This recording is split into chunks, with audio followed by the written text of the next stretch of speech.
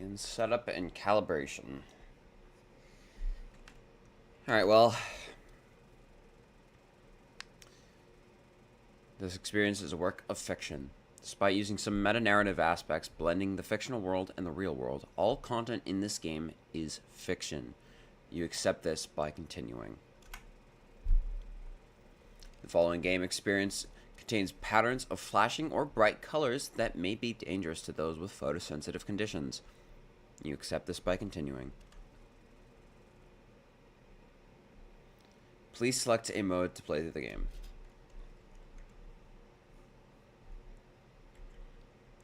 Vivid Stasis in its original intended experience. Navigate a labyrinth of gameplay shifts and rhythm challenge to uncover the secrets better left forgotten. Rhythm mode, progression is quicker. Story mode, interested in the story. Progression is streamlined and more accessible, and episodes unlock automatically by reading the previous one. You know what? I should pop it. I should probably do default. No. The intention is to go through the story. And you know what? Yeah, we're gonna do the story. We're gonna do story mode. You may change some system settings like window resolution before beginning. Would you like to open the prologue settings menu? You'll be able to adjust these later as well. Just gonna make sure everything's fine. Game res is... Whoa! Game res is very down. There we go. Full screen. Volume, sound effects, volume. Abso-fucking-lutely not. They're gonna blast my ears out. And I'm gonna cry. I'm actually gonna blow up and they're gonna eat me. They're gonna eat me. Content warnings. Should probably turn that on, but it's kind of better to leave people guessing, you know. All right. Profile setup complete. Entering scene, opening questions. Look at my fucking mouse off the screen. Welcome to the Duskbreaker setup process. Press enter to continue. This initialization process will ask you 9 questions. Please answer truthfully. Please enter your name. Well, I don't want to brag. I have one of those.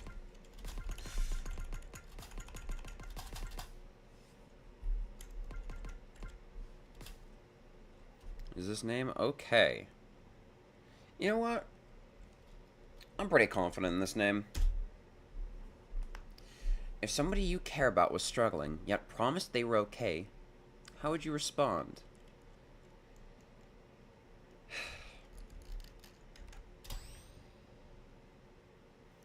If somebody you care about dealt with a great misfortune, what would be your first action?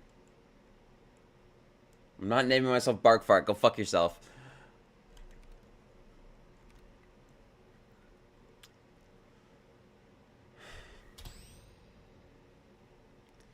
If you were hurt by a friend on accident, how would you confront them about it afterward? If you were hurt by a friend on purpose, how would you confront them about it afterward? If you and someone you care about both got hurt at the same time, whose happiness would you prioritize? If someone that you do not know got hurt, would you care about their well-being? This is a more nuanced question. I mean, like, to be fair, if I know that if they're associated, if I do not know them in the slightest, I still kind of care. Whatever. If someone that has hurt you in the past got hurt themselves, did they deserve it?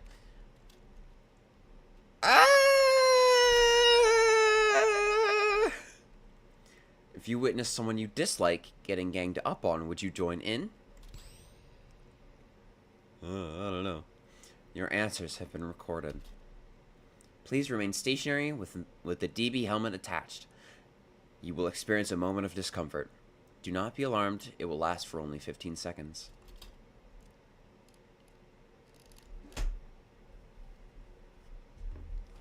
This aside,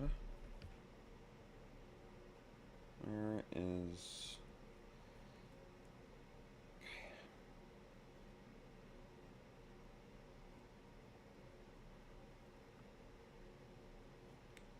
Alright, put my phone away.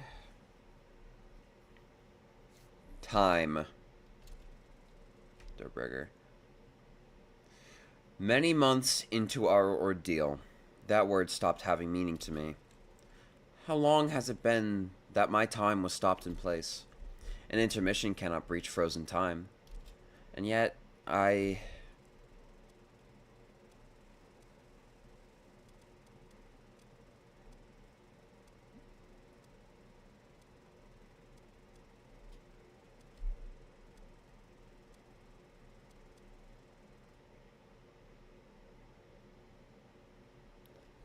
FGKL.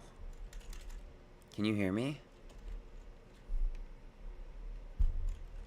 If this message is reaching you, then you may be our last hope.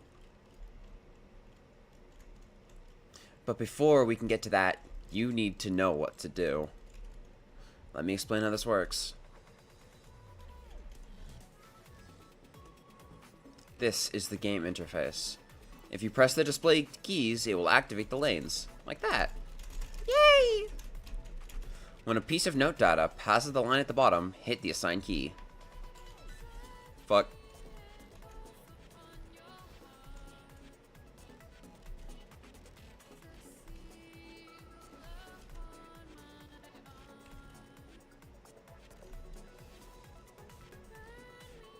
Very good.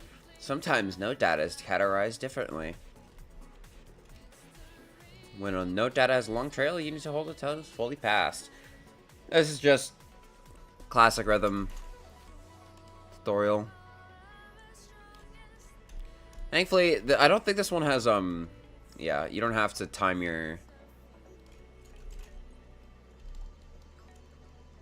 long notes like unbeatable. There's only one more known categorization for note data. These are called bumpers and cover 2 lanes. If one approaches, press either of the lanes it covers. You don't need to press both, which is important. You actually shouldn't be pressing both, because if you press both, it counts as pressing the one behind it.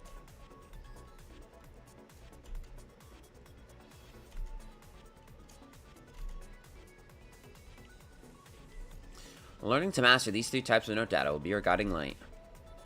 Yay! I'm a guiding light!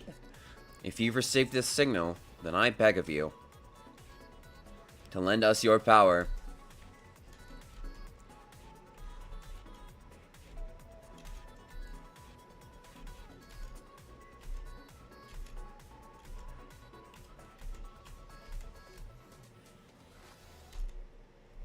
I'm a little washed.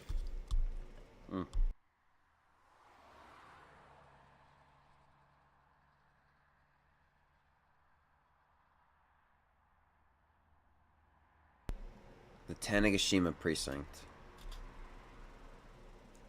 Not by any means a bustling hub of officers and investigators coming in and out through the day, but a humble shack that services what the island needs from its police force.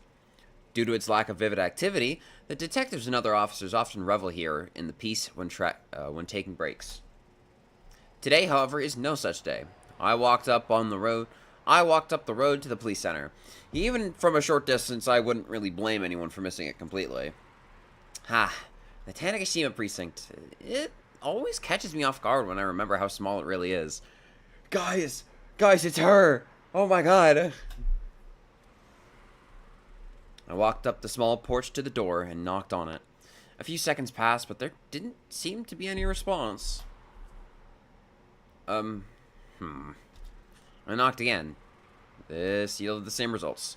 Frustratingly, it also did on the 3rd try and the 4th. For real? I find it really hard to believe there's nobody inside. Stepping off the porch, I looked around. Maybe I'll find someone by looking through the window. I walked up to it and pressed my cheek up against the dirty glass. Really? Sure enough, I couldn't see anyone inside. Not even a clerk at the reception desk. I know the one in the corner. That's me. I mean, okay, think about it. It's a Monday. Maybe everyone partied too hard on the weekend and nobody showed. Or maybe they're all looking for Suki. That's definitely it. I mean, that's definitely not it, but I'll have hope. God knows I need it in this kind of situation. I walked back up on the porch and looked at the door again. Well, this sign says they're still open, so I guess they expect me to just try the door? I twisted the rusted handle on the door, and sure enough, it opened without any trouble at all. Ah, fair enough. Well, not like there's much use standing around out here. In I go. Chapter 1, Missing Link. This game has changed so much since I first played it. I'm not gonna lie. Oh yeah, I have to... Okay. Just as I saw through the window, there wasn't a soul to be found in the reception area. Really is a no-show here. But the moment I said that, I noticed a detective down the hall. Waved to her and she looked up from the paper she was scanning. Oh, you, hey, excuse me. Is there anyone I can talk to follow up on a missing persons report? God, I hate acting like this. Staying strong and formal is far from my strong suit, but I don't exactly think it's a super good idea to be on the bad side of the police. The detective, who isn't even in any kind of uniform, points to a cubicle in the back of the hall and walks off. Oh, thank you. I walked down the hall and peeked around the corner of the cubicle. Konnichiwa, what's up, feds? Sitting down behind it is a woman in a coat, writing something down in a notepad as she looks at one of her screens. Hey, Miss Detective, are you free at the moment? I have a few questions I'd like to ask about this report I filed. I have it in my binder here somewhere. Shit, where did I actually put the damn thing? Started scrambling through my files desperately. The detective looked up from her screen. She seemed a bit confused. Hey, I don't think you could just... Ah, found it! I pulled a piece of paper out of the binder and handed it to her. Here we are. I've got the details in this for if you need to do, like, a lookup or something, or I can give you her name or something. The detective sighed and looked at me disapprovingly. Save it. You're here about Suki, right? Not many missing persons reports around here, so this is the first one in a couple weeks. Yeah, Suki Tasagare. That's her. What's the report? Nothing since we opened the investigation. I frowned. Nothing? It's been a whole day. You have to have found at least something.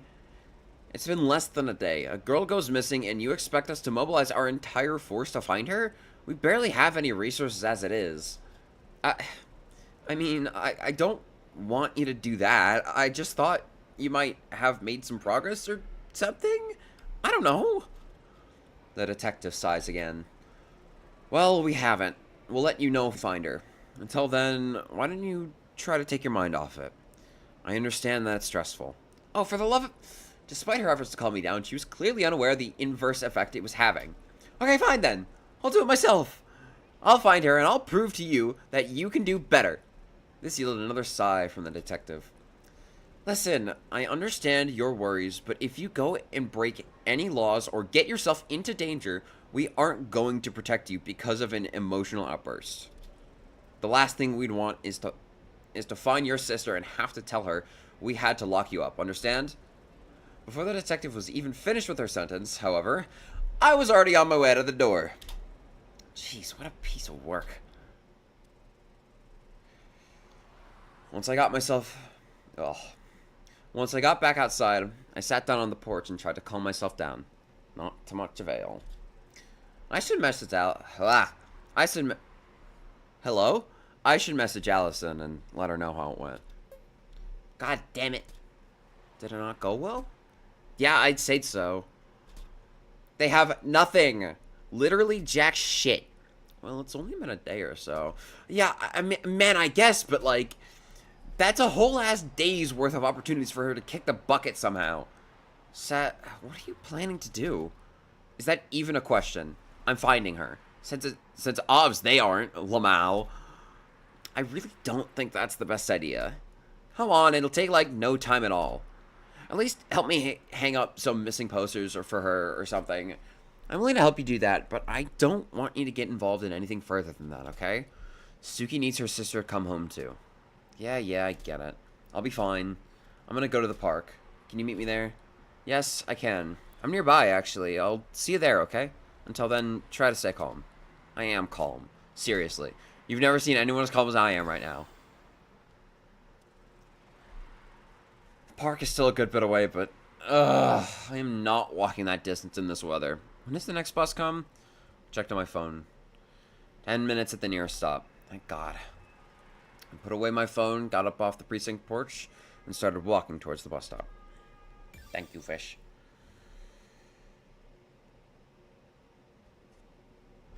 Sky Hour works. Team Vivid Stasis.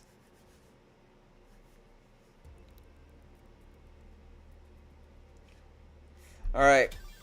Press any key to begin. Alright.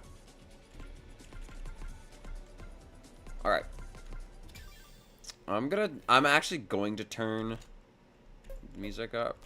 And the background music. And the sound effect volume a little bit. There we go. Actually, I'm gonna turn...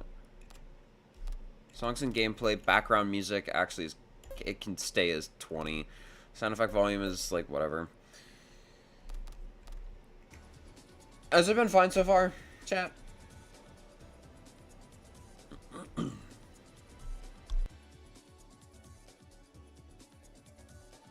I'm hoping it's been fine. Yeah. I'm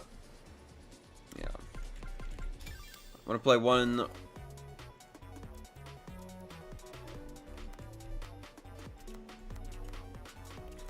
Hey, I'll crit on that one. That's cute.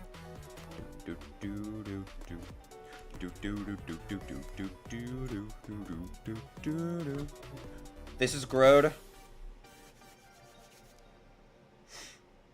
Let's play Grode.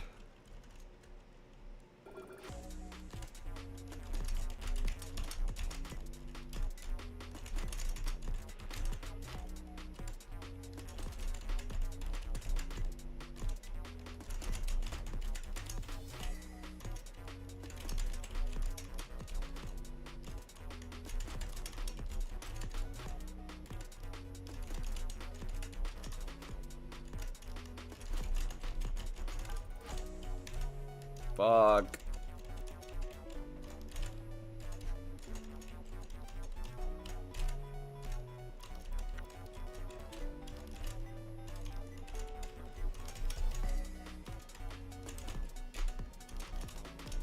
I'm low-key kind of washed at this game. But, like... I hope that over time I get back into the groove of things, because some of the later songs are gonna kick my ass.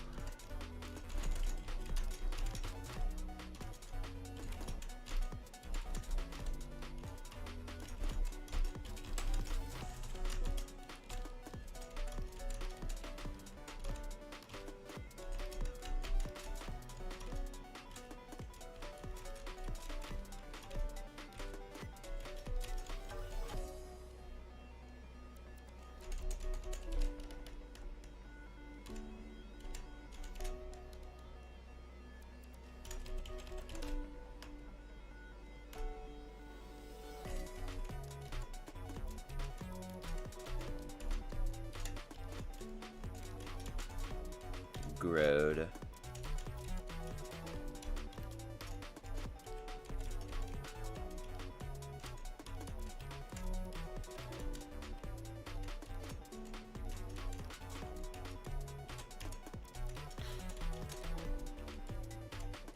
Also, there's stuff that I haven't seen since I actually... Thanks, Star. There's... Yeah. I'm hoping this isn't... Okay. No, we're good. Chapter 1, Shop collection. Collabs. All songs. How many songs do I have unlocked? How do I sort this shit? Sort title, difficulty. Yeah, difficulty.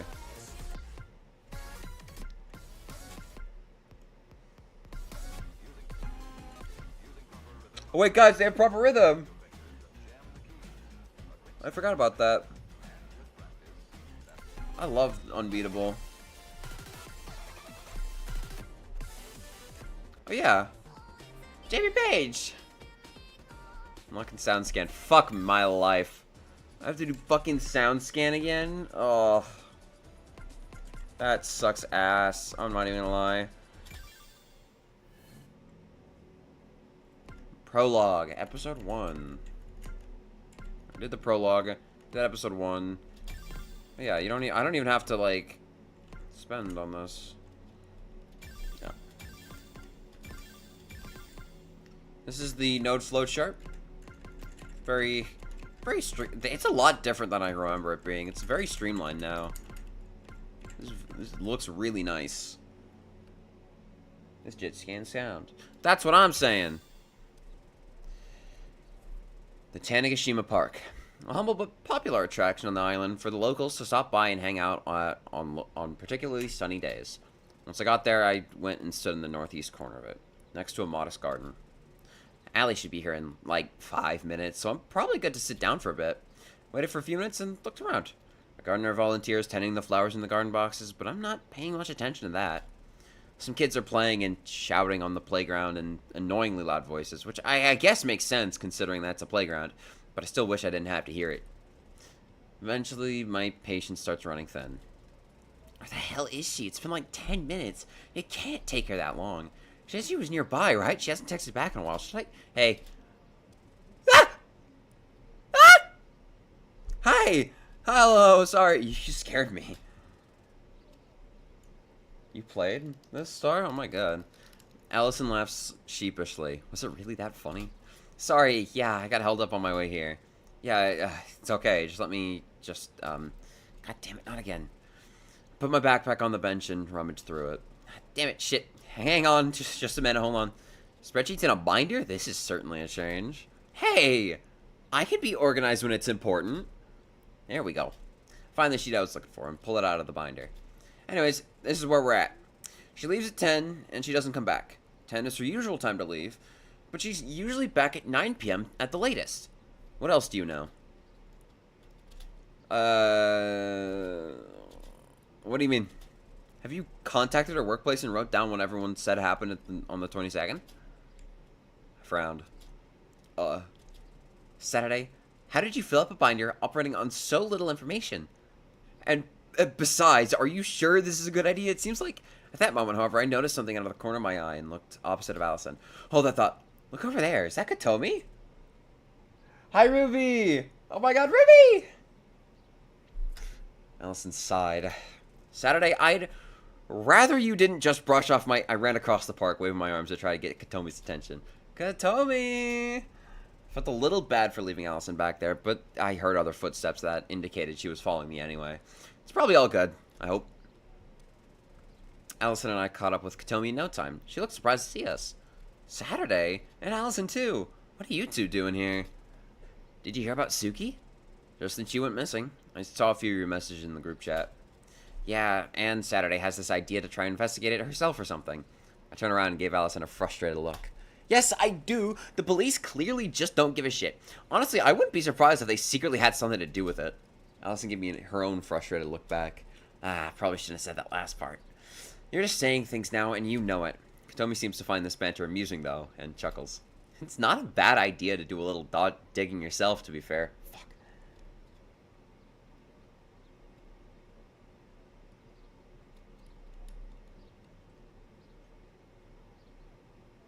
Someone told me a friend of theirs played it. I don't know who this person is in the first place. So I don't know if I was the friend. Allison looks like Katomi with an almost tired expression. You think so? Yeah, I do. I think it could be fun, honestly, and it's not like Saturday is going to be able to focus on anything else. That's what I'm saying! Allison doesn't seem to share my feelings on the matter, though. Fun? It's not safe. I can't think of any hypothetical universe where it would be safe. We have police for a reason, you know? I don't want to see you two get hurt. Allie, you know how Saturday is. The best thing you can do here is be there to protect her. No, I am not, in fact, going to do that because we're not investigating. Neither of you are listening to me here at all. Random kid. Oh, fuck, Jesus Christ. You know I hate it when you do this.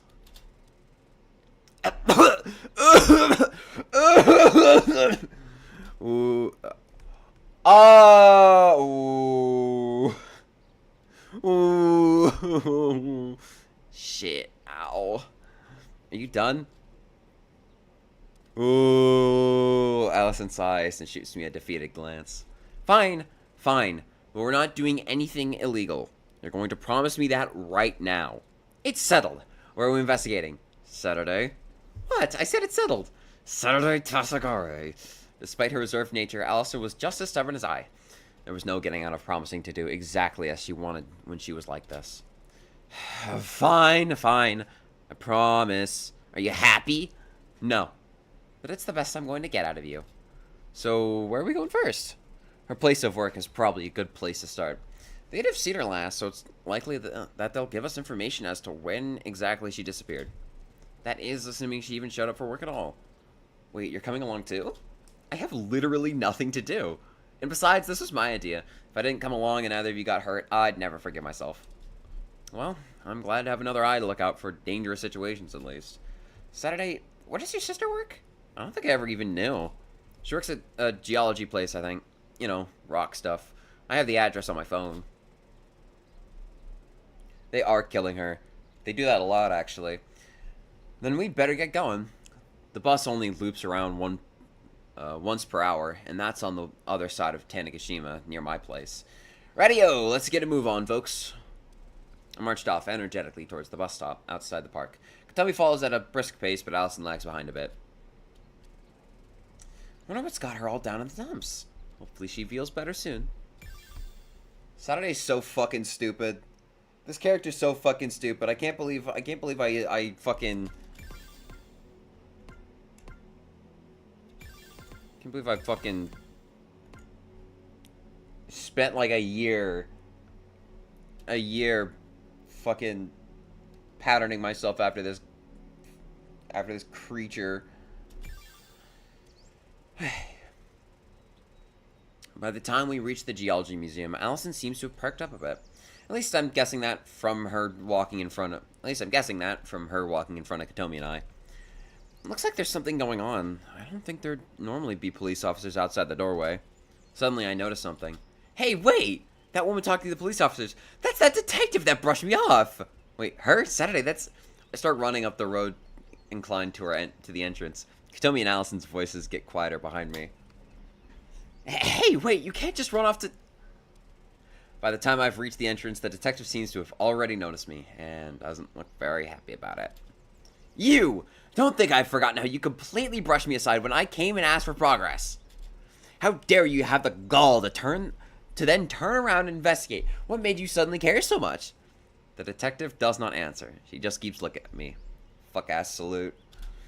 What, are you bugging my phone or something? As soon as I say we should investigate here, you appear before us so you can take all the credit. You even care about saving her? Or are you just doing this so you can get a raise for cracking open the case or whatever? Saturday, enough!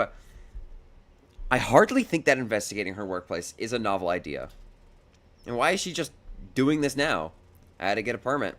I can't just investigate places without the legal authority. There's a process. So bureaucracy is more important than my sister? If I don't want myself and my team to land in prison and leave no one left to investigate, yes. Saturday, if you're done, can you please stop harassing my sister? What? Wait, for real? I looked over at Katomi, shocked and also completely unaware of how to respond. What? What's that look for? What is it? Turned back to the detective, and only then just noticed her name tag. You're Eri Nichibatsu, Katomi's sister. Jesus Christ, did you not figure out that outsider. Holy hell, you are an awful friend. Katomi seems just as shocked at my not knowing this information as I am at learning it. Jesus Christ, Saturday, how did you not figure that out sooner? I've talked about my sister and her line of work plenty of times. I know. I'm so sorry, Harry. This is it. This is the curtain call. You've really done it now, Saturday. Harry seems almost amused by this turn of events. I noticed her crack the world's smallest grin. Now, if you're done with this plot twist, I'm happy to let you accompany me inside if you'll remain calm. You may even have some valuable insights. Immediately, however, Harry's attitude gets me frustrated again. Why is Katomi's sister so irritating? Because she's a cop. Fine, but only if you let Allison and Katomi come too. They're almost as close to Suki as I am, and I think they'd notice some stuff I wouldn't.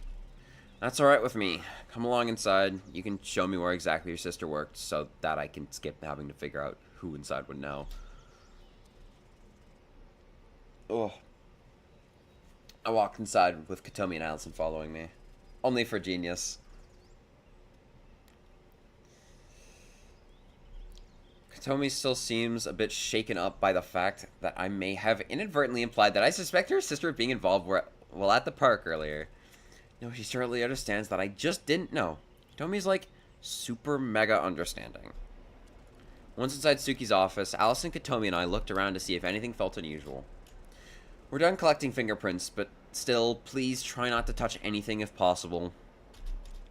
She said that, but I understood it to mean, don't touch anything you don't need to for the investigation, which was fine by me. Okay, this is her desk. It's got her computer, a bunch of rock stuff. I don't actually fully know what she does. She does something to do with environmentally friendly coal mining. I'm not sure about the specifics beyond that. You need to ask an employee here. Is there anyone that your sister worked closely with? The only person I would have ever heard her mention was one specific coworker that she relied on a lot when she was getting started.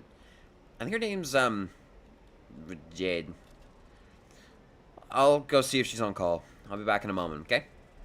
Katomi leaves the room. Harry walks over and stands with us behind the desk. Do either of you know her computer password? Yeah, she uses the same one for everything. Hold on, let me just... I leaned down and typed the password I remember into her laptop. SECOND-ONDSHRINE. There. Second shrine. The screen lights up as it cuts from the dark, gloomy corporate lock screen to Suki's vibrant wallpaper. Got it. Harry sits down in Katomi's chair and takes hold of her computer mouse, which bugs me a bit, but whatever. It's not like Suki's here. Let's see. It says here that she arrived for work on the morning of the 22nd. Is 10:30 really in the morning? It's before noon, so I'd say so. Right. You couldn't quite call it afternoon, but it's not like it was 8. It was like not like it was like 8 o'clock or something. Morning is a bit misleading, isn't it? So she arrived at like mid-morning then?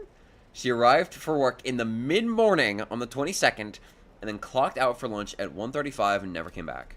Just then Katomi's shape appears in the door again. So Jade isn't on call right now, but I did get her on call. Katomi holds up her cell phone. The room is filled with silence. Because cell phone? On call? Frickin' whatever, man. Introduce yourself, Jade. Hi, everyone. It really rocks to be here with you all. If I hear one more godforsaken... Come on, why so stone-faced all of a sudden? I'm actually going to blow a fuse. Sorry, of course you would... I'll... Allison leapt towards the door and tried to grab the phone. I haven't seen her this violent in a long time, but Allison really hates puns and stupid jokes. Like, not even in a grown and move on way. Luckily, Katomi stops Allison and she moves back to where she was. Anyways, Jade, did you want to tell us about what you and Suki did for a living? Thank you, oh my god! Oh, yeah, I'm a transfer from the U.S. branch of the Sunrise Foundation, since Suki's research mostly applies to North America. What does Sunrise Foundation even do? Well, I guess more specifically, what does Suki do for work? She works on cleaning up old coal strip mines while mitigating environmental harm. It's a surprisingly difficult job that not many people bother doing. Did she do anything out of the ordinary on the day of her disappearance? Ugh. Come to think of it, she did. She checked her text while we were on lunch break and looked at some video. I asked her what was wrong, but she just shrugged it off. So you saw her after she clocked out? Yeah, we usually get lunch together. She told me not to wait up and that she'd be right behind me after taking care of something. Last I saw her, she was typing something on her phone while I left the building. You know who she was texting? I saw a text notification pop up at one point out of the corner of my eye. It wasn't a saved contact in her phone. I didn't really snoop or anything, though, so that's all I know. Thank you. Your help is valuable. Is there anything else you feel would be relevant to the case? No, nothing comes to mind. I did want to say something though. Katomi, can you pass the phone to Saturday? Huh? Me? Sure thing, yeah. Katomi walks over and gives me the phone. Saturday, I'm so sorry all of this is happening, and I'm here if you need to talk. I know we aren't super close, but I knew your sister pretty well, and well, I just hope she's alright. And I can't begin to imagine what you're going through. I notice a potential tear making its way out of my eye, but I wipe it away before anyone else can notice. Not now, damn it. Keep it together, though. Thank you, Jade. That means a lot. Katomi, here. I gave Katomi back her phone. Katomi smiles at me, but I don't really register it. She hangs up the phone. I don't think she's hiding anything. It's obvious she cares about Suki a lot. Now, all that's left is finding out what that video she was watching was. I turn back towards the desk. Allison is looking through the things on Suki's computer. I don't see anything out of the ordinary on her computer. This is all files about work and stuff. Nothing really pops out. Check her browsing history. There may be something there. If she was watching some weird video, there's a possibility her browsing history syncs between her phone and her computer. I know a lot of modern cross-platform browsers do that. Huh. You may be onto something. There's a weird website here. ShrineReport.xyz. Let me open this. Actually, let me open this.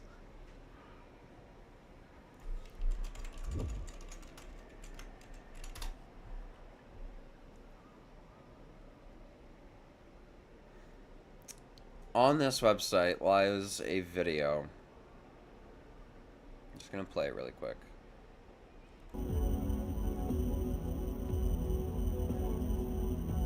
You know what? No. You've gotten 5 seconds. You've gotten 5 seconds. That's all you get. You have 5 seconds of this. You'll see it later. You'll see it in just a moment. Allison opens the site. I walk over and take a look. It's just a video? Nothing else? Seems to be. Let me look at the pages. Let me look at the page source before I watch the video. Allison opens the page source for the strange site. Sure enough, it seems to just be the blank HTML page with nothing but a video in the center. Nothing outside of the tags or anything. Okay, play the video. Yeah, I got it. Hey, see, I said it. I meant it. I meant that shit. Oh, water.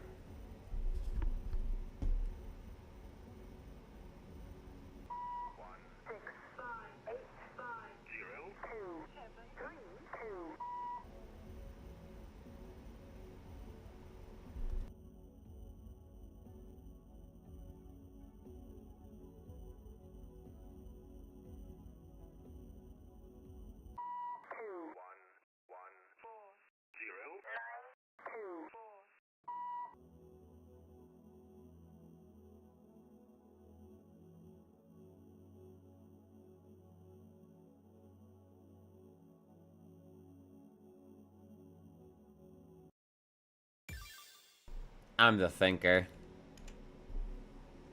Okay. That was that. Weird, right, guys? Weird, right? That's kind of funky. I want to make sure I can probably make... Yeah, I can definitely make it through the rest of this.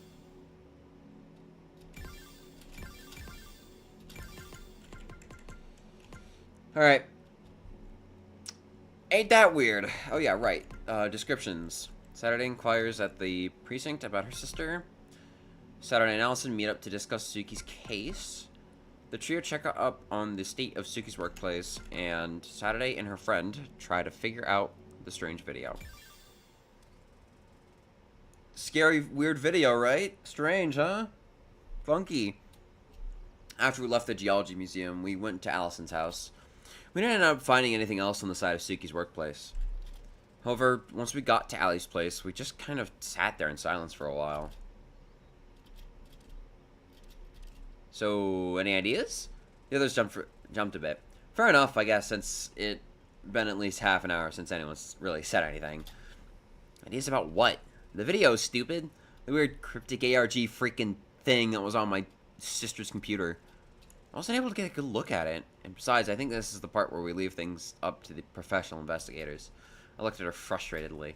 I mean, okay, sure, but won't there be a higher chance of success if there's more people trying to crack it?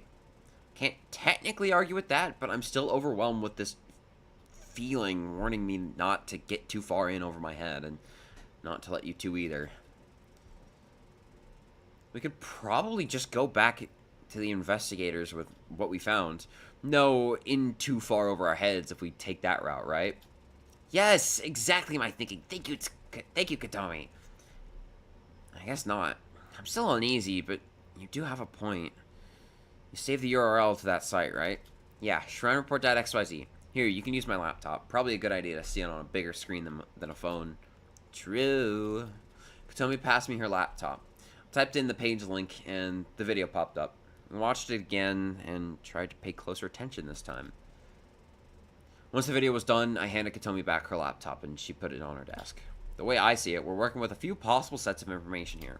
And those are the shrine footage, the number of voice clips, and the sets of white and red pixels. Right. Personally, the number of voices and the pixel sets are what jump out to me as holding some kind of code. I'm not entirely sure what we can get out of the shrine footage, though, since it seems to be just be a loop. Hang on, I have an idea. It's possible that they hid something for like one frame in the middle of it. Let me just... Tommy opened up a video editor and set the playback speed really low so that it would show each frame for longer. We sat there for about 5 minutes watching it go. Eventually, Katomi did catch something. Aha! Not in the middle of it, but there's this weird symbol that shows up for one frame right at the very end. She selected a specific frame, and sure enough, a bizarre symbol was visible on the screen. Oh, weird. What's that even supposed to be? Beats me. I'll make a quick sketch of it, though.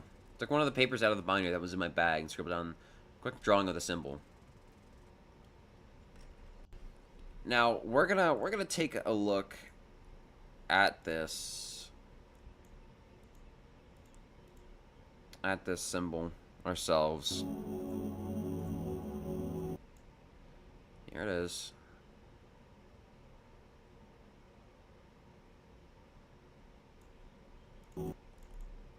You saw it, right?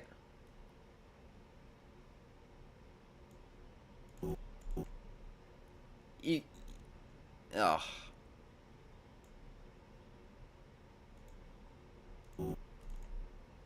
I'm not gonna try to pause reset that shit. You saw it for a second. Hey, 4 people viewing. Hello! That's a good plan. Allison, can you write down what numbers are being spoken in the voice sections? Yeah, sure. Can you replay them back? Oh, do you need a piece of paper? Here, use this one. Handed Allison my paper and tell me replayed the video. Allison wrote down 165-85-02732 and 2114-0924. Numbers. Hi, Star. Hey, the 4 viewers are gone now. Well, I guess they fucking hate me. Hang on, Allie. I noticed there's, like, more of a break between some of the numbers in the second voice section. Can you put a little dash or something to indicate that?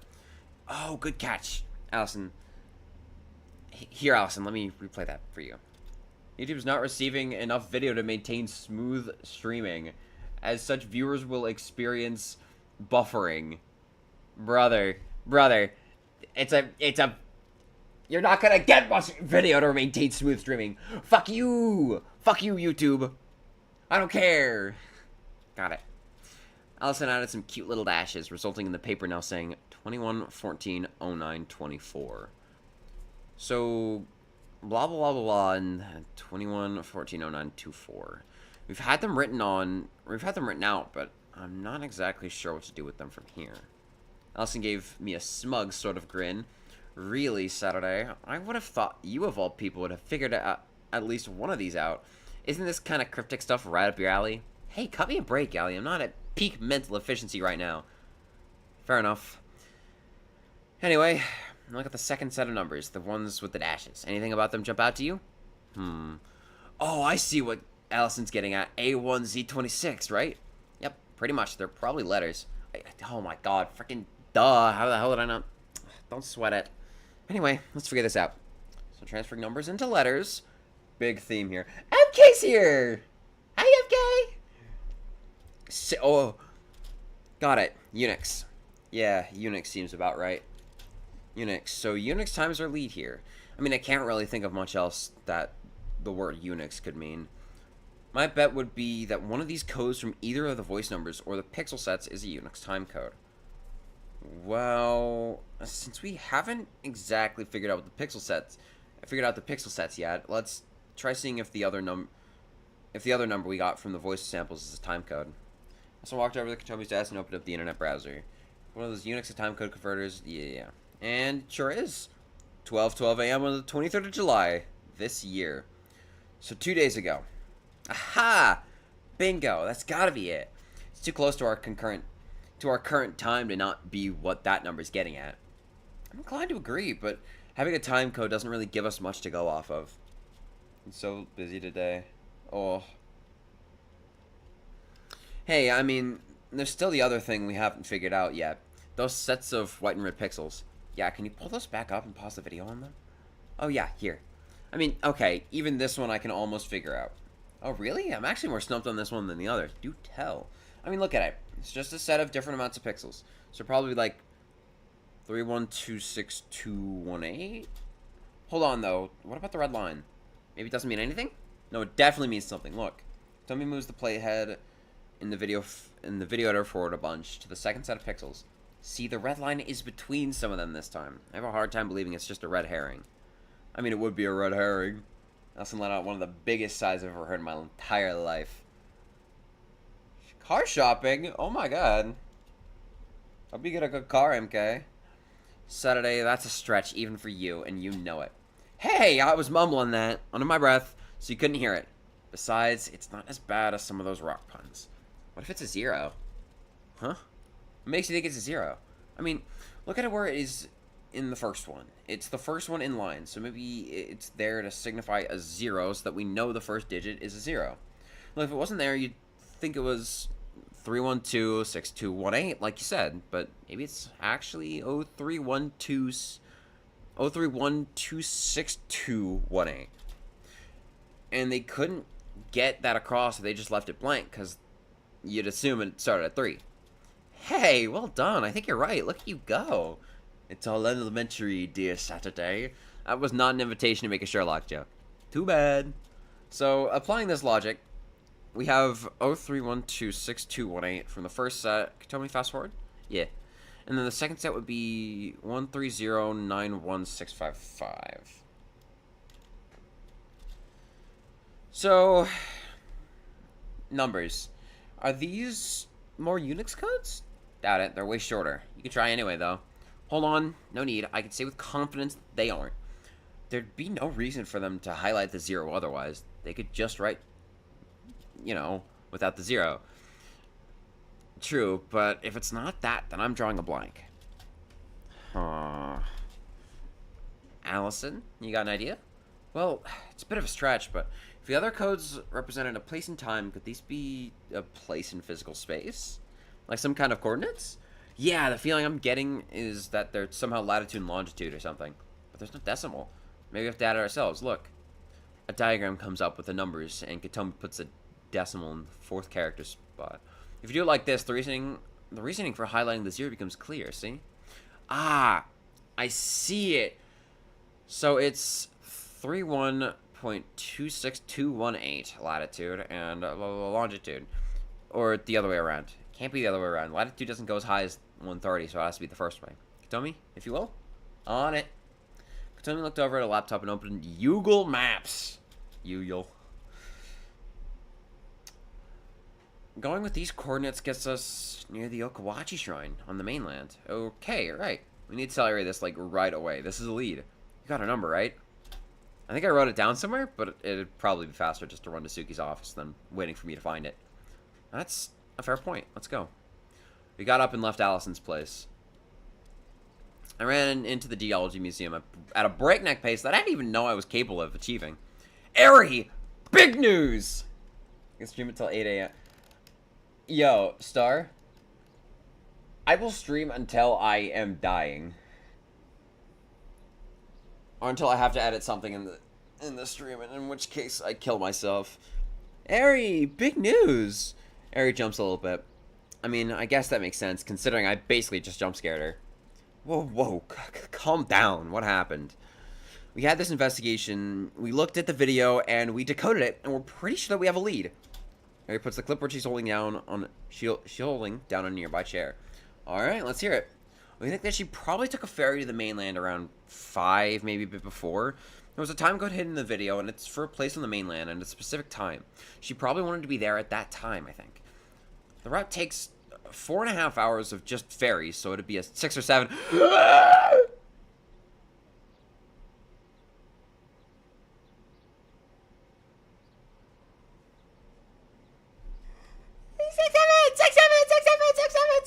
Does the head gesture. 6, 7. Yay! Dude, oh my god.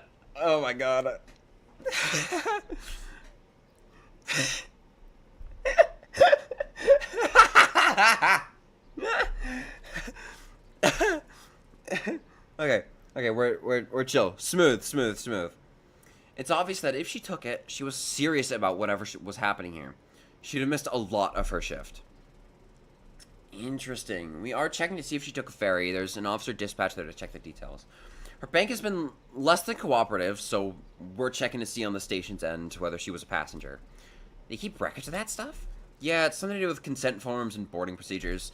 I don't think it's stored in a database or anything, but it was just a few days ago, and so they shouldn't have filed away the physical record. I can't leave my position here currently, but if you head there yourselves, the officer should recognize Katomi. She is my sister, after all. You could probably get the information you need there. Oh, for real? Thanks. What do you guys think? I'll come, but after this, we're done and leaving it up to them, okay? Yeah, sure. I said that, but deep down I knew I was just telling her that to avoid the hassle of arguing with her about it further. It's within walking distance, so let's get going. We left the Geology Museum once again and followed Katomi to the terminal. Yay! 6, 7. Alright. More songs. Septima? What if it was Septerma? Scepter. Does the scepter gesture? There's no scepter gesture. We followed Katomi into the ferry terminal. It was by no means a large venue. There were just a few benches scattered around. Fuck! There was an officer standing at the clerk check-in at the check-in desk, talking to the ferryman. We're here. Okay, right, officer. Katomi walked up to the officer, and I followed her. All we have, you need to talk to the other terminals to see if she went anywhere else. Understood. Thank you, sir. Time is appreciated. Once the officer was done talking to the ferryman, he turned around and noticed us. Oh, hello, Nichibotsu's sisters. Nichibotsu's sister, right? And Nichibotsu's sister's acquaintances? Alright, this is Allison here, and this is... Hey, Mr. Officer, did you find anything about the Suki stuff? Who are you exactly? Saturday, the missing girl's sister? Oh, in that case, I can indeed tell you that there was a Suki Tasagari who boarded a ferry to Kagoshima at 1400, and she did match what we know of her appearance. Wait, 1400, is that 2 in the afternoon or 3? The ferry docked safely at 1800, 4 hours later, and we have no reason to believe that she wasn't on it when it did. Great, thank you, sir. 1800? Why can't people just use normal people time? I walked away from the officer and to the desk to talk to the ferryman. He looked up from his newspaper when I got closer. When's the next ferry to Kagoshima departing? If 2 ferries running in tandem, it should depart around 6:30 if you don't mind waiting a bit. Sudden footsteps behind me indicated that Allison was running over to catch up with me. Saturday! You can't just go off to Kagoshima for this. It's not safe. Please, please, please just let the police handle it from here. Turn around and raise my voice. Maybe it wasn't the best idea to do this, Allison, but I felt like letting my emotions out would be better than holding back. And to let my sister stay gone, do nothing and just let this all happen? If they fail, if she's gone, and I could have done something, it'll be my fault. I can't just do that, not even try. If I at least try, then it'll be okay. Allison seemed conflicted on how to respond. This is a missing person, and it looks like we're in way over our heads. The cipher was one thing, but it looks more and more like we're dealing with an organization with real power. We aren't a police force. We're just students. What happens if you get hurt or worse? I don't care. I don't care. You can't understand what I'm going through right now. Suki was the most important person in the world to me, and... Calm yourself down, Saturday. Allison doesn't deserve this. I need water.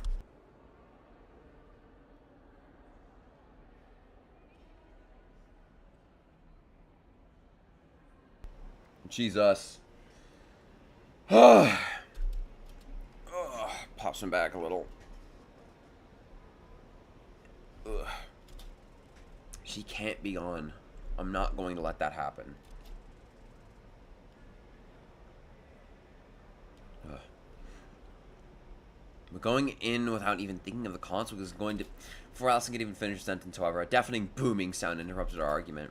The floor shook beneath us, and neither Allison nor I could speak due to shock. Katomi rushed over the window and looked out at the street. No, no, no. Oh, no, oh, no, oh, no. Allison and I ran up to Katomi to see what was wrong. What is it? What's happening? Her workplace, the geology place, She didn't have time to finish before I noticed what was going on. The Tanegashima Geology Museum was entirely set ablaze, covered from top to bottom in horrifying embers. Well, what are we waiting for? We need to make sure that everyone's okay. Come on. I ran out of the ferry terminal and heard Allison shout behind me. Why is your first instinct to run towards the danger? Saturday! There was no time to worry about Allison's thoughts on the matter, and the sound of footsteps notified me that she and Katomi were following me anyway. Now we just had to get there in time. We ran up to the side of the now aflame Geology Museum. By the time we arrived, you could barely tell what the building even once was. Katomi rushed up to one of the other detectives, and I followed her. What happened here? We smelled smoke and rushed everyone outside. It took maybe 5 minutes before the building was completely aflame. Is everyone okay? Where's my sister? She's still in there. She was the only one we couldn't get out, and I looked over at Katomi to see her wearing an expression I didn't think she was capable of. Pure, unfiltered terror. Before I had a chance to say anything, she took off, running straight into the burning wreckage. Katomi, no, it's not safe. Please don't. I gritted my teeth and curled up my fist. She's already inside. Besides, I think she knows it's not safe. She's trying to save Eri. Why? That's dangerous. And she's normally really clear-headed about that stuff. I guess she just cares a lot. I don't know. Does it really seem like now's the time for sitting around and thinking? Saturday, you have that look on your face. Please don't do this. Shut up. Shut up! Look at this situation. Look around you at the world, Allison. And stop trying to hold me back for once in your life, okay? Oh, I hit my mic. Oopsie. But why? That's dangerous. Oh, no. I started reading the fucking stream preview. I'm so stupid. I turned around so as to see Allison's reaction to my freak out. I was already running inside after Katomi into the burning blaze. Saturday! Alright, peep game lock in.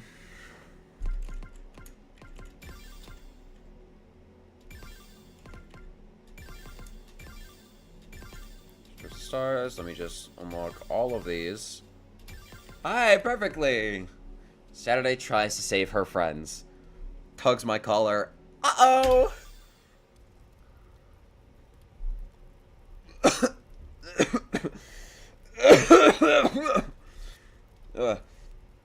God damn it, where is she? Where did Katomi go? I ran through a world I could barely see myself, screaming relentlessly in hopes it would yield some kind of result. Katomi! Katomi! At that moment, a loud and panicked voice cut through the non-stop embers around me. Katomi, hang on, I'm coming. God, fucking God, hurry up for fuck's sake. One by one, I threw open doors around me. Due to the flames on all sides, the doors often flung off their hinges without any effort at all. This room, no, it's not. No, not in there. Maybe this one. No, not this one either. Katomi, answer me. This time, however, nothing but crackling and answered my desperate shouts. Katomi, for the love of God, please answer me.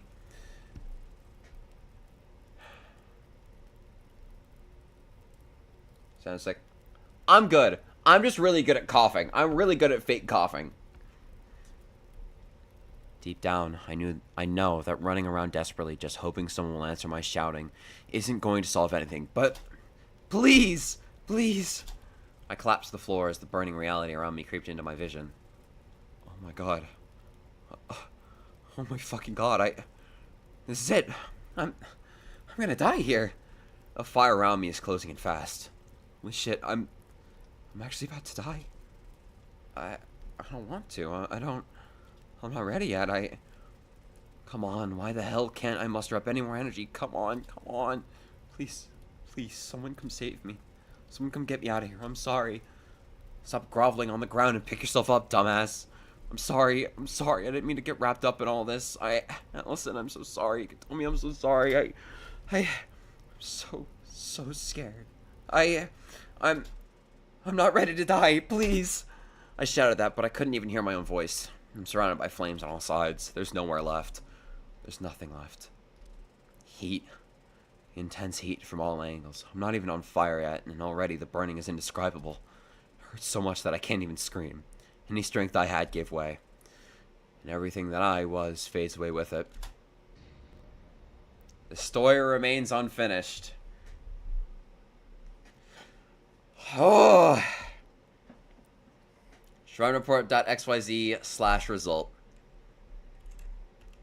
Achieve 5 S ranks on finale songs in Chapter 1. Achieve a max combo of over 500 on 5 finale songs in Chapter 1. Alright, so this is the most fun. This is the most entertaining part of the game for me.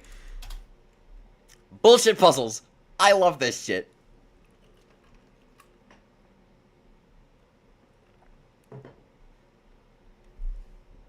I forget what this one is. I deadass forget what this one is. But this one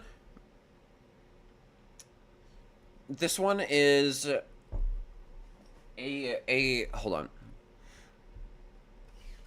So we're gonna take this in a screenshot, right? And we're gonna go over here. There's a reason I had this open, right? Boom. We're gonna drop this down. All right. On that and Skippy shit. That's what I'm saying. All right. So, X. Let's just write this out. 24.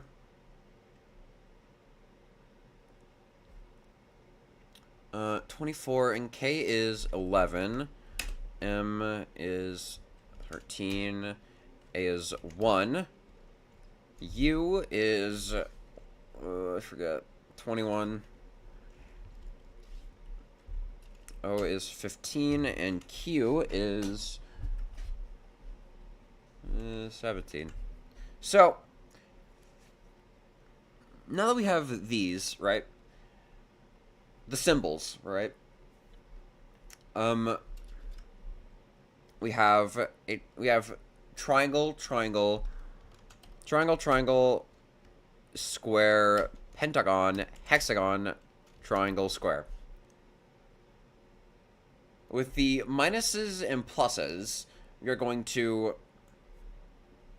take the sides of each, so 3, 3, 4,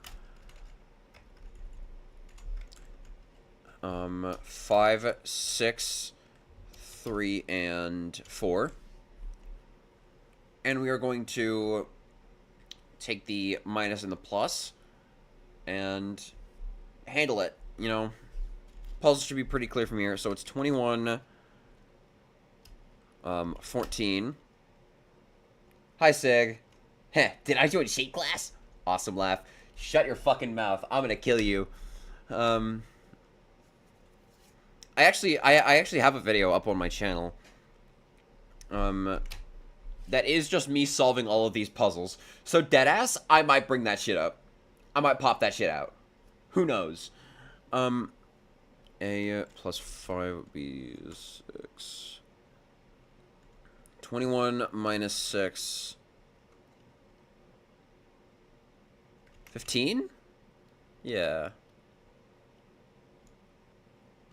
And then it's 18. 17 minus 4 would be 13. So now we have our next part. So we're going to take this and we're going to put it back into what it was before. U N I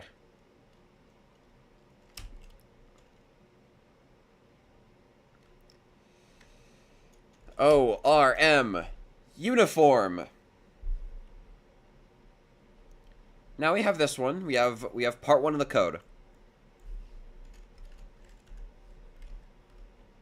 Oh. Hello? Oh, there we go. So we have to input down and up into here. And then once we're done with this, we're going to go to shred import XYZ, and we're going to put that in. Yeah. Oopsie. Shit. Oh, now we have this section over here. So this one, I forget how to do.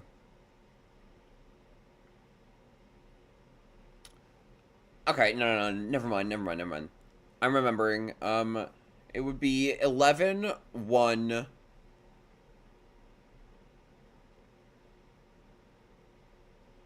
Yeah, 11, 1...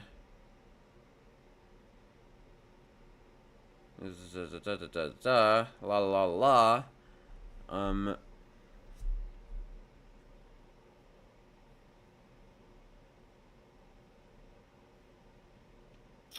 11, 1, 7. Yeah, 11, 1, 7, and I just gotta fucking screenshot this shit. Why didn't I do this before? It's got 11. 11, 1, 7, and 6?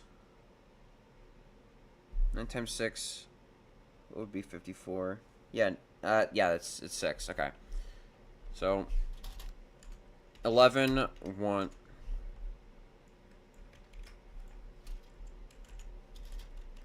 You form 11, 1, 7, and 6. Right? So with this, we're actually not going to turn these into letters and numbers. Because if we do that, we get fucking K-A CAGF, which means nothing. So what we want to do instead is come around to this little thing over here. 11 is Z. 1 is E. 7 would be R. And 6 would be O. 0 plus whatever ADI whatever our ADI is. Now I forget this part. Plus I forget this part. Admittedly, I'm not even gonna lie. This is where I kinda struggle.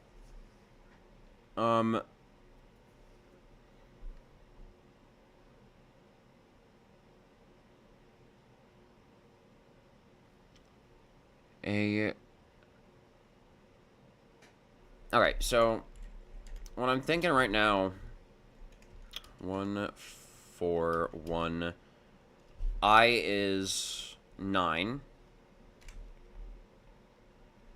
1, and E is 5, which is, yeah. So we're going to take these, and we are going to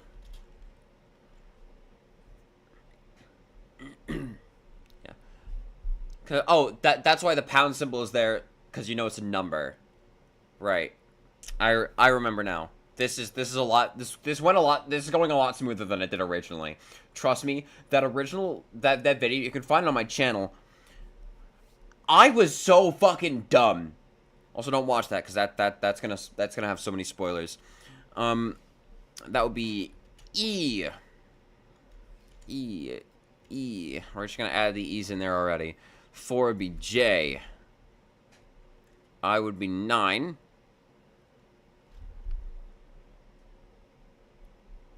V. Now I'm noticing this doesn't seem... Wait. No, it'd be L.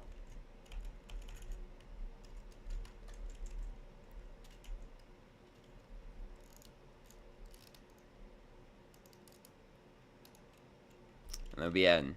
So, we have 0 plus 11 equals up.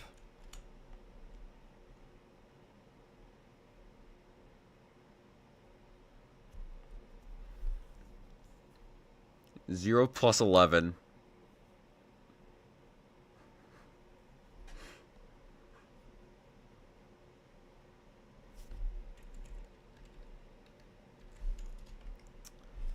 Okay. So...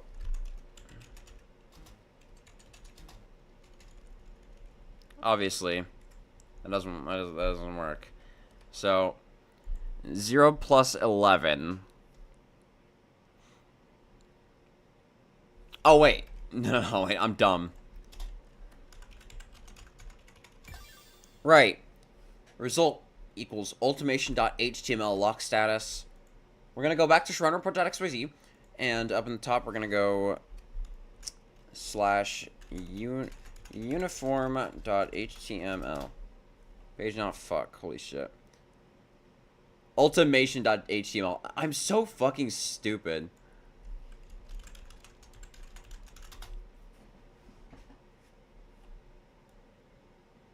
Hello. Oh, yeah, here we go. So, you can't really see it here, but I'll drag it in front. You see key code title. So that's our thing. And we can clear this out. Right, I forgot they could just let me input numbers. I'm actually fucking stupid. Yeah, key code equals title.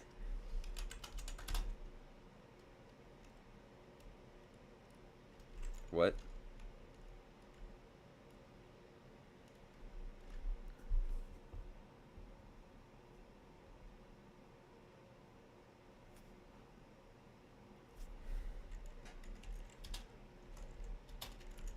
I forget what I do here. Left, right. Both these should be fine.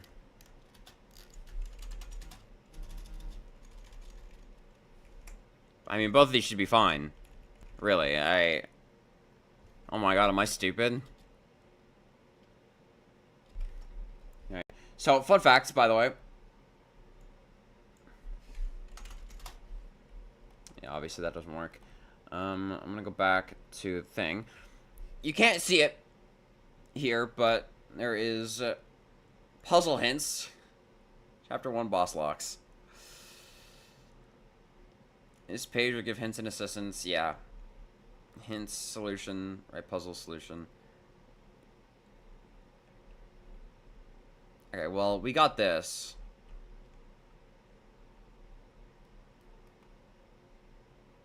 What? Oh, huh. Curious. So,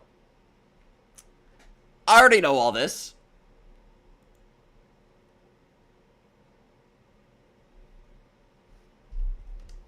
I'm gonna grab my phone really quick and just check something, just to make sure, you know. I'm gonna open YouTube. Listen with your screen locked. Fuck off. Fuck all the way off. Actually go away.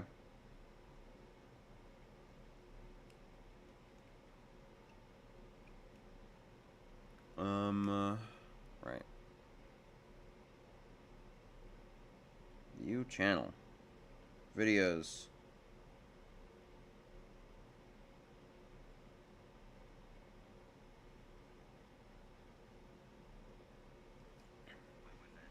There we go.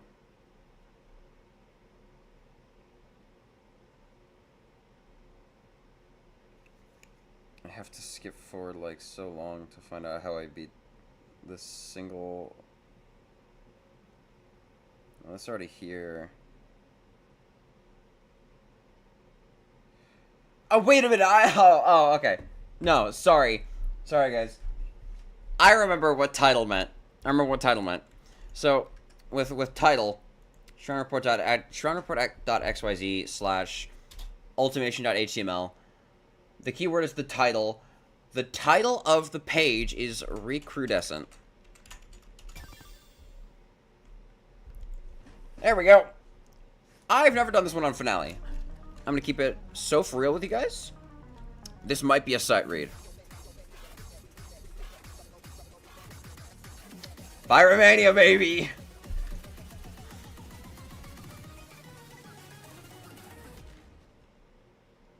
This is our first boss song of the game. Oh, man.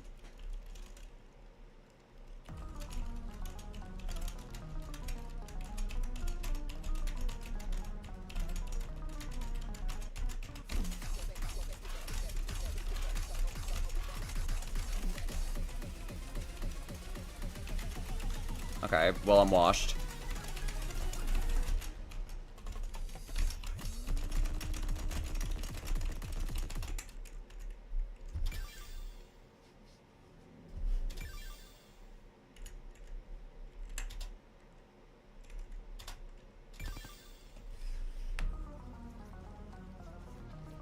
I remember now I played on medium. I played on middle difficulty. I'm a chud. I should have also turned up the music. I'm not gonna lie. If you guys can hear it, fine. That's good. But if you can't, tell me. I will turn it up when I get the chance.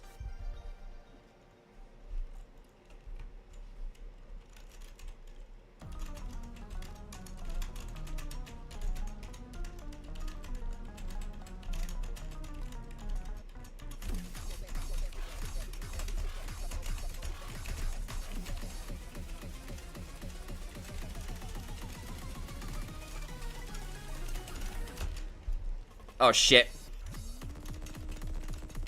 I went to scratch my fucking nose.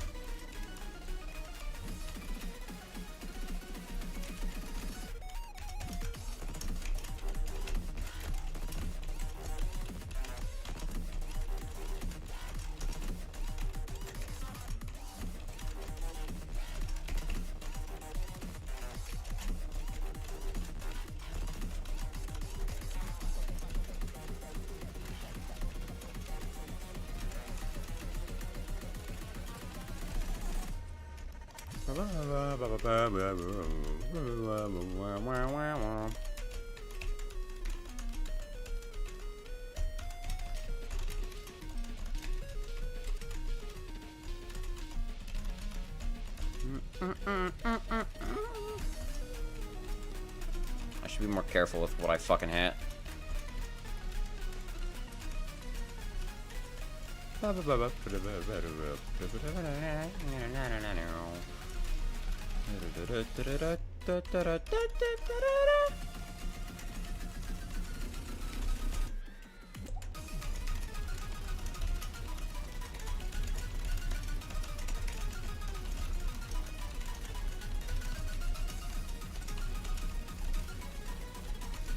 Okay, no, I'm good.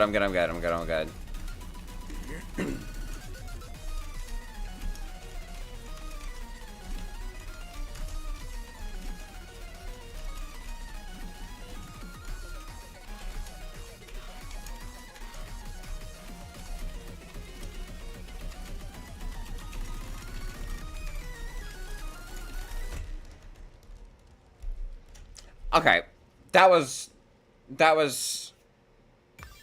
a little unfortunate for me, but heyo.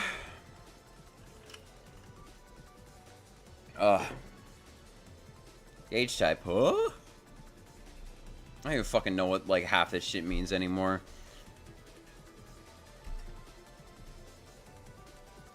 Ugh. I full comboed this before, I'm pretty sure.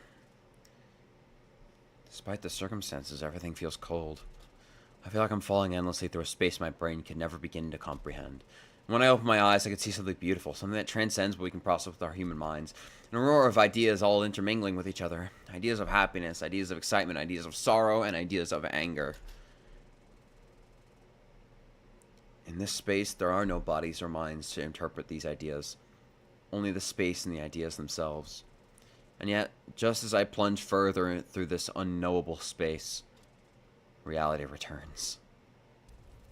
Everything's hot again. I feel my senses return to me. My body and mind reconnect, as if to punish me for daring hope I could escape the suffering I would be due for within seconds. But reality pursues you until your very end. Right, I'm burning to death. And yet, as the inferno closes in around me, A figure comes into view, familiar yet forever alien to me, humanity.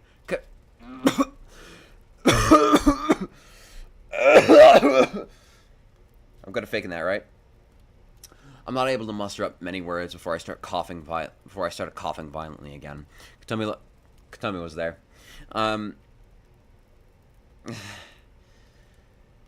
She extended her hand, and I understood immediately. I helped her pick up Ari and together we staggered towards the exit. Please just let us make it. Please, just let us, please. The door's mere feet away. We stagger slowly with Ari in our arms, but every slow step feels like an entire eternity. Inch by inch, the outside world comes closer and closer, and my senses shut off, and I feel myself falling. I hit the ground and recognize one thing before my consciousness finally cuts out entirely. The rough, jagged feel of the concrete pavement of a precinct parking lot. Song unlocked, Pyromania. Oh! And I'm finally able to open my eyes again. I see a tiled ceiling. The Tanegashima General Hospitals, in fact. Oh! A nurse entered the room, seemingly noticing that I'm awake. I tried to sit up, but found that I'm still unable to move. Please don't try to strain yourself by getting up or speaking. Just stay laying down. I tried to say something regardless, but my voice escaped me. So, it's not like I could disobey even if I wanted to. Seda looked at the nurse almost pleadingly, hoping I could convey a message in a non-verbal way. It's okay. I understand. You want to know what happened to your friends, right? I tried to nod, but I'm unable to do that either. So I blinked instead to try and imitate it. The nurse looked a little bit confused, but I think she understood. Katomi and Ari both passed out around the same time you did, according to your friend Allison. You three were all rushed over here by the other detectives that were present when the building caught fire. They had to perform CPR on each of you first, but once your breathing was steadied, you were brought here immediately. My eyes relaxed at the knowledge that Katomi and Ari were also resting here. They inhaled quite a bit more smoke than you did, so they're still unconscious, but they'll also be okay. Let out a deep breath in relief. The good news is, none out of the three of you inhaled enough smoke that treatment goes any further than the oxygen we supplied you with while unconscious. Your body will still need some time to recover from being strained, however, so you likely won't be able to move too heavily for a bit still. And even when you will be able to move, it's probably best still not to, just so that you're not operating on bare minimum body energy. We don't have many nurses on call right now, so I have to go check on other patients. Please, try and get some more rest. I'll be back, okay? Not like there's much of a way for me to respond. The nurse walked out of the door and closed it behind her, leaving just me and my thoughts alone in this tiny hospital room. I should really try and learn what happened inside the building when it caught fire, and why Ari was the only one trapped inside. And also inform Allison that I'm safe. She's probably worried sick. And also figure out what the next plan of action is for finding Suki. And I wasn't able to finish my thought before I realized what the weird feeling in my eyes was. I'm crying. Data incompatible. Museum. There we go. I'm gonna change some settings and go to the bathroom after I am done with this episode.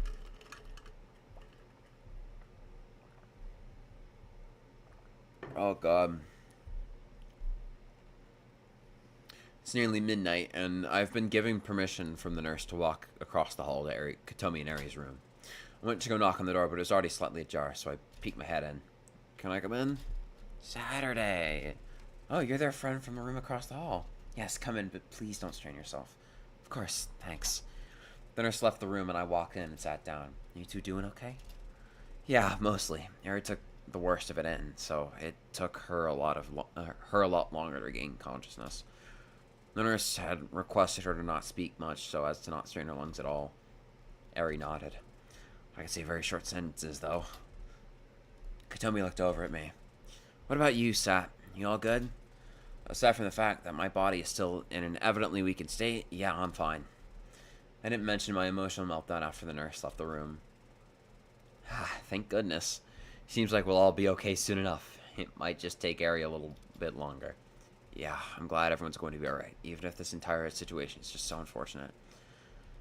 Now that I look at them, I can definitely see a resemblance of sorts. I've known for a while that Katomi dyed her hair a long time ago, but I never really asked her about her original hair color.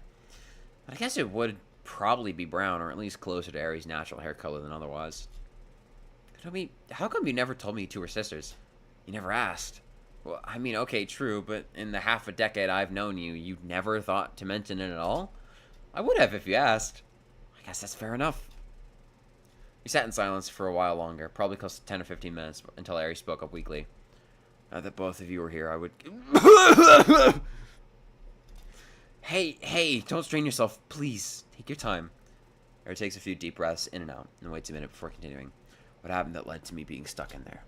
I understand, but how? You can barely speak, and I don't think I need to be the one to tell you that it's not a good idea to talk about all that while in this state. Ari takes out her phone and points to it. Give me your network ID. I'll add you to a group chat with Katomi.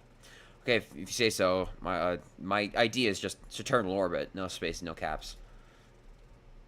Ari takes a minute, and then I get a friend request and accept it. To confirm both of you can see this, please look up at me and nod. Katomi and I did as Ari requested. Alright, and both of you can reply, right? Yeah. I can, yeah. RSK Nichi's, wait. I actually have that at the RSK Nichi's Katomi's at. I got that on Twitter. I don't use that account for anything other than Fortnite, but like, you know. Around 4:45 p.m., the rest of the posted investigators left their shifts to return to the precinct. I decided to stay behind and keep looking around, however. I don't even like it. Okay, I don't use the account. I use it to look at Fortnite leaks. That's like, I don't want to like flood my my main account's notifications with like Fortnite leakers, fucking Hypex, fucking Sheena BR, fucking Fire Monkey. I don't fucking care. I don't need that shit. So I just have this account where I do nothing but look at Fortnite leaks, and well, it's just a lot of stuff that I don't want to have notifications on for. Anyways, okay, back to it. Around 4:45 p.m., the rest of the posted investigators left their shift to return to the precinct. I decided to stay behind and keep looking around, however. How come? I was certain I was missing something. Something about Suki's office seemed different from the last time I was in there, earlier that very same day. So I kept looking. Eventually, I did manage to figure out what seemed off to me. All the little figurine statues she keeps on the shelf on the left wall were all crowded together in one specific spot on the shelf. Aren't they usually, though? She has a lot of those, and that shelf isn't exactly the biggest. Well, yes, but they were arranged in a more crowded space than usual. It's almost unnerving how they're arranged in such a way that they would cover up something, but not be moved enough that it was easy to notice them being closer than usual. So, were they covering up something? Yes. I moved them aside and found a small wooden box. I tried to open it up, but it wouldn't budge. There was a little crank on the side, though. Uh-oh, I can tell where this is going. You'd think so, right? But I looked all across it, and there was no wire connecting it to anything. I scanned it with an emission sensor, too, and there was no signal or emission coming out of it or into it. Wait, hold on. Emission scanner? Oh, right. It's experimental tech being tested by investigators across the world. It allows us to check objects for signals of all kinds, like internet connections, that kind of stuff. I see. Go on. So I twisted the crank on the side and the box opened. There was barely any room to even store anything inside, but there was a tiny little speaker. Wait, hold on. I thought you just said your emission scanner didn't pick up literally anything. It didn't. It could have been faulty or acting up, but for some reason or another, it didn't pick up the speaker inside. What happened next? So the speaker turned on and started playing a little music box melody. I managed to get out my phone in time to record the little last bit of the melody. Let me upload it. Ari uploaded a file to the group chat. Sure enough, it was a little bizarre little music box melody. After that is where things get really bizarre. Once the melody ends, I hear sudden footsteps and a door lock behind me. So I spin around really fast, but the door is still just as open as it was when I entered, and there wasn't anyone there. I went out into the hall and looked around, but nothing was changed. None of the doors in the hall had been opened or closed anymore since I was there last either. So I went back to Suki's room. When I got back, I noticed an image on Suki's monitor that wasn't even there when I left the room to check the hall. What was the image? when I can recall, it's this rocking horse, and it looked like a tiny toy rocking. It looked like a tiny toy rocking horse. It was really distorted and hard to make out. Did you take a picture of it? Tried to. I went to pull out my phone again, and that's when it happened. An explosion? Yes, but before that, I heard another door slamming shut, and I jolted up from looking down at the monitor, and this time the door to Suki's office was closed. I got up to run towards the door, and that's when the explosion went off. The force blasted the door and knocked me back to the floor with it. For that, I barely remember anything. You were barely conscious when I came into the room and found you. I wouldn't be surprised if you were already unable to make sense of or remember your surroundings at that point. After Ari was done explaining, the three of us tried to think of a possible explanation for what happened. But the reality of the matter is, there weren't nearly enough clues to go off of in order to figure out any kind of meaningful conjecture. After a while, though, Ari jolted up a little bit. I just remembered something that I'm not sure how I forgot. What is it? Kotomi, can you check my pockets on my jacket? I can't exactly move my arms super well currently. Sure.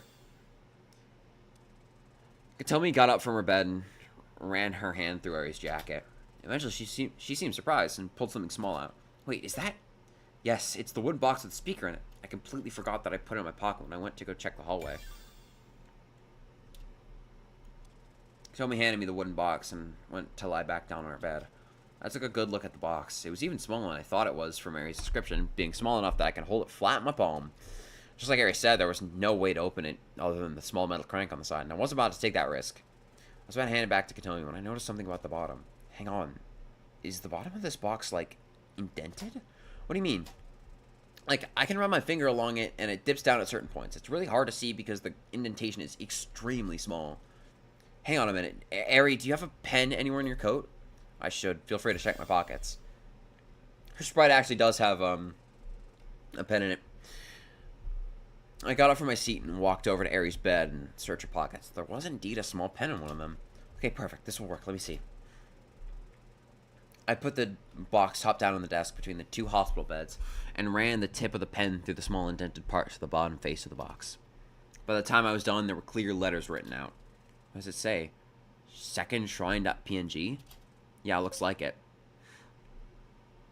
Some kind of file name, then? I don't think I need to explain what PNG image is. Yeah, but I'm not sure what its usage is. We can't really get anything from just a file name, can we? The room went silent again. I sat back down in the chair, and eventually the nurse came in. Hey, you three. Sorry it's Saturday, but I need to run an oxygen test on these two, just to make sure everything's okay. Is it alright if I ask you to go back to your own room? Yeah, not at all. Sorry, give me a sec. I sat up slowly and walked to the door. We'll have time to figure out what that weird file name thing once we're all healed up and better, okay, Sat? Yeah, rest well, you two. Closed the door behind me and walked back to my own room across the hall. We're gonna go to shrinereport.xyz, and I'm gonna go /secondshrine.png.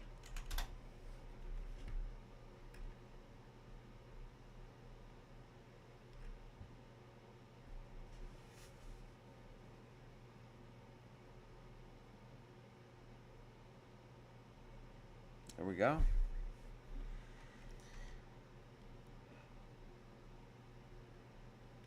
Ain't that interesting? That's the rocking horse in question. Hey, Allie. Ah, Saturday, you're okay. How hardly. I can barely get up and walk. I'll be okay, though. I'm resting. Please don't put any stress on your body right now. I'm just glad you're okay. Don't put yourself back under stress. Yeah. Thank you, though. Genuinely. Where are you at right now? When you can pop over to the hospital to talk for a bit. I'm at home, but I can come out there. I'll just be a bit. It takes a while to go from one side of the island to the other. That's fine. I'm not going anywhere. Okay. I'll let you know when I'm coming over. Okay.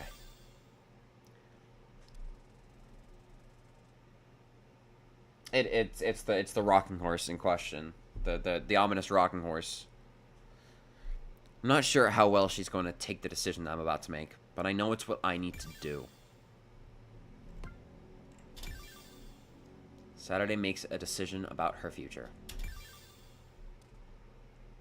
Hey! Oh, Saturday, you scared me. I had no idea you were there. Well, yeah, that's why I said, hey. Now you know I'm here. That's true. Anyway, why are you here? It's long past 9.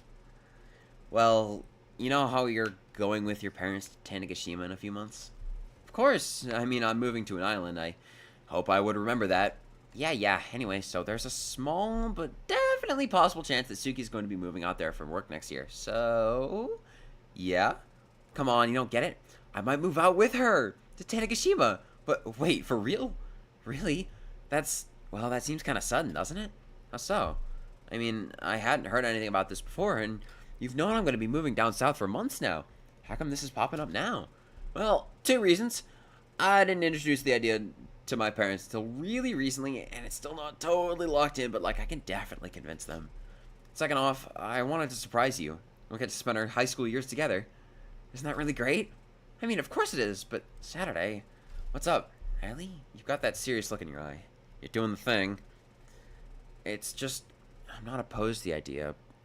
I just don't want you to, like, I guess, adjust your entire life around me. You shouldn't have to follow me forever. Is that what you think? Huh? Allison, this isn't me making a choice that I'm not 100% up for. It's something I feel like I need to do, but it's also something I want to do. If my path and yours end up separating down the line, then that's just life. I made up my mind. The only thing left to be seen yet is where it leads me. I said those words then, too. I wonder, did I mean them in that same way? I can't help but feel that's when I started to realize those feelings. Whoa. Hello? May I come in? I opened my eyes. Allison's at the hospital room's entrance. The nurse looked over and smiled. Of course, she's just resting now. Allison stepped inside the room, and the nurse stepped out and closed the door. Despite the fact that it's the first time Allison has seen me since the incident at Suki's workplace, both of us just kind of sit in silence for a long time. Eventually, Allison broke the silence. I'm so sorry. I looked over, surprised. For what? You haven't done anything wrong. Maybe if I'd stopped you from going in, then this wouldn't have happened. She gestured at the hospital bed and the oxygen monitor beside it. Hey, come on, Allie. Don't let yourself get trapped in that spiral now. It's not even remotely your fault, okay? If anything, I'm the one who should be apologizing. I was just too stubborn and didn't listen to you when you were clearly just looking out for my safety. I know I've caused you so much worry, and Allison walked over to the side of the bed and put her hand on mine. It's okay, Saturday. I promise. I'm sorry. I'm just really glad you're okay now. You can never tell due to the immense strength Allison has over her own voice, but even without looking at her, I could tell she was crying, at least a bit. Eventually, she seemed to realize that she was still holding my hand and ran back to the chair on the other side of the room, embarrassingly. Have you been resting much? As much as I can. Between them checking my O levels and moving about. Okay, that's really good to hear, at least. Please continue to take it easy, even once you get discharged, okay? Yeah. Promise? I looked down ashamed, knowing that what I was about to tell her was no better than flat out saying, no, I won't do that. Actually, I have something I need to tell you about that. Yeah? I could tell that immediately she was worried. Here goes nothing, I guess. I've, decided that once I'm discharged and have taken a few days to rest, I'm going to go to the mainland and try to find my sister myself. There was a short silence. I couldn't bring myself to look over at Allison, so I have no idea the expression she had on her face in that moment.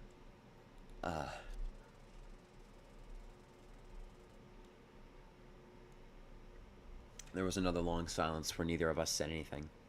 Suddenly, I felt something brush against my side and look over to see Allison burying her head in my hand. Well, why? Why do you need to be like this?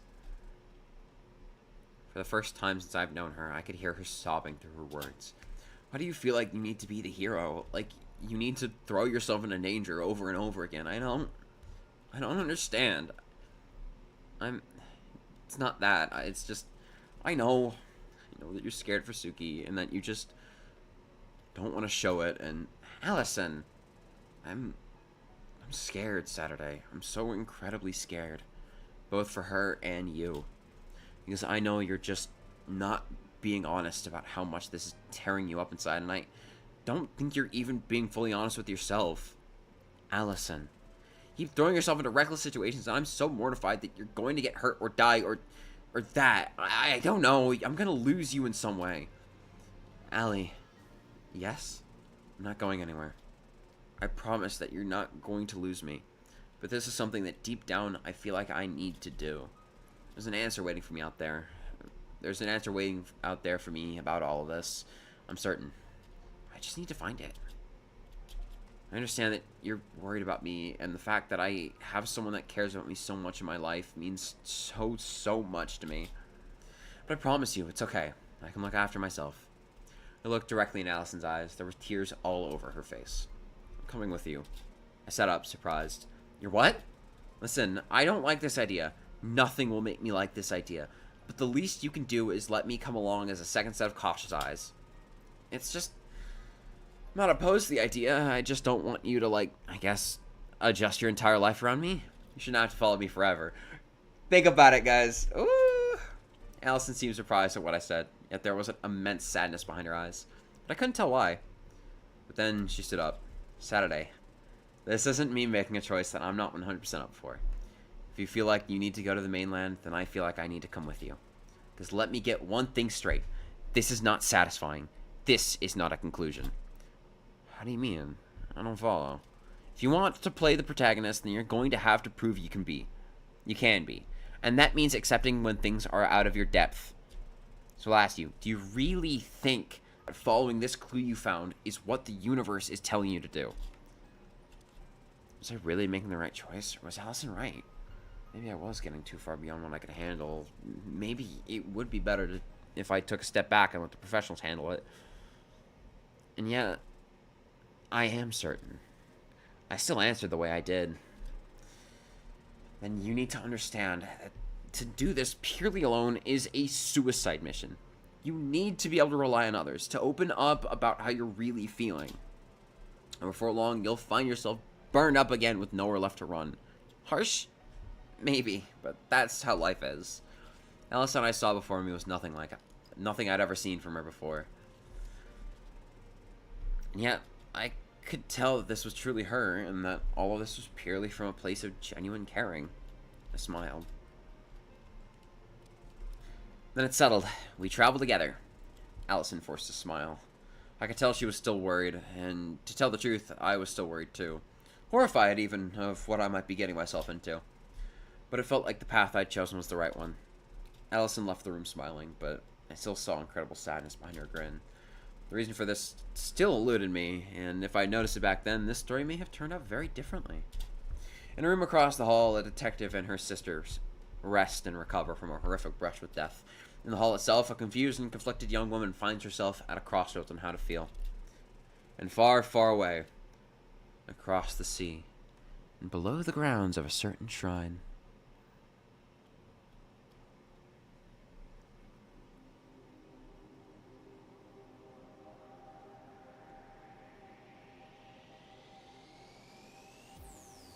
a figure fades into view. A young adult woman appears in the atrium. To some, she may be known as Suki. In the center of the large opening space sits a massive machine rumbling and chugging to a seeming never end. The woman approaches it. Another, taller woman steps out from behind the wall of the atrium. I figured I'd find you here.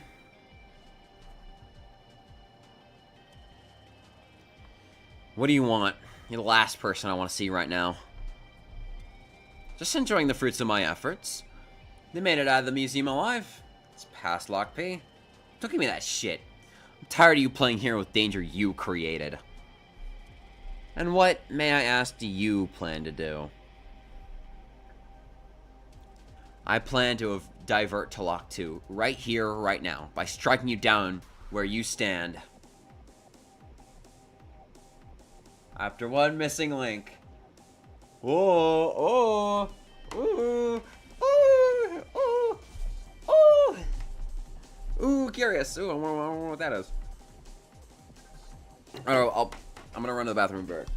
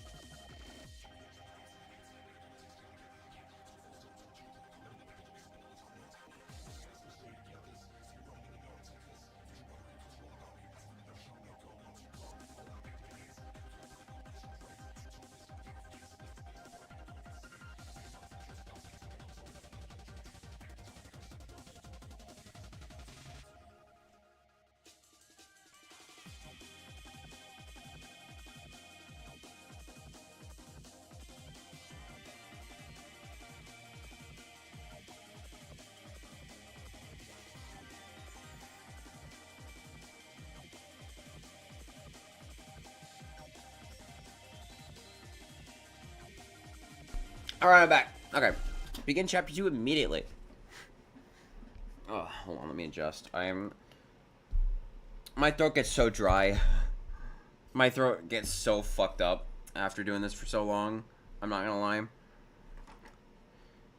I just talk for hours and hours and hours on end.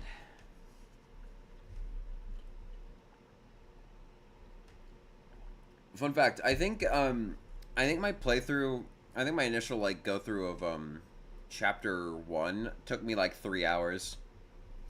I still have the file on my PC, actually. I have all the files of... I recorded everything I did there. Everything. Absolutely everything. Right. I awoke in a world devoid of anything, except for everything. A world of nothing but infinity. Let me move my fucking mouse out of the way. Woven around my limbs were strings the material of which I could not comprehend, for this world was not my own. From here I see certain things. I see a troubled girl attempt to find her sister, or is she trying to find herself? Whoa. Foreshadowing is a literary device. Finally, my vision catches up to my senses. The everything that makes up the nothing around me comes into view once more. Through her, she sees this world as I see her. And now I observe her. She stares down at the gate. She stares down the gate that separates her from the trail that would eventually lead her to myself. To herself. I observe intently to see if she chooses to enter beyond.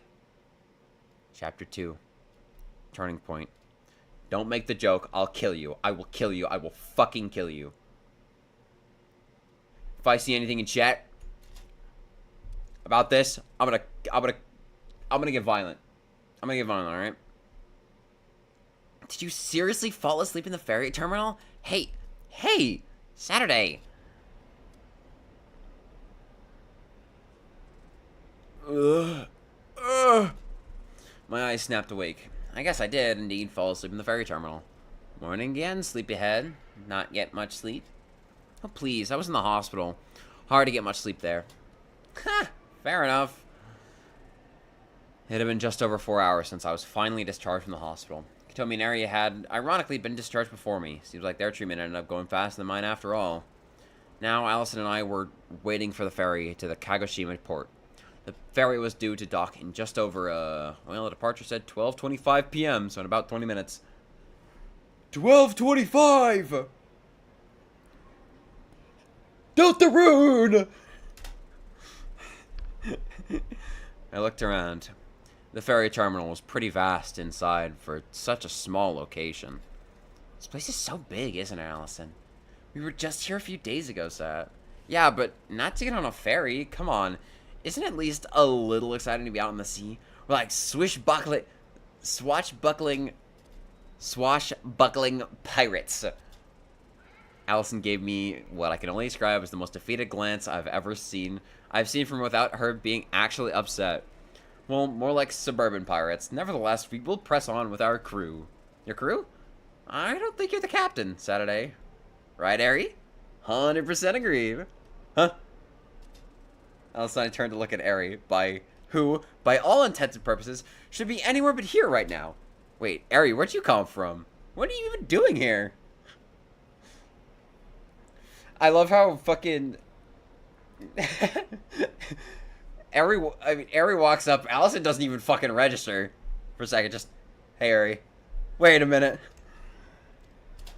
Taking a trip to the mainland, obviously, with you and Allison. Don't you have, like, work? As a detective? At your job? That you get paid to do? Sick leave. Sick leave? I mean, yeah. I was injured in the line of duty. Even though I've recovered, it's a minimum of 2 weeks. I'm not allowed on duty. But why? The rule makes no sense. There's something about saving face or whatever.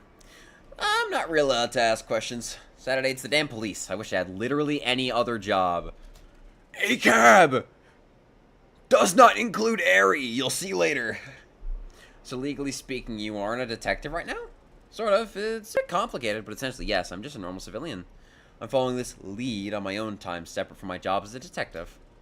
Well, you're free to come along if you want. The more the merrier, especially on investigations, as they say. I don't think anyone says that Saturday. Nobody says that. Shot both of them a jokingly angry glare.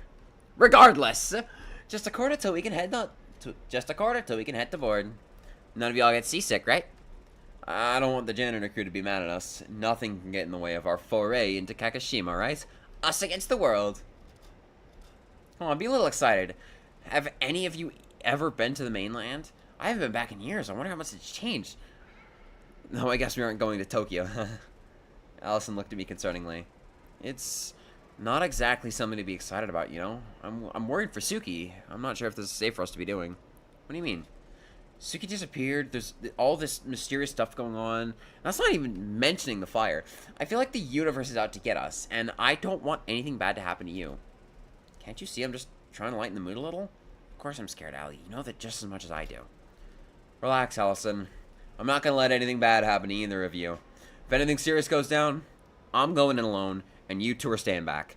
I'm the trained one here. Allison shot me a look. I moved in closer to her and whispered to her. She totally seems different, right? Absolutely different. Uh-huh. What are you two lovebirds whispering about behind my back? Look, we're not lovebirds. Also in front of you. Also, we're in front of you, not behind you. I don't think I've ever seen someone as into semantics as you. Shut up. Whatever. I just made the observation that you're much different when you're not in the clock. That's all. Huh. Surprise, I'm not a hard ass all the time, you know. Only when the line of duty requires me to be. Allison stepped away from me, seemingly flustered for some reason. I wasn't sure why. Regardless of all of that, we do need to follow this clue, and I think having you two on board with this would be useful. You two knew Suki better than I did, and having a mind connected to the subject can be helpful. Allison sighed. This time her defeated look seemed to actively be connected to her exhaustion with this whole situation. I guess I can't blame her. Yeah, alright. Just be sure to hold Saturday back if something happens. You know how she can be. You know I can take care of myself. Name one time that Geology Museum. Suddenly the memories of the Geology Museum came flooding back to me. It almost felt like I could physically smell the smoke, even though the summer air was clean as could be. Allison must have noticed I suddenly dropped my happy attitude. I'm sorry, I didn't... It's okay. I know you didn't mean to. I'm not upset, okay? Ari waited a bit, seemingly judging the air to see when it would be appropriate to lighten the mood again. After a few seconds, she pointed outside the window towards the sea. Hey, what are you pointing at? There's a ferry! Oh, here it comes. Look at it so gracefully across the... You know, Ari, I appreciate the sentiment, but I need to be brutally honest.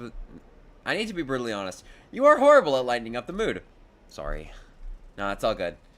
I mean, hey, what happened to this scary detective lady I met earlier?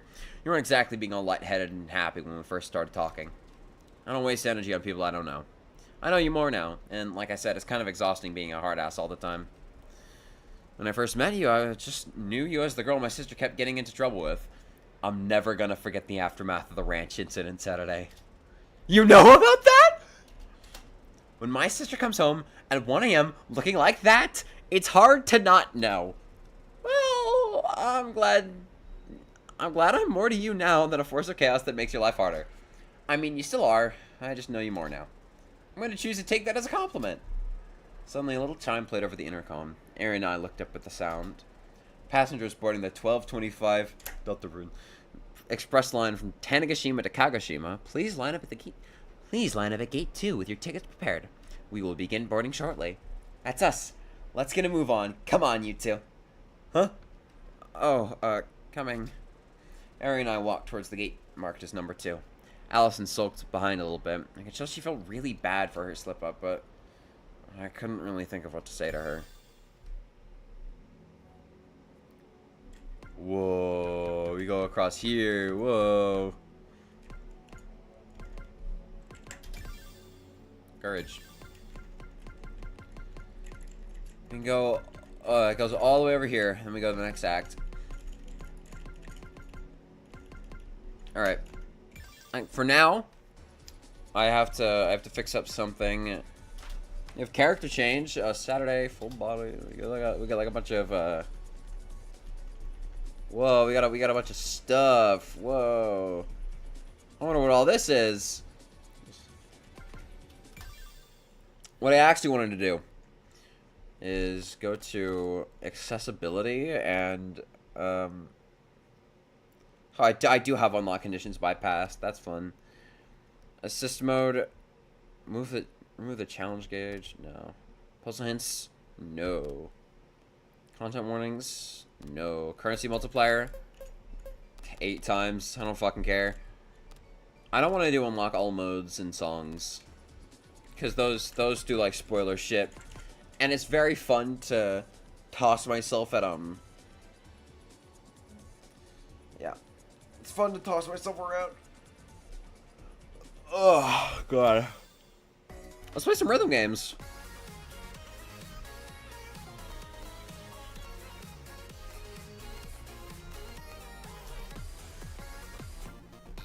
Let's see. Why am I... No. Difficulty. Oh, weird.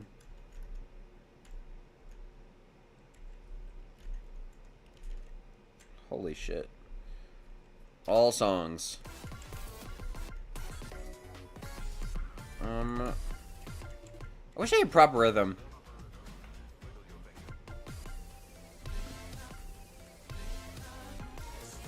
Oh wait, the shop, right? Oh, we'd have 10,000 points. I can go to the shop. Song shop. I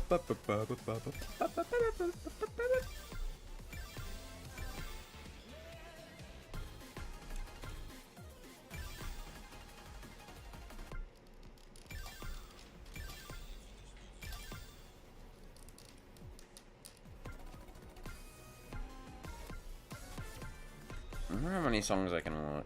Oh, complete chapter 4, huh? B-Rock, get it? That is the highest quality thing in this game.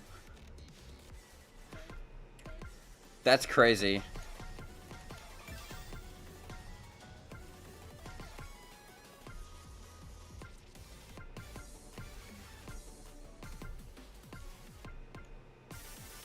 So much shit unlocks later on.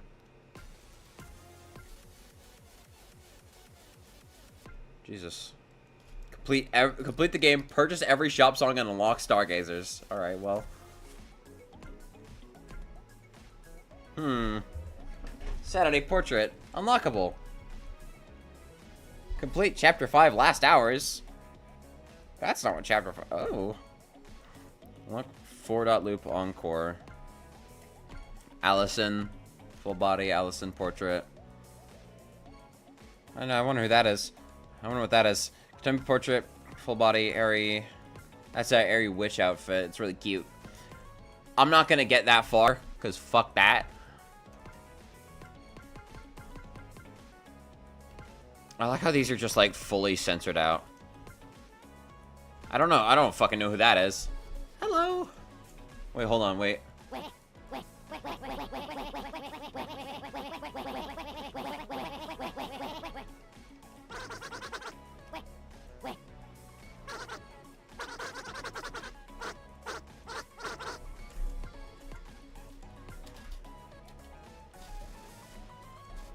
Oh, wait. Oh, that costs points.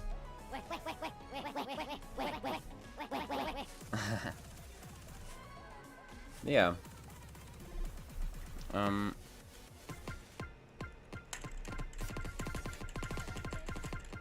guess we're just gonna play a couple songs.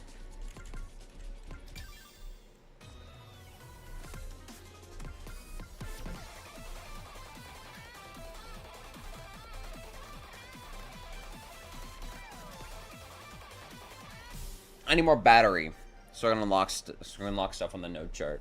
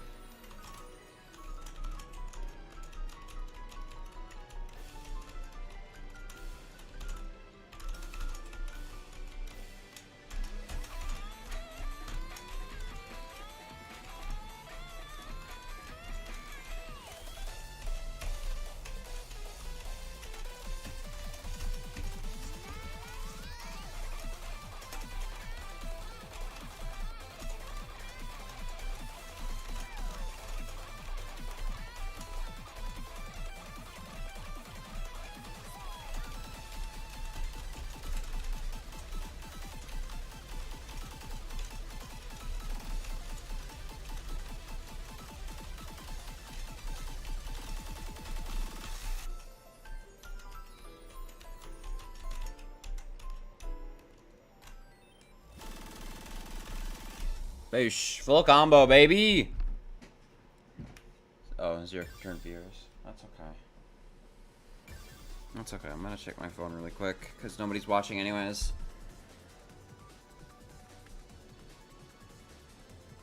Nobody cares, man.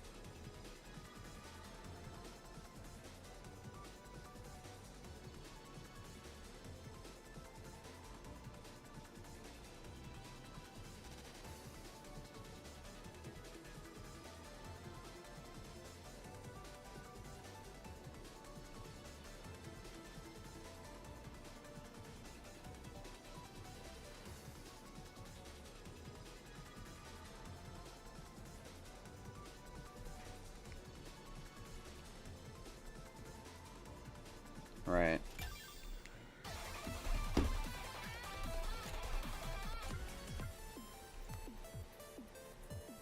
You fucking give up on this shit, that's crazy.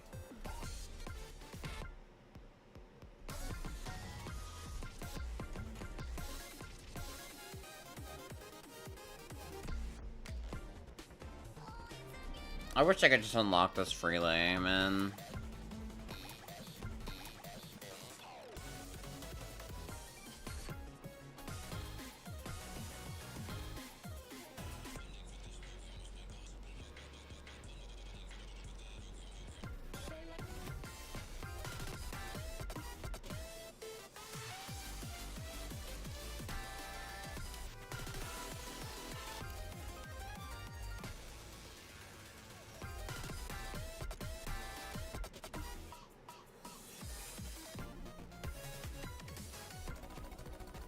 I don't even know, man.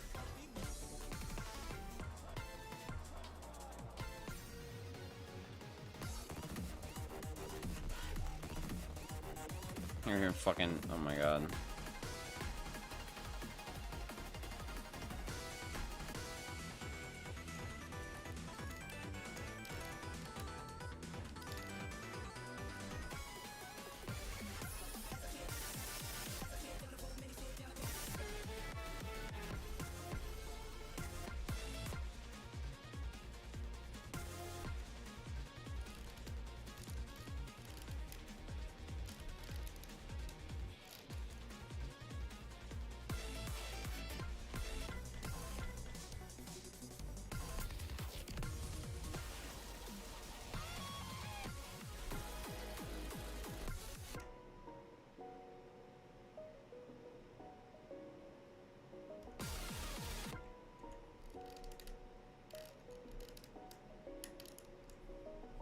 Huh.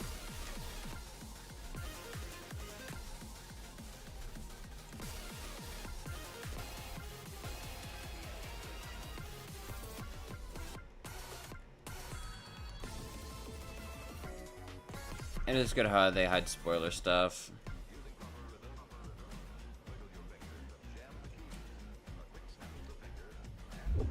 Oh, that's cool. It actually just takes you to the unbeatable page. Huh. Yeah, you can also do that on the...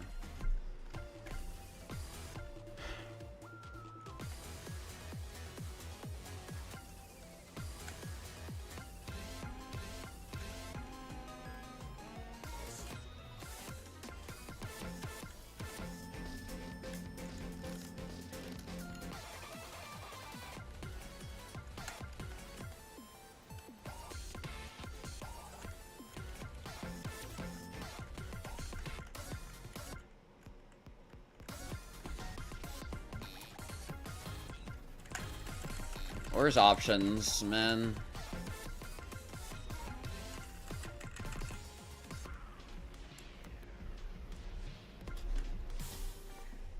Ba ba ba ba.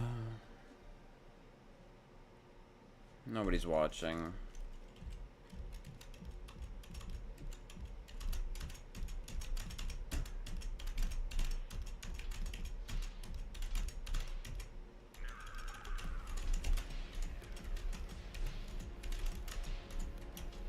See what they're missing out on? Well, you don't, because you're not watching, but whatever.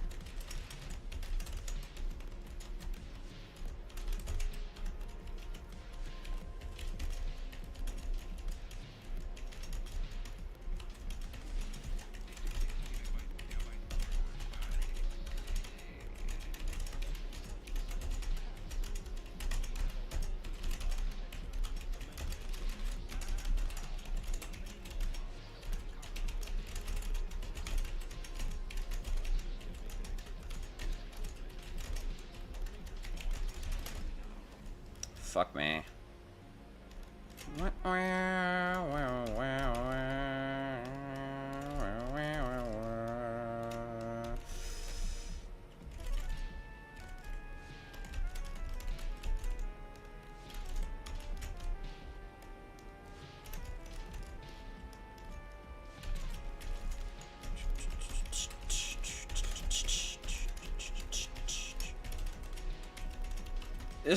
This song just does something really cool that isn't in like many other places. I think they actually updated it. It looks a lot better than it used to.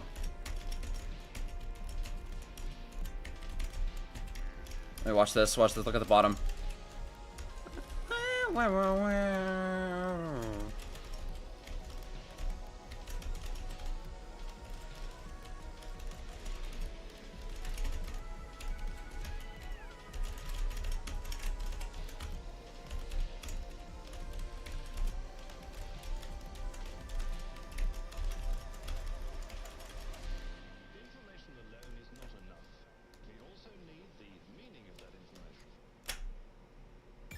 Just so fun. Just so fun.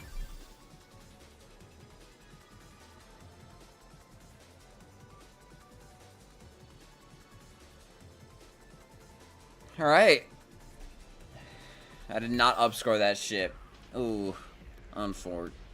Whatever. I'm max some points now, so. Let's go back into the node flow chart. Right, nobody's watching. It's gonna feel really awkward just talking to nobody. You know what? I do this for my videos all the time. I talk to nobody.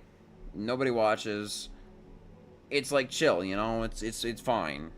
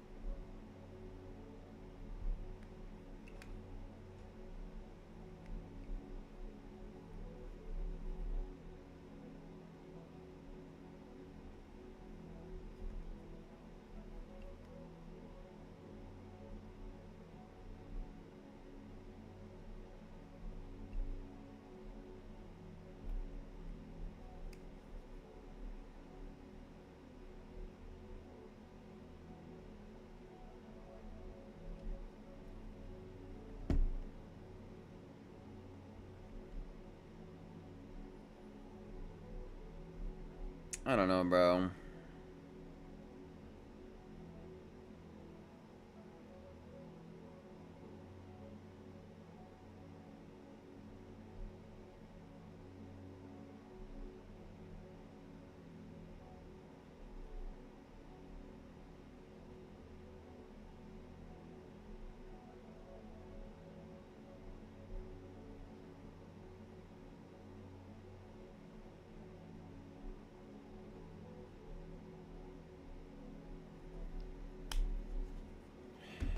Alright. And the entrance of Endeavor. Saturday and her friends take a ferry to the mainland.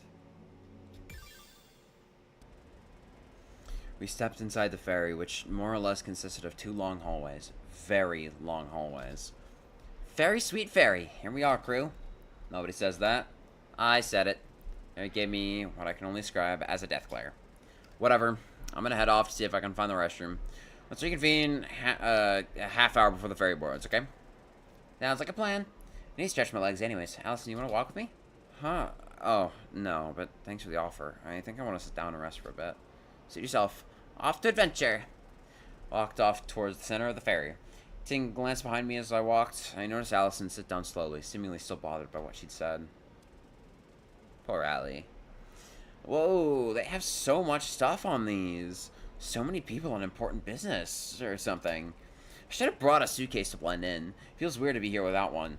Do we even have a suitcase? I reached the cafeteria and looked around the tables, spotting a familiar girl. Hey, is that Ari? Ari! I jotted across the wooden floor to Ari's slightly shorter figure. Ooh, Saturday, chill a bit. What's up? Not much. I just saw you. Want to say hi? Mind if I sit? I'm gonna walk in a while, and my legs are not made for that. Ow. Go right ahead. How's it been going? Sat down in the seat across from her. I don't know. Kind of weird. I feel out of place here. Like, this is such an adult sense of circumstances. But I feel like such a kid. Everyone here is doing job stuff or whatever, and I want to tell myself what I'm doing is important, I guess, but I just feel so young and inexperienced. When do I know? When do I feel like I know what I'm doing? You want to know a secret, Saturday? You know, really, I sure haven't. I'm a big shot detective. Big shot! That's rude. I laughed. Big shot? You're 20. Ari looked at me defeatedly. Okay, maybe it was an exaggeration. Whatever, you get the point. I guess so. So everyone just kind of doesn't know how to be an adult? The older you are, the better you are at pretending. But you aren't wrong. You're doing some pretty adult things. This whole investigation is intense. Not everyone will be able to handle it as well as you. I guess. That reminds me, though. I wanted to ask about the museum. Do we know what caused that fire? Ari looked startled for a second. I guess she wasn't expecting that I'd bring up the museum incident, given what had happened between Allie and I less than an hour prior. Officially, it's an open and shut case. Something about a gas valve. In a museum? Yeah, they have a kitchen or something apparently, though they never use it. If they never use it, how would there be a gas leak? Especially since the fire didn't have an obvious origin. No one really knows how. What does that mean? We don't know its origin, that's the point.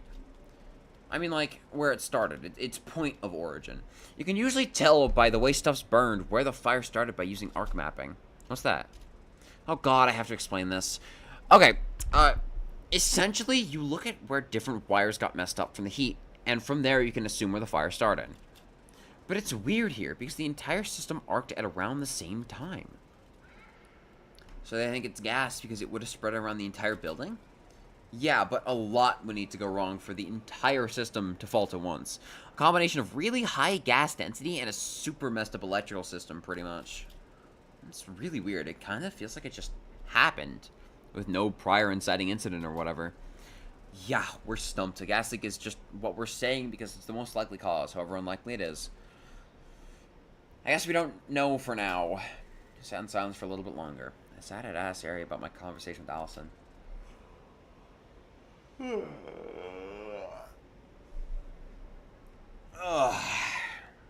Hey, so, about Allison, Ari cut me off with a chuckle. You're trying to figure out what the best way to talk to her about the things she said earlier is, right? Am I really that easy to read? I mean, this is nearing Saturday, but you're really that easy to read. I'm right, aren't I? I sighed. Yeah, pretty much. I want to make sure she knows I don't, like, hate her guts for it or anything, but it did really catch me off guard and kind of stung in the moment. Ari thought for a second, but responded pretty quickly. Yeah, that's always a tricky one. I guess the important thing is just making sure she knows that it doesn't affect your friendship long term. She's still your best friend. Well, you know, she probably wants a little bit more than that, but that's not for me to intervene in. Gave her an inquisitive look. Huh? What do you mean? Man, you're dense. Figures. Hey, uncalled for, even if you're right. Yeah, just be honest with her. Be caring with her, I guess. That's my advice. I'll try that. Thanks. Ari stood up. Yeah, no problem. I'm gonna go get something to eat, if that's okay. I was just sitting down while the line was long. Do you want anything? Nah, I just wanted to stop by because I saw you.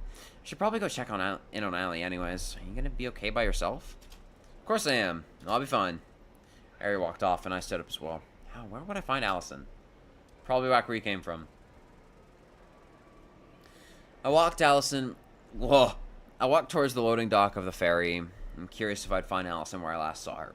Sure enough, there she was, in the same spot, looking honestly kind of nauseous. Hey, you don't look too good. What's going on?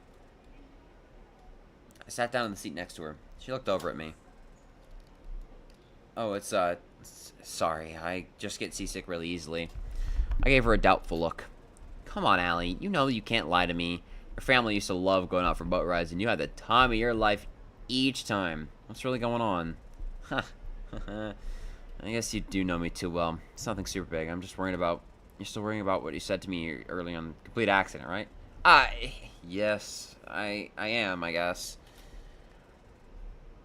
Hey, it's okay. I promise. I know you didn't mean to, like, upset me. You still got hurt by something I said. I don't understand how you could just forgive that. I guess it's not so much just forgiving it as it is that I understand you didn't mean any harm with it. It startled me, but I'm not, like, hurting deep down because of it. You sure? Yeah, I guess it's like, it feels weird, you know? I feel like I should have been more upset by it, given how horrifying the whole museum thing was. But right now, my will to find my sister's kind of overpowering it in a way. I guess it almost feels like I don't have time to be letting myself get knocked off balance when Suki's still out there somewhere unknown. I see. Suddenly a loud voice interrupts us. The cafeteria will be closing up shortly. If you would like to place an order, please do so within the next 5 minutes. I stood up quickly. Shit, I did want to get something. I'm really sorry, Alice. Can we do this exception later? Yeah, that's fine, I think. Okay, yeah, cool. Thanks. You're a real one. See you shortly. I ran off towards the cafeteria. Hope I can get what I want before they close.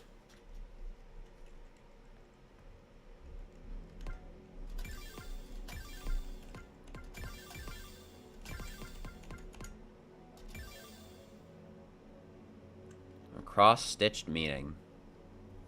Glances side to side. Luckily, I managed to make it before to the cafeteria in time. There was a bit of a line already, but I managed to beat most of them here.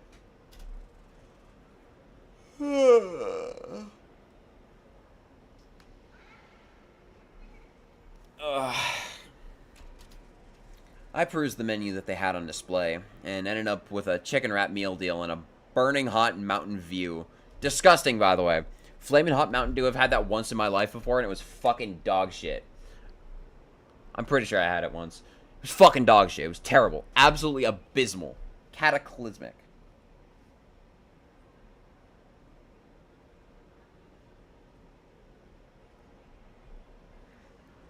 Just gonna check my notifications a little more. Just in case, you know, someone decides that they think it would be cool to show up.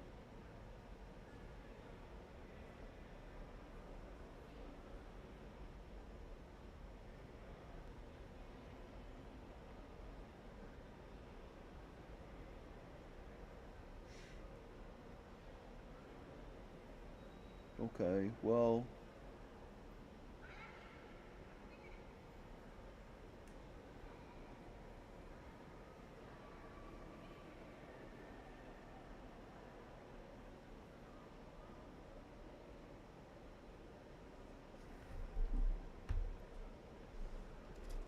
I've never had a burning hot soda before. This will either be incredible or the worst thing of all time. Dog shit. It's dog shit. In real life, it's dog shit. After paying for my food, I started walking back toward where Allison was sitting down. Despite the relatively low amount of amenities, the ferry... Oh my god, oh my god. The ferry we were on boasted a reasonably large width, so walking back across it took longer than one might expect. While walking back, I passed to the desk area where people would set up their laptops and work while the ferry sailed. When I was passing by one of them, however, I noticed something that caused me to stop. Wait, is that Chio? Sitting in one of the cubicles was a woman looking at her laptop. It was Chio Sakamura, an old friend of the Tasagari family from years back. I haven't seen her in years. What is she up to? Then I saw what was on her laptop and stopped in my tracks. It was the Shrine Report video. What was she doing with it? How did she know about it? I glanced around. Obviously, it would be somewhat suspicious if I start obviously spying on her. So I tried to keep my glance at her laptop from one of the seats adjacent to it. I watched Chio for a little while. She appeared to be intently watching the video and trying to scribble something on a notepad of some kind. What is she writing? Is she trying to crack her leg? We did. Only after I'd opened my mouth did I realize my mistake. Oh shit, oh my god, I said that out loud. Chio started, looked over at me. I expected her to calm down when she saw me, but if anything, her eyes went even wider. Saturday? Okay, Saturday. Play it off. Lean into the curiosity angle. You can pull this back. Tried to walk over, but tripped on the seat and fell in the cushion sink. Ow, shit! The woman looked at me with a worried look. Hi, Chio. A long time no see. What's that video you're watching? Looks, pretty weird. Saturday, are you okay? That sounded like it hurt. Oh, trust me, this happens all the time. I'm fine anyway. Chio interrupted me. You trip over chairs and fall face first into the ground all the time? Is that not normal? Speaking of, like, not normal, where did you find that video? I was walking by and saw it, and I got curious, sorry. Oh, it got sent to me by some anonymous number a few minutes ago. Thought it might be spam. Someone said Chio the Shrine Report video just now? But why? Anyway, Saturday, it's been so long. How have you been? Been okay. How about you? The freelance journalism's angle still going strong? Well, I'm definitely still doing it. And it's not profitable enough that I don't also have to have another job on the side. What has you going off to the mainland, though? Oh, I figured it's best to be honest with her. She was an old family friend, after all, so I trusted her. I explained that Suki had gone missing, and I was trying to find her. Oh, God, Suki's missing? I'm really sorry to hear. Yeah, and to make a long story short, it's likely that the video you just got sent has some relation to it. It was a clue that we followed, and it led us here. Yeah, I'll admit, that is really odd. Man, that's awful. Suki was always such a nice person. What is she thinking, leaving her sister all alone? Wish I could tell you. Truth be told, once I find her, I've got some choice words for her. Suddenly, a loud jingle interrupted us. This ferry is about to dock in Kagoshima. All vehicle passengers, please return to your vehicles. And all foot passengers, please line up at the exit gates. Thank you for riding with us today. Are you kidding? Already? She, however, didn't seem bothered at all by the discussion being cut short. Okay, I've got to run back to my car, but I have an idea for you Saturday. What's that? Can I take you and whoever you're traveling with out to dinner tomorrow evening? I want to catch up with you since it's been like 5 years, and you can give me the full story about what's led up to this point. Yeah, sure. That'll be fine. Do you travel around Kagoshima much? I thought you lived in Tokyo. She nodded. Yeah, I know my way around. Did I never tell you? Some of my extended family owns a cabin in the general area of Japan. So I like to come down here sometimes to both to visit Tanegashima and to get away from the bustle of the capital. You really gotta get going, though. I'll see you tomorrow night, okay? Here's my number, so you can keep in touch. She showed me her phone, and I wrote down the displayed phone number. Alrighty-ho, I'll see you then. Chio ran off towards the vehicle deck elevators. Since the exit gate line was on the other side of the ferry, I started walking back towards it to catch up with Allison and Ari. Man, it's been a while since I thought about Chio. Didn't Allie and I meet her through Dad's job at the, Where does my dad work again? Suddenly, I felt a headache coming on.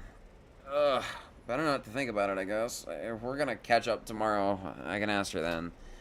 I ran off towards the exit gates. Curious. By the time I reached the exit gate line, Allison and Ari were already there waiting for me. I waved to them as I ran up. Hey, hope you saved a spot for me in the line too. Allison looked over at me. She looked a lot better than before, thank goodness. I don't think it's that formal of a line. People are just kind of grouped here waiting for this board. Disboard? Is that a word? Pretty sure that's a chat room service. Disboard. Oh, right. Well, I mean getting out of the ferry and onto the mainland. Ari glanced toward the exit gate, reminiscing. The mainland, huh? I haven't been back here in years. Me neither. This is going to be super exciting, even if we're not here on the best of matters. So, let's try and enjoy ourselves anyway, okay? Honestly, why not? Seems depressing letting ourselves get depressed the whole time. True. By the way, Saturday, I noticed you talking to somebody while I was walking around. Who was that? Oh, I'll tell you. I'll tell you about that on the way. It's nothing bad, I promise. You getting jealous, Allison? No, I'm not. Allison started to sweat profusely. Huh, I guess it is kind of hot out today. She's so fucking stupid. She's so stupid.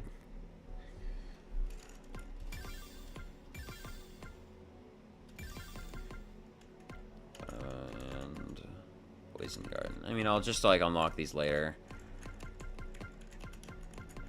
Yeah, not much left. Oh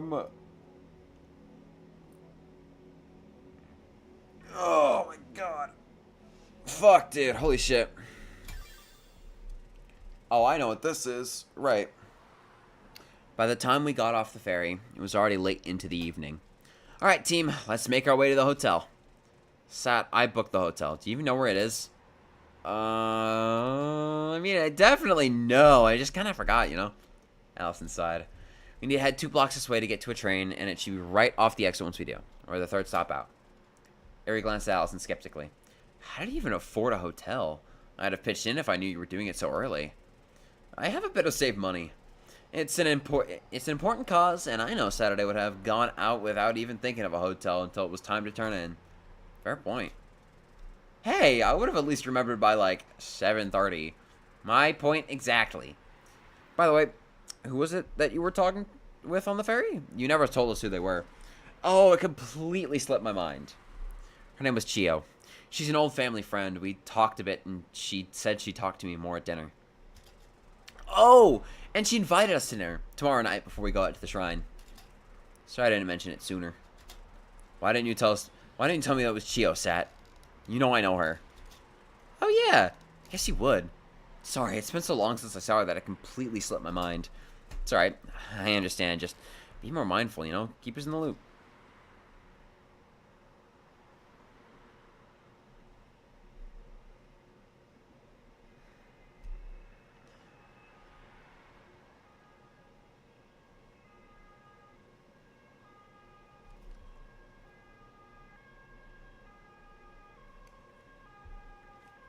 Yeah, sorry.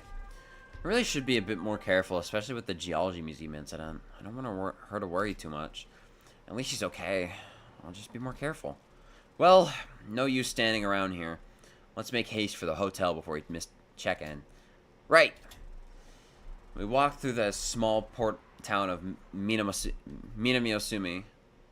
Our hotel was very close to the terminal, so we spent a bit of extra time checking out the things around the town.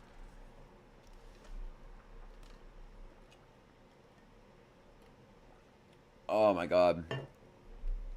It didn't take long to find the hotel Allison had booked. Whoa, is this my room for the night? This is huge! It's really not that big. I jokingly glared at her angrily. Where's your sense of whimsy? Methinks you need to be a bit more whimsical, Allison. Allison looked at me defeatedly. Methinks? It's a word! Ari laughed. I'm glad you're finding the room comfortable Saturday. Let's rest up. We have a big day tomorrow. I'm sure you two'd rather have dinner in a different setting. What do you mean? Shut up, shut up, shut up. I'm going to my room and I'm tired. Okay, bye. This is your room. Good night. It's 4:30. Allison flopped under her bed and lied face down. What's with her? Don't worry about it. She's probably tired from the ferry. I'm gonna go get some fresh air. What are you gonna do? Same thing, probably. I'm not even remotely tired. Not like sleeping at 4:30 p.m. would be a very good idea anyway. Wanna join me? I'm probably gonna just walk down by the beach for a bit. Sure, why not? I've got nothing better to do. I put my bags down on my bed, and Ari and I walked out of the hotel room. I glanced back at Allison, who seemed to have actually fallen asleep. What's up with that, anyway? The beach we walked by was a small inlet that housed many different boats. Ari and I sat on the concrete edge of the road that dropped off and directly into the sand. Alright, my knuckles. And stretch a little. Oh my god. We're about to get a peak scene. Hey, Saturday, can I ask you something? Huh? Oh, yeah, go ahead. What is Allison to you? Looked over at her curiously. What do you mean? Like, what do you see her as? Well, she's my best friend. I've known her since I was a toddler. We always got along really well, despite the fact that she was always the cautious one and I was always the rambunctious one. I see. Why do you ask? Oh, no reason really. I'm just curious. It's rare to see people get along as well as you two do. Huh. Yeah, I guess it is. My connection with Allison feels much stronger than my connection with anyone else, and I don't really know why. How did you two become friends? I mean, I know you said you've known her your whole life, but I'm curious. Oh man, I don't even remember when I first met her. I was definitely like 2 or 3. But I think the big thing that connected us was that she was the first person to really be supportive about my transition. Your transition? Yeah, I didn't always look like this. Or have this name. Or be a girl. Oh, you mean it like that. I see. Sorry, I didn't know. Hey, that's a good thing. It means it's going well. Yeah. It's not that the other people I first told were unsupportive, per se, but more so, like, they didn't really get it. And they just kind of waited to get used... And they just kind of waited to get used to it, I think. Like, nowadays, my family refers to me as I am now without any problems, but it took a few years to get to that point. It didn't help that my dad was always busy with work, so he picked it up slower than anyone else. One of the things I remember really clearly was a day in, I think, like, 2016. Allison came running into my room and scared the shit out of me because I didn't even know she was at my place. But she seemed really upset, so I asked her what happened, and she told me that she accidentally used my old name today instead of Saturday. It was the first time she'd made that mistake in years, and she felt insanely bad about it. It was the sweetest thing I'd ever seen. Oh, that's a sign of someone who really cares about you, you know? Yeah, I know that no matter what happens, Allison will stick with me. And then I took that for granted and acted out when I was upset about missing my sister. Great going, me. We both fell silent after that, watching the waves as the sun moved closer to the mountains overhead. We should get back to our hotel room now. Be careful not to wake up Allison, okay? Yeah, of course. Thanks for the chat. We stood up and began walking back to the hotel room where Allison was sleeping.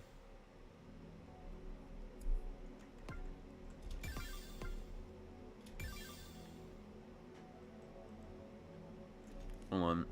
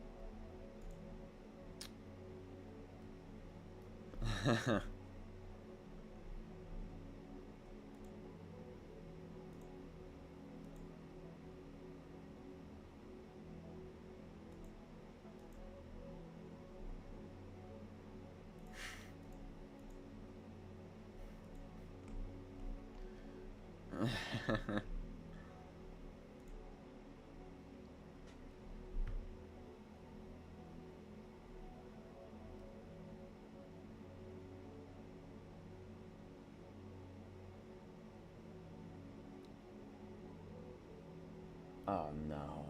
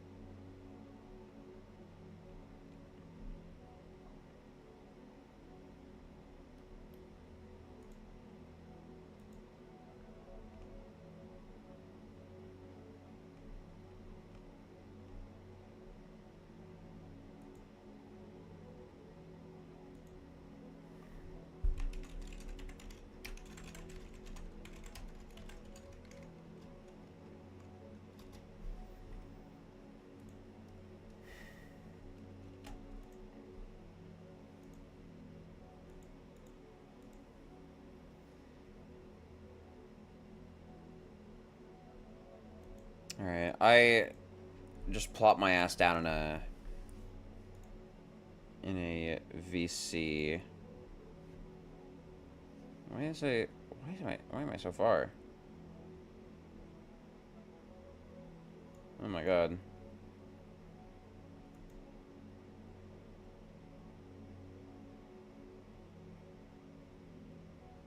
Alright, yep. We're gonna keep going. Episode 13 and then this stuff. Alright. Let's do it.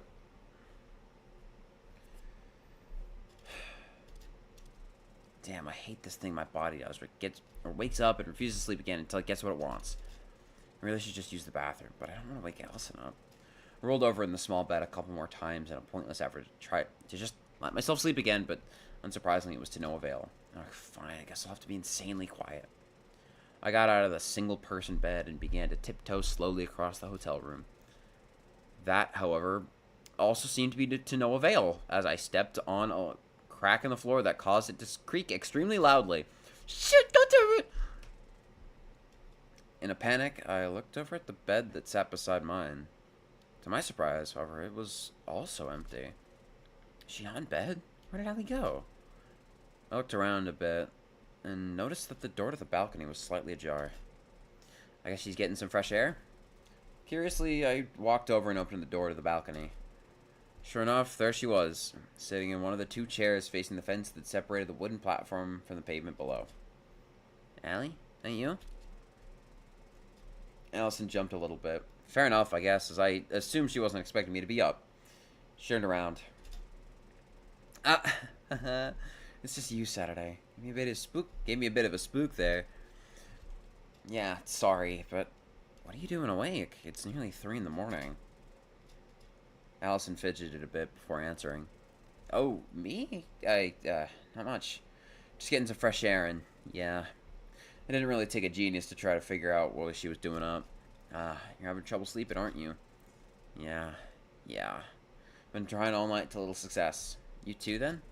Well, kinda. But mostly because I had to get up to pee. You know how it is.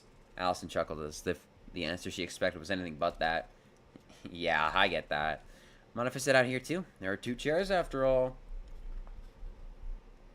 Yeah, that's absolutely okay. Go ahead. I sat down, and both of us looked at the sports complex across the road. We sat in silence for a while. I'm running out of water. I'm gonna fucking cry. I'm gonna cry. Something bad's gonna happen to me. I looked up into the night sky. Without clouds, it was very easy to spot the countless stars and the shapes they made up. Do you think this is the right thing to be doing? Allison looked over at me questioningly. What do you mean? I mean, pushing onward to try to solve this problem myself. Traveling to the mainland to look for my sister. I keep telling myself that I'm not doing this for the sake of having something to do or an adventure to go on, but I think deep down I'm scared that is the case. That I'm dragging you and Ari along with me on a wild goose chase out of some need to feel like I'm doing something important. Son of a bitch, I hit control! Give me a second.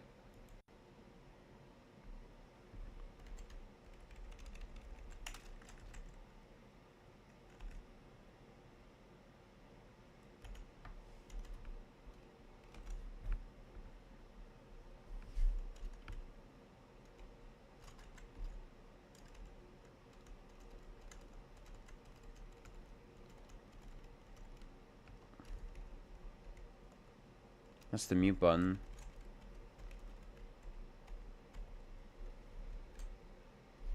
Fuck me, man. Oh.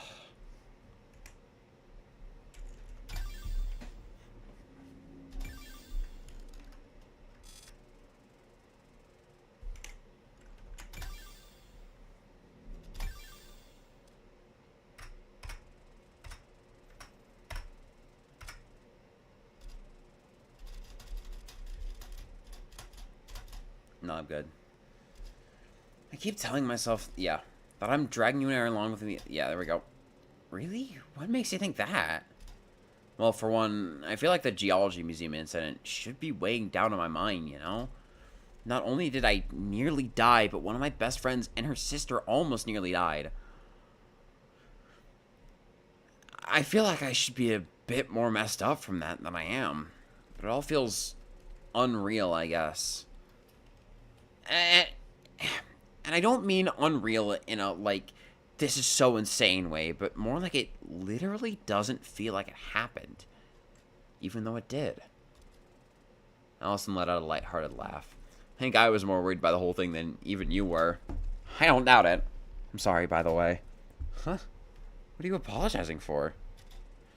Or the way I was acting, I guess. I said some pretty awful things to you before I rushed into the burning museum.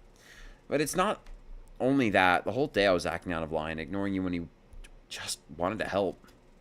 I won't lie, when you said that stuff to me before rushing in, it did do a bit of a number on me. It hurts to think about the idea that I'm just holding you back.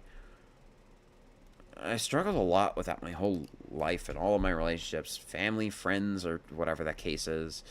The last thing I want to be to someone is a burden. But I don't hold that against you. I understand why you acted that way. The whole day was a blur of dealing with the idea of Suki having gone missing.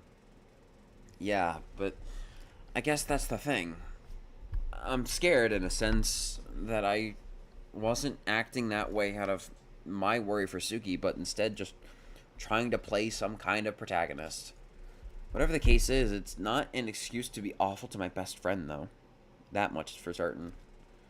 Yeah, I get that. It does mean a lot that you apologize. As much as I don't hold it against you, it did still hurt. Yeah, sorry. We sat in silence for a little while. And the streetlights 3 stories down flickered on and off every once in a while. At some point, I started counting the flickers to pass the time. 5 flickers in, however, Allison spoke up again. For what it's worth, I don't think you're dragging me along. Huh?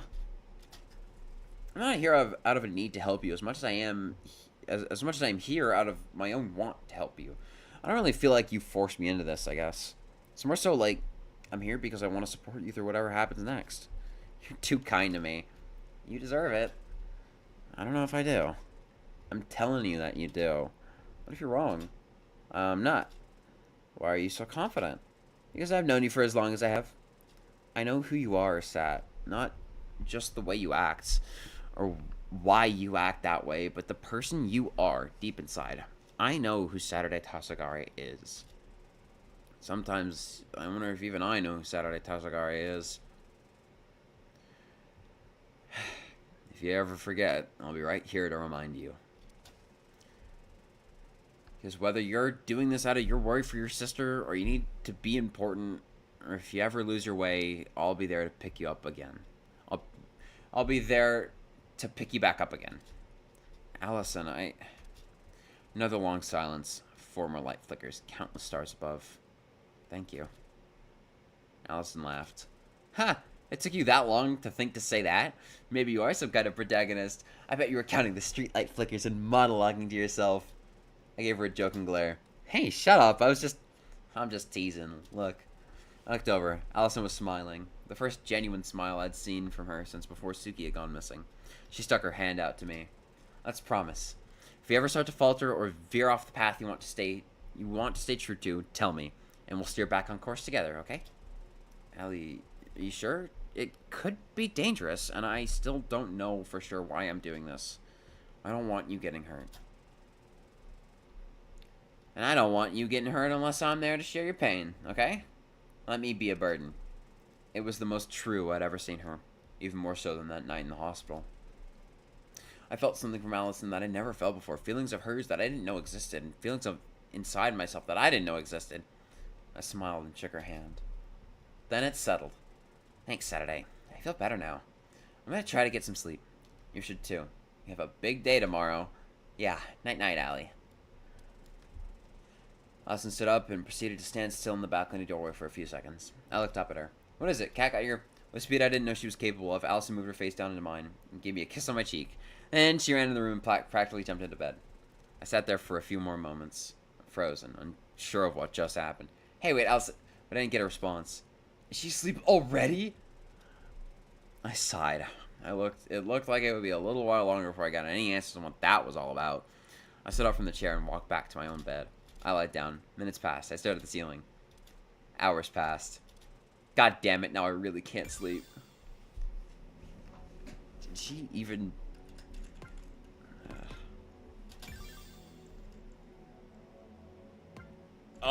what the fuck?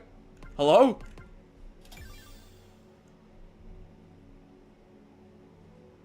Alright. Okay, here we go. I'll be right back, chat.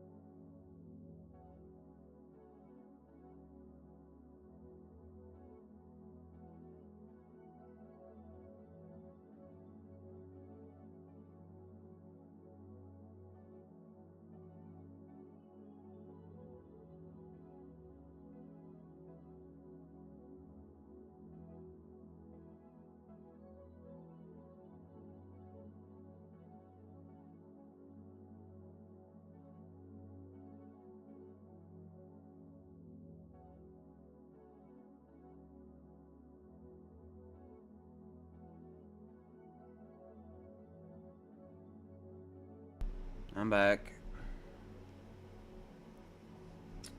I guess I'll just, you know, keep pushing on.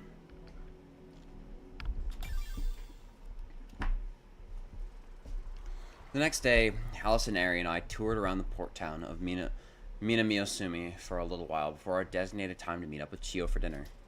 Ari was awake before us and left early. She spent most of her day touring a nearby island that seemed to be famous for its large population of cats. I never would have taken her for a cat person, but you never do really know. Well, I know.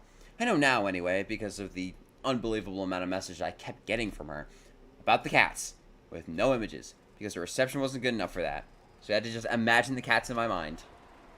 Allison and I woke up around the same time, which was late into the morning, close to noon. Which makes sense, given that both of us got minimal sleep last night. We didn't really say much to each other as we left the hotel. Neither of us really knew what to say. I spent most of the day thinking about the irony of that. Our whole conversation had been about getting closer to each other, yet we spent the entire day avoiding each other. Not that I can really blame either of us. Regardless, the time eventually came for us to meet up with Chio. About an hour earlier, I'd received a request from her to go to a ramen place close to the hotel we were staying at. I forwarded that to the group chat I had with Ari and Allison, and now I stood in front of the restaurant, evidently the first one to arrive, despite the fact that it was already 5 minutes past the time we were supposed to meet up. Late asses, and I'm the disorganized one. Suddenly, I spotted the familiar silhouette in the distance. Ari ran up to me at full speed, which I didn't even know she was capable of. Ah, shit, dude, what's your problem? Give me a damn jump scare, jeez. Sorry I'm late. The ferry back from the island got delayed by 10 minutes and there was nothing I could do about it. Nah, it's all good. I take it from your messages that you had a good time. I glanced at my phone, which was opened on a message screen that contained a non-stop barrage of key smashes and colon threes. Which was, again, not something I ever expected to see from Ari in a million years. Ari launched into a tirade about every cat she saw on the island, and I leaned against the side wall of the restaurant building. About 3 minutes later, Allison and Chio arrived at the same time. I ran into her on my way over here. She also seemed to be running a bit behind schedule, so we ran here together. Am I the only one who was here on time? At least Ari has an excuse. Hey, I have an excuse. Are you gonna, like, say what it is, or no? Okay, whatever, we're all here now. And I'm so hungry. I could eat I'm so hungry, I could eat a house. Let's just go inside. Eat a house? The restaurant was surprisingly small on the inside, resulting in it taking us a little while to find a seat. We eventually sat down in a booth facing the door we came in through. Allison took her seat first, and I went to sit beside her. For some reason, she fidgeted upon realizing this, but settled down quickly. A waitress came over to take our order, and we ordered our food. Thank you very much. It'll be ready in about 10 to 15 minutes. The waitress walked away, and we sat and waited for a little while. Chio started talking to break the silence. So, Saturday, tell me what's been going on. It feels like it's been years since I saw you. That's because it has been years, Chio. Last time you saw me, I was in middle school. What? No, it's been sooner than that. Surely, I thought I was there at your graduation party? Maybe. I have a historically horrendous memory, but it's really not been much. Since finishing high school, I've just kind of been unemployed, sitting at home and Tanegashima with Suki. For 2 years? You've been unemployed for 2 whole years? Hey man, lay off. Work is hard. Motivation is hard. I like doing my own thing. Jeez, I feel bad for Suki. Having to work to keep both of you afloat. You'd better make it up to her when we find her. Guess I never thought of it like that. Yeah, I will. As the topic of discussion had obviously been shifted to something more serious, Chio leaned inward to speak in a hushed tone. Can you explain to me everything you know? We didn't have time at the ferry. I might be able to help you look for her. Your family means a lot to me, you know. Right. Yeah, I can recap a bit. And so I did. I spent the time until our food arrived telling Chio everything that had happened up until that point. From the busy day in Tanegashima to arriving on the mainland. I did, of course, omit the interaction Allison and I had last night. She didn't need to know about that. I see. I'm very sorry to hear about all that. But I'm very glad you got out of the museum in one piece. Yeah, I am too. Allison was freaking out, though. Rightfully so, I'd like to think. Ha! True. I appreciate it nonetheless. Allison looked away from me shyly. Just then, the waitress walked back to our booth with 4 bowls and set them on the table. Here you go. 2 tonkatsu broth with ramen eggs, 1 miso ramen, and 1 bowl of plain rice. You seriously get a single bowl of plain rice, Eri? And nothing else? I looked over at Eri, who was already going to town on her bowl of plain rice. She took a glance at Allison's dish and then mine. She looked at me inquisitively. Are you guys like... No, we're not. Huh? Are we what? Hey, Allison, don't spray food all over your food. That's unsanitary, even for me. I took a napkin and started wiping up the area around Allison's bowl. She looked away abashedly, blushing harder than I'd seen from her in a very long time. Ah, I see. Sorry, just thought I'd ask. I don't follow, but okay. Time passed as we ate our food, exchanging small talk about the various things we've been up to in our lives. It was the first time in a while I felt a strong sense of togethership, probably since Suki went missing. It was the first time in at least a week that I felt like things might actually be okay as long as we stuck with each other. Eventually, we paid for a meal and left the restaurant. Aw, sweet. Once we got outside, Chio poked my shoulder. She turned to face me. Let's get serious for a second. What are you planning on doing next in your search for Suki? We're going to investigate that shrine that was pointed to in the coordinates we got from the shrine report video.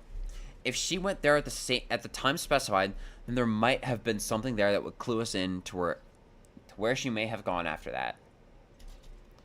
When are you going? I looked at my watch. The time read 6:05 p.m.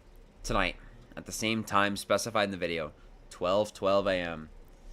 I don't know why, but I just have this gut feeling that matching the time would help provide some kind of insight.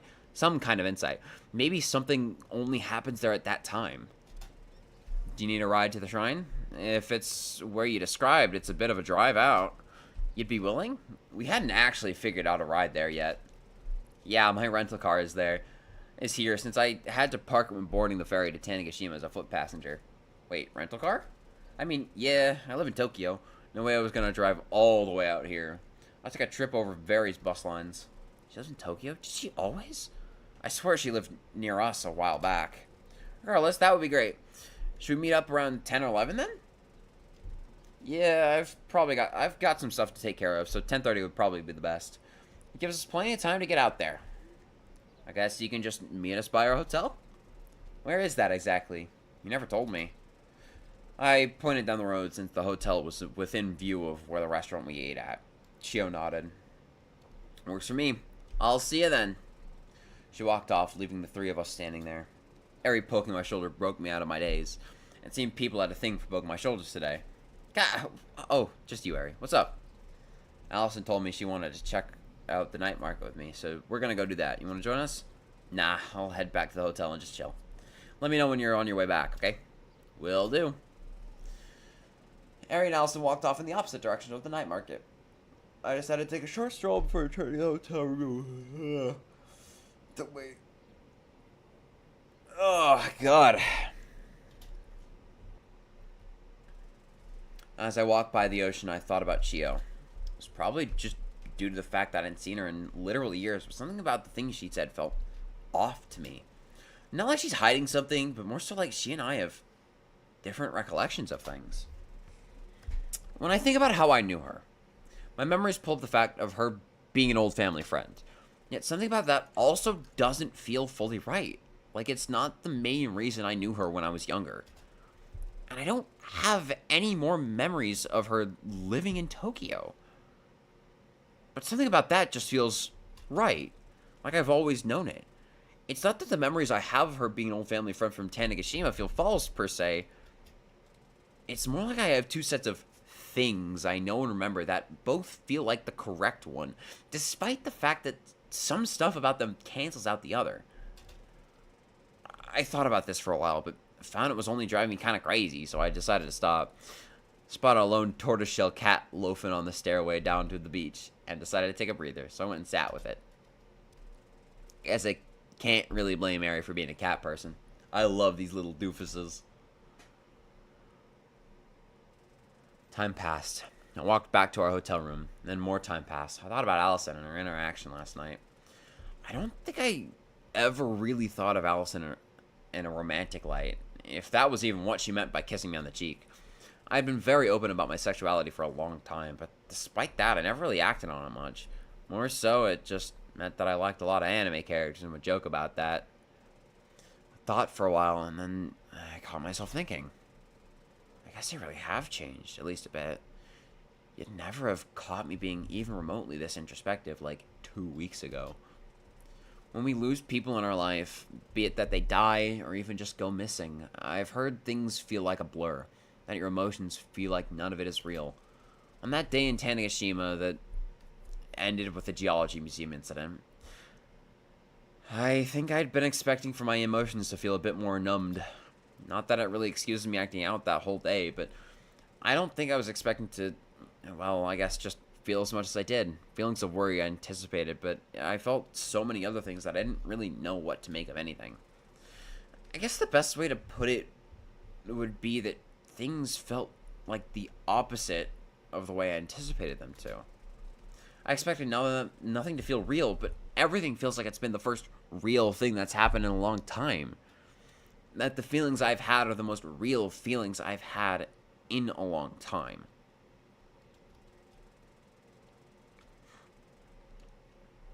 Ugh. This situation is awful, and because I'm feeling that worry and anxiety to such a degree in a strange way, it makes the hope and love I feel even stronger as a result. I wish we as people didn't have to experience tragedy so that we could feel that way. I wonder if I'll ever find a way to feel so deeply in tune with myself that doesn't require me to lose something I care about first. I think it will. It might not be a bad thing to try to accomplish before my time is up. More time passed. I decided to play some video games on my Nintendo's watch. Eventually, my waiting game was over, and Allison and Harry walked in the door. About damn time. You really know how to keep a girl waiting. Relax. We spent a lot of time looking around the market. It's not every day you get to visit a night market. We literally have one back on Tanegashima. Saturday, I am unfortunately a cop. It's not every day I get to visit a night market. Fair enough, I guess. What time is it? Allison looked at the top of her phone screen. It's about 9:35. No, it's not. It says it up there. Ho ho ho. Ho ho ho. So we've got about 55 minutes before Chio arrives. You guys want to play something? I can literally open up load up Slash right now. Oh, you don't know what you're unleashing. I'll ass a Slash Bros. Slash Bros. I think that's the first time I've heard you swear, Ari, and it's about goddamn Super Slash Bros. The Best Plus. Super Smash Bros. Ultimate. I take slashing very seriously. Pretty sure that's the exact kind of stuff people you're supposed to catch say. Harry laughed, and I put the kickstand on my console up. We passed the time laughing and chatting while playing video games for the next hour. Oh, hey, Chio just texted me. She's out front. Now, got it. Let's go. 11:15 p.m. We walked down the stairwell and out to the front of the hotel where Chio was waiting in the car she rented. I'm gonna adjust my mic a bit. Luckily, it had enough room to fit 4 people with relative ease. Ari sat down in the back first, and Allison quickly rushed in next to her, which left me in the front seat with Chio. The ride out was relatively uneventful, with the occasional conversation. It was about a 40-minute drive with the route that Chio took, passing by the Osumi Large Park. Eventually, we arrived. The stairs up to the shrine were steep, but guardrails helped us not lose our footing. The walk felt like an eternity, if only due to how nervous I was. I very clearly was. Chio noticed and helped me walk up, which helped a lot. And finally, there we were. Oh. Oh. God. Oh. Oh, Jesus.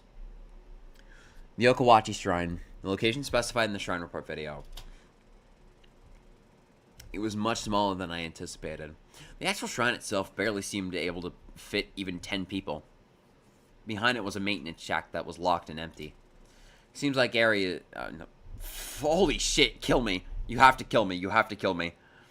It seems like the enshrined deity is Arihatsuhime, the first wife of Emperor Jimmu. We spent a while investigating the area. After a while, I spotted something out of the corner of my eye. When I realized what it was, I froze. Hey, Ari. She turned to look at me inquisitively. What's up? You find something? Yeah, you could say that. Look, over there. I pointed towards the small wooden object I'd spotted in my peripheral vision.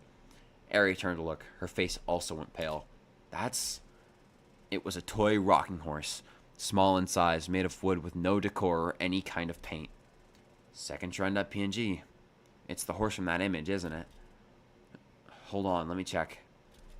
What's going on? You guys find something? Gina and Allison jogged over to where we were. I explained to them the image file that Ari had found, since neither of them knew about it yet. It's the very same. Look, you can compare them. I did as she instructed, and sure enough, it was the rocking horse that was taken in the picture. So this is where that picture was taken, huh? I guess the timestamp is passed. It's not the 26th of July anymore, but the horse is still here in that same position. Hey, Saturday, look. She pulled out her phone and showed me the time, 12 a.m. Time to see if my shot in the dark was correct. It's been over a week since the designated time, and yet I can't shake the feeling that something was meant to happen here tonight at 12:12 a.m. It started to rain. We walked back over to the part of the shrine protected by the roof. Minutes passed. 1, then 2, then 3, and then 11. I felt a part of me hoping that nothing would happen, that there was nothing I could do, and the chase would end here. It would, in a lot of ways, make my life easier, even for all the ways it would also make it harder. But I dismissed the notion from my mind. I've come this far. 12:12 a.m. The rain fell silent. The crickets stopped chirping. The world stopped moving. And in the silence, I heard it. A single sound. One single click. The world resumed. The rain continued falling. The crickets continued chirping, but I heard it.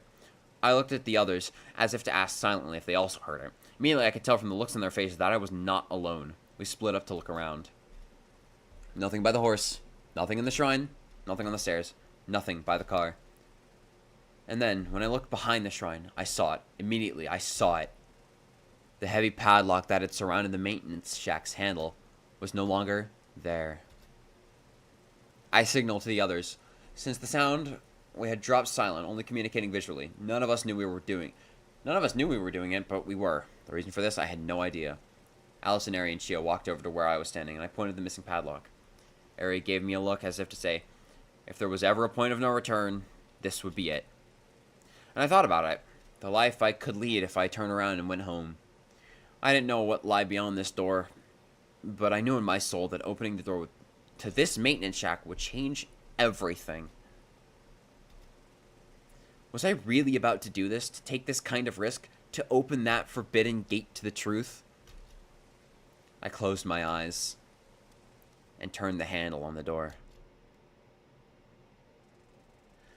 The inside of the maintenance shack, it turned out, was not a maintenance shack at all, but a large, winding spiral staircase that seemed to stretch downwards forever. We walked down slowly, as if taking time to digest the things we hadn't even seen yet. Finally, we arrived at the bottom, and were greeted with a large door. Is it open? The others jumped, which makes sense, given that nobody had said anything in a long while. If you guys haven't realized it yet, there's this running gag. It feels like a running gag. Every time, well, most often not, when Saturday makes someone jump, there's this whole, which makes sense, given that blah blah blah. It's a cute bit that I like. It's been going on. But yeah. Nothing to it but to try, I guess. Sure enough, the door swung open with a loud creak, opening up into a large passageway. We started walking down. So, what do you suppose a place like this is doing beneath a normal shrine? I haven't the foggiest idea, and yet it feels like this makes sense somehow. I understood what she meant.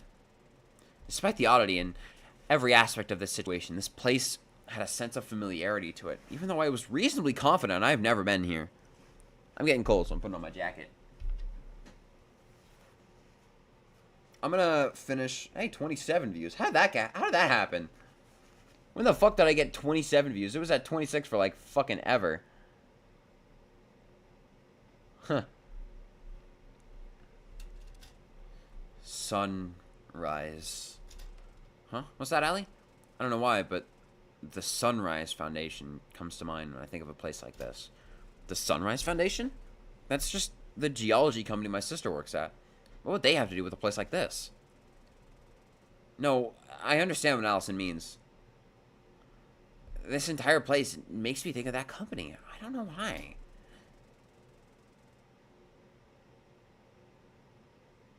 Now, hold on.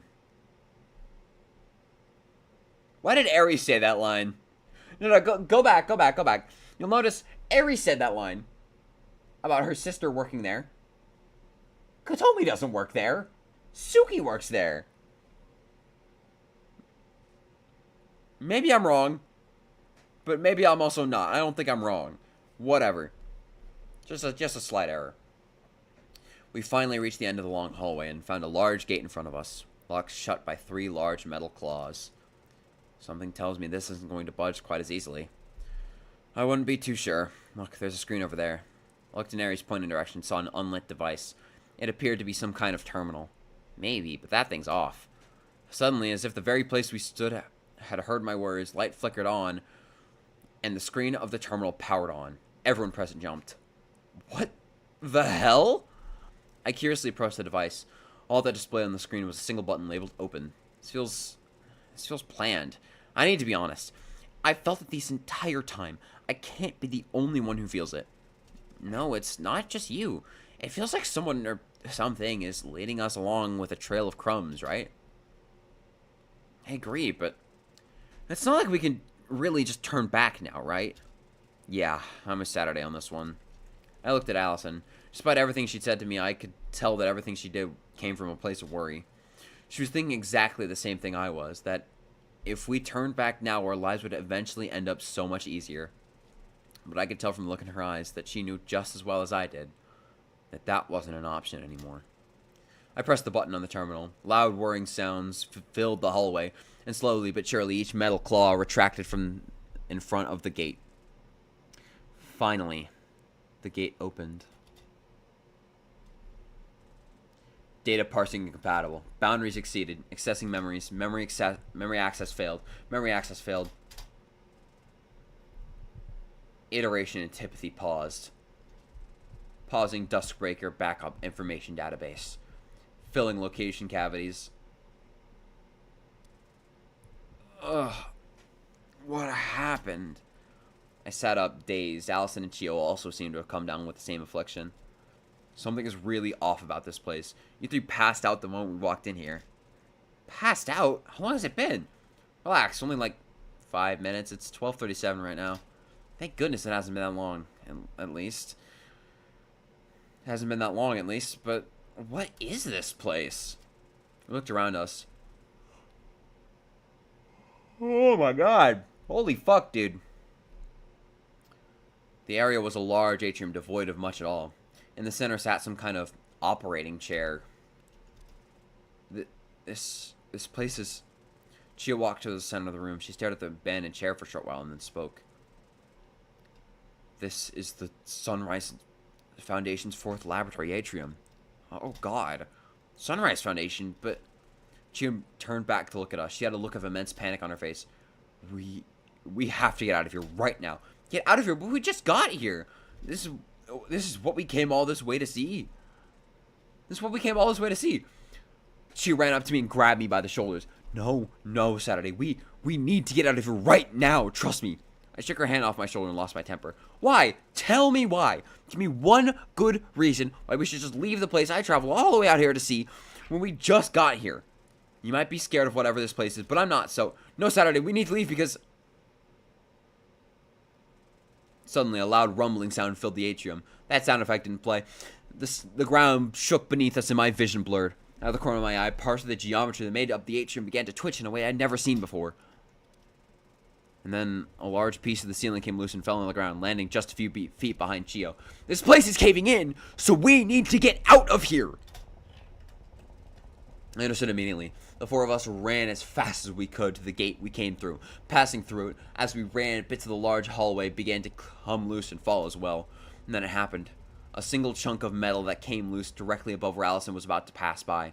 I knew in an instant that it would land on her. God damn it, no! I rushed forward and jumped with all my might at a pace I'd never achieved before, and jumped forward.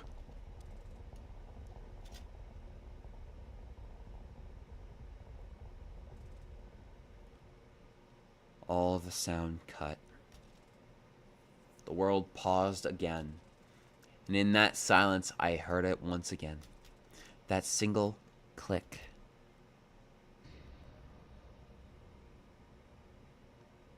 I'm at 28 views now. People are glancing at the stream and leaving. shrineport.xyz/path/return.txt. So we're going to be doing some bullshit here.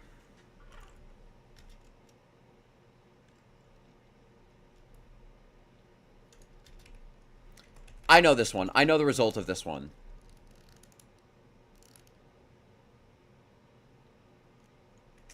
I know what this one is. Left and right. Yeah.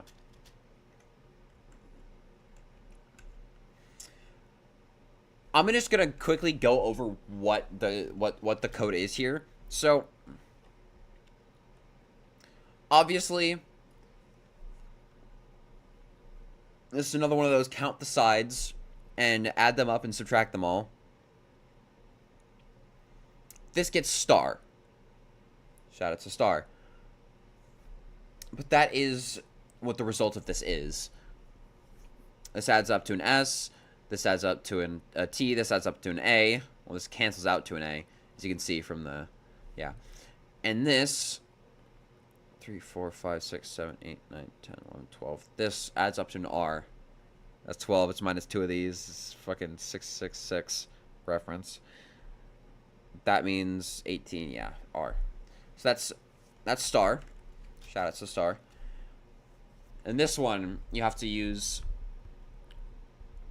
So, person equals 1, car equals 5. So you just have to do these equations and compare the distance between here and here. So the first one would be the distance between the distance in people from exclamation mark to hashtag. So it'd be 25. And then with a car, it would be the distance in cars from exclamation mark to $sign. So if that would be 35 people, car is 5 people. Simply put, that's 7. So this eventually gets crossers. Crosser? Dark crosser? Yeah. Valor returned TXT. So let's open this up, chat.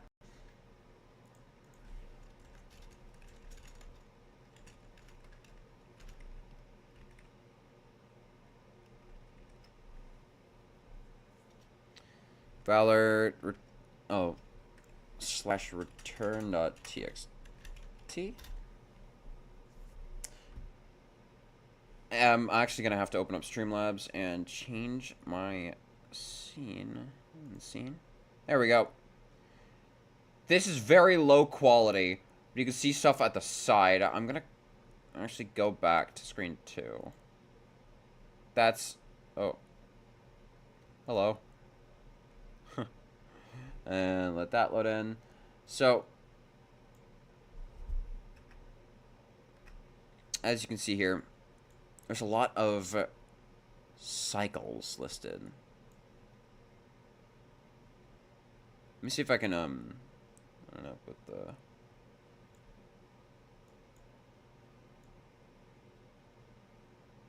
There you go, that's about as good as we'll get. Then we have this like, nicely done. Of all these cycles. Cycle 1, iteration, empathy, sympathy, antipathy, apathy. Lock 2, lock U, lock P, lock V.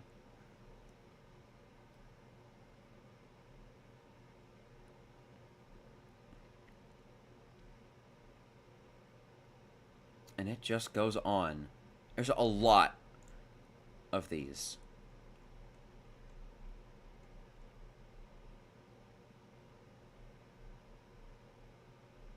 Lock S. Like, yeah. And you just keep going.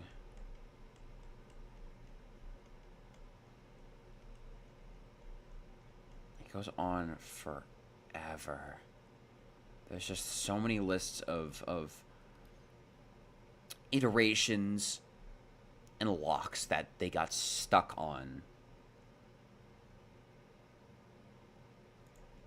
Like lock U, lock V, lock P, lock S, and lock 2 mainly.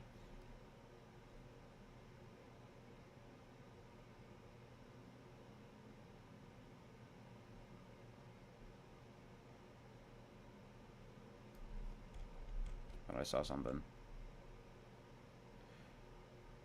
Oh my god. These ones all in a row got U. Lord. And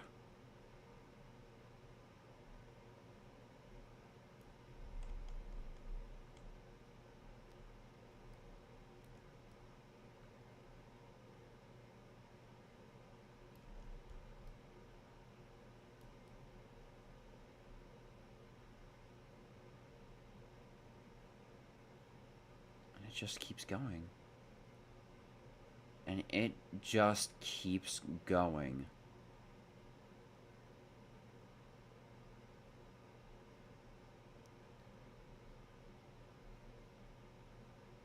I'm scrolling through this whole thing, by the way. Cycle 8266. Awaiting iteration. Error in cycle 8266. Awaiting lock V passcode. Please enter to the start.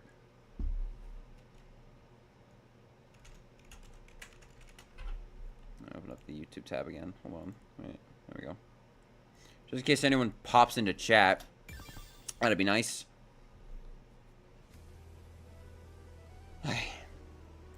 Wait.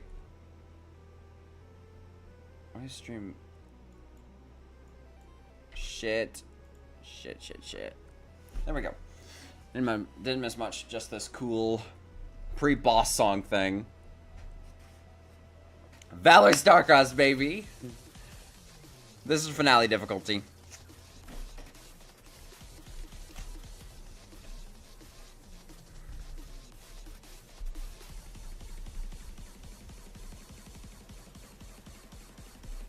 Let me go out of the way.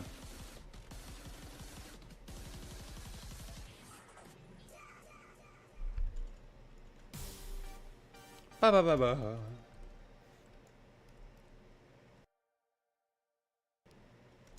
Alright. Let me see if I can even fucking do this.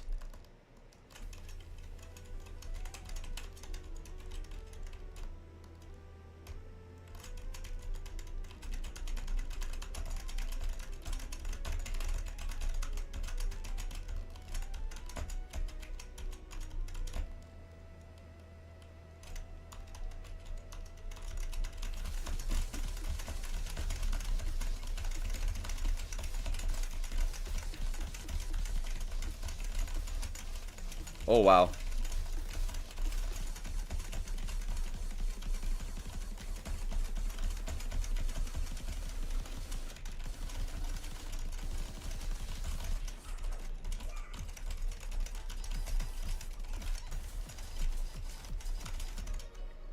Noted.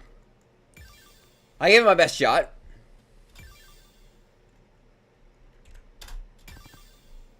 Let's just turn it back down. Alright. Can't skip that. Oh, wait, I have to skip. I had to hit control for that. Right. Note designer. Avoided security. Notice. Oh my god, I'm shed. I really liked this song when I first heard it.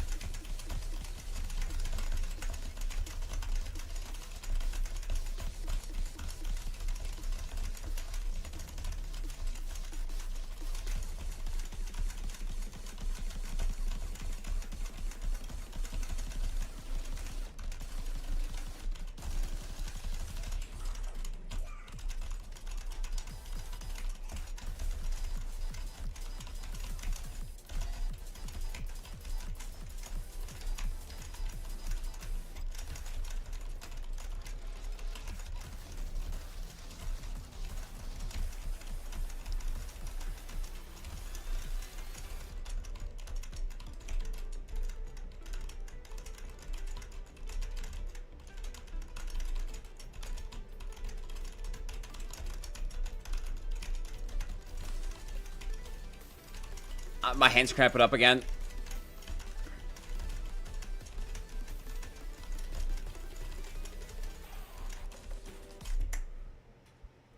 Sorry. My right hand has this big problem where if I'm flexing my pointer and middle too much, it will just like that hand will cramp up so bad. It is abysmal. So I'm gonna need to take breaks frequently. This is one of the harder songs in the game, by the way. Difficulty 12 plus. It's pretty fucking hard.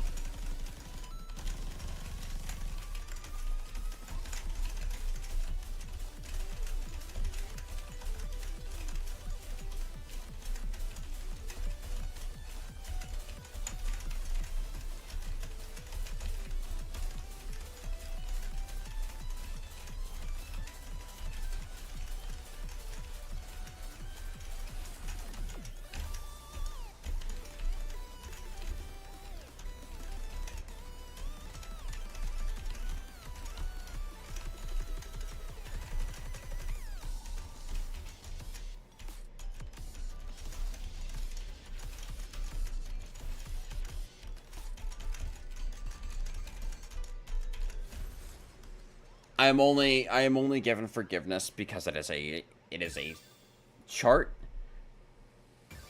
that is slow. Oh, that is short. It's a very fast chart. It's a very slow chart though. Very short chart. Not slow. Short. Oh my god. Loud. Nothing but loud noises. Nothing but noise. Was it the falling rubble or the static that followed me every second I spent trying to find myself? What are the noises? I wanted to go away. Go away. Go away, go away, go away, go away. Get me out of here. I need to live. We need to live. I need to live. I jolted back into consciousness. 3 pairs of eyes looked back at me. Looked down at me. I'm alive. Barely. Luckily, you managed to get Allison out of the way in time, but it was only then that I felt the immeasurable pain in my lower leg. I looked down to see a large gash in my lower right leg. Ew! I'm not doing that. I screamed for a while. Eventually, the pain dulled a bit, and Ari explained what had happened since I passed out. I managed to save Allison, and avoid getting fully crushed myself, but a piece of debris had lodged itself into my right leg, and I passed out from the shock. She had removed the debris shortly before I'd woken up. I looked towards the door that led to the long hallway. The entrance was completely caved in and with rubble and debris. There was no possible way back into the atrium. I was able to get any words out. I started sobbing uncontrollably. Allison rushed over to my side in an instant and hugged me tightly. Ari and Shio sat down on the stairs, and that was how the 4 of us stayed for a while. Minutes passed and an hour. Finally, my leg felt well enough to move, even if lightly. Allison propped me up, and the 4 of us slowly walked up the spiral staircase without a word. Feels like everything's changed, but nothing's changed. As we walked back to Gio's car silently, I thought again of the hypothetical timeline in which I didn't open the door to the laboratory basement. I wondered if I regretted the choice I made. I did now, but I wonder if I would in time. Back in Gio's car, Allison sat me down in the back seat and slid in next to me. While you were out, I applied basic first aid, but it won't be enough to hold. Unfortunately, the only hospital I know of around here doesn't keep the emergency room open from 1 a.m. to 5 a.m. for some ungodly reason. So until we can get you to the hospital, we'll just have to rest in my hotel room.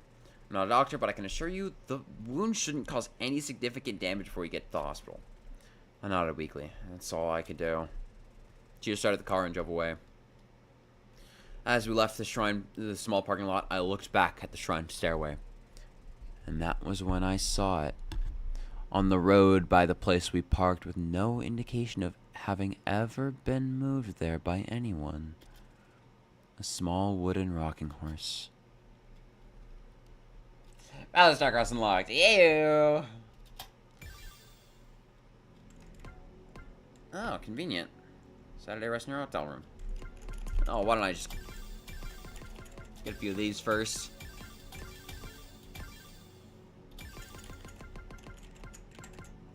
Blazing Garden, Octavia. There we go. Saturday rests in her hotel room.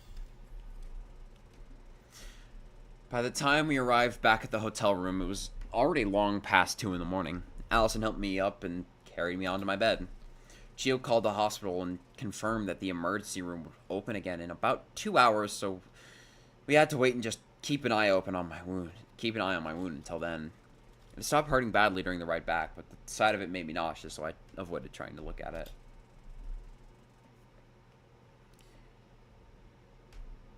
And so we sat there in silence for a while, nobody sure what to say. Finally, Ari broke the silence. While we're here, and before we inevitably get split up while Saturday goes to the hospital, I wanted to ask something. Everyone looked at her as if to give permission to continue without having to open our mouths. Ari continues. That atrium. Chio, you seem to recognize it as something related to the Sunrise Foundation. But that's impossible. Can you explain? Chio sat up a bit, having slouched over during the waiting. I can, but it's a bit complicated. I was thinking about it on the way back, and if now isn't a good time, then please tell. I want to know. She looked at me worriedly and then nodded. Okay, then. I guess the thing is that my memories feel like they're at a conflict with each other. That shrine should just be a normal shrine, but somehow there was a Sunrise Foundation laboratory underneath it. And I don't know how I know that it's a Sunrise Foundation thing, but I just do, and I know that it's correct. When we were leaving the basement, all of us were in such a hurry, and Saturday was so out of it that I don't think anyone noticed. But I took a moment to look back at the shrine while we were walking away from it. What I saw only confused me more. What was it? Chio stopped, as if contemplating whether to open Pandora's box even further. I nodded to her, as if to beg. Well, when I looked back at the shrine, it was no longer a shrine. What? It was an abandoned building. And the logo above the door was withered away, but I knew what it said without needing to see it all at all. It was a building belonging to the Sunrise Foundation. What?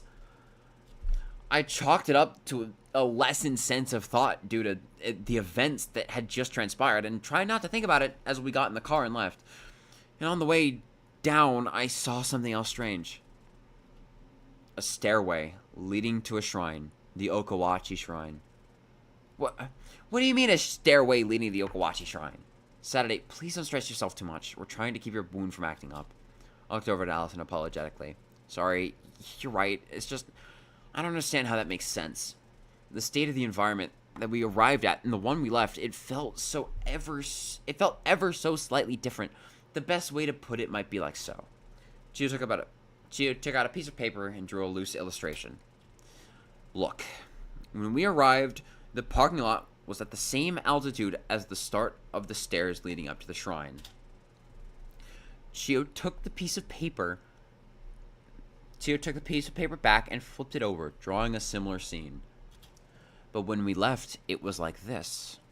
The stairs we walked down led to an abandoned Sunrise Foundation building, and there was a second set of stairs further down that led to the Okawachi Shrine. Wait, so the layout of the area changed while we were inside the basement? I mean, it appears that way, but isn't that impossible? Like, I shouldn't have to explain why that just physically isn't possible. No, I know, but the fact is that it did change, right? Or did all of us collectively hallucinate the way it appeared when we got there? I think the more likely conclusion would be that Chio saw wrong when we were leaving. After all, tensions were really high and it was extremely dark. See, you'd think so. And I'd be inclined to agree. But then we come back to the thing I mentioned earlier about my memories conflicting with each other. Because both of these layouts feel right, if that makes sense. What do you mean? Like, neither of them felt like I was seeing things. Like, both of those versions of the way the area looked were correct. The Okawachi Shrine being right by the parking lot and the Sunrise Foundation being that same place both feel like the true way the area is laid out. Oh, my nose.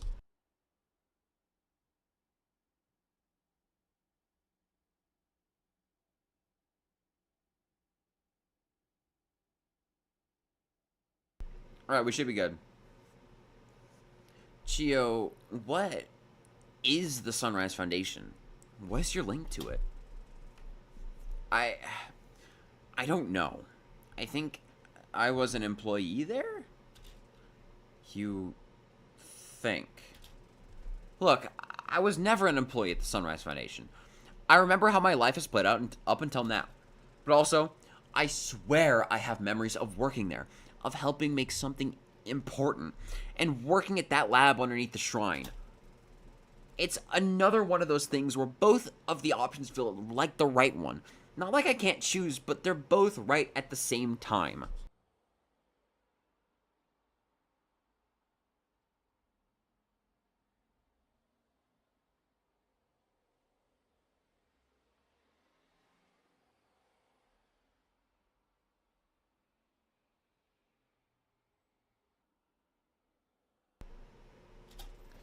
And then there's that video, the Shrine Report. You know about that as well? Yeah, I saw her watching it when I met up with her on the ferry. It caught me off guard. How did you come to find out about the video anyway? An anonymous text message randomly appeared on my phone. No sender, and strangest of all, no time. Well, there was a time, but it was January 1st, 1970. I don't think I need to tell you what that signifies. Unix time, huh? The beginning. Unix time 0. Yeah, the message itself was interesting too. It was a jumbled mess of hexadecimal. Hexadecimal? Yeah, I'll spare you the process. It roughly translated to this. Seek the connections. Seek the links. Shatter the protocol. And refer onwards. Shrinereport.xyz. I would have been inclined to believe it was a spam message if not for the Unix 0 thing. So I found the video. I was already on my way back to the mainland after my Tanegashima vacation, so I didn't have time to solve the video before Saturday noticed me on the ferry. Then she told me the solution over dinner anyway. Right. I don't know why I can't shake this feeling that's related to the Sunrise Foundation. I mean, it feels like a lot more might be related to the Sunrise Foundation than any of us would have ever thought. And it also feels like none of us truly know what it is. I looked down at my wound for the first time in a while, as I reminded myself what I'd done chasing this mystery. As if to be one final decision of if I really wanted to choose this path. I want to figure all of this out. I want to investigate this. I wouldn't be able to live with myself if I turned back now. Saturday. I agree. I want to look into the Sunrise Foundation and get to the bottom of this conflict in my memories, and that is enough. This will go no further. Everyone jumped at the sudden shout of an unfamiliar voice. Everyone whipped their gaze to the source of the noise, the balcony. The door was ajar. Standing in it was a figure, tall and slim. They wore a mask and a bodysuit to cover their appearance, but something about them had a crushing familiarity. And in their hand lay a small pistol.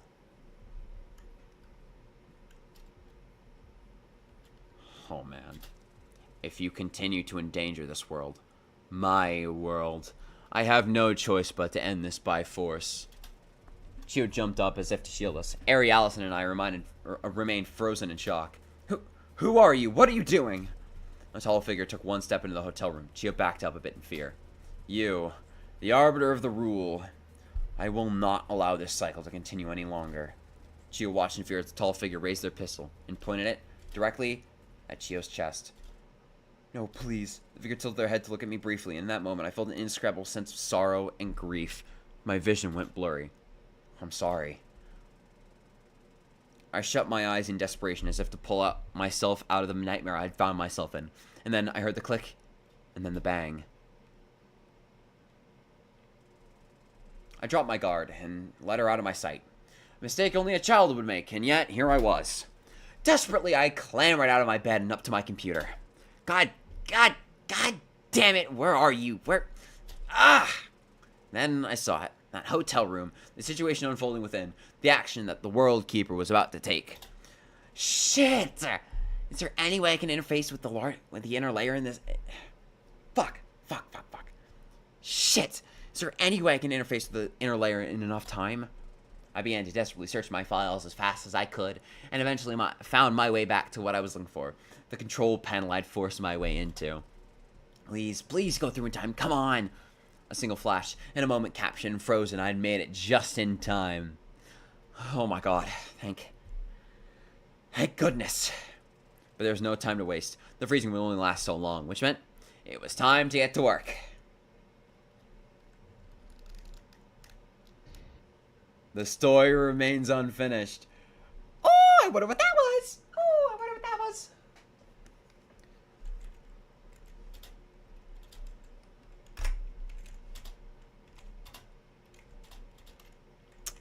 Fuck, man.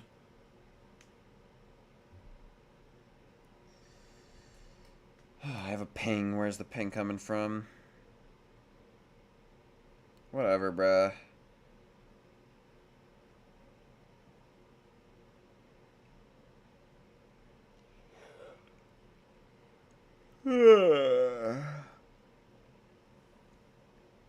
Yeah, I'm ending stream soon. By the way, just thought I'd mention.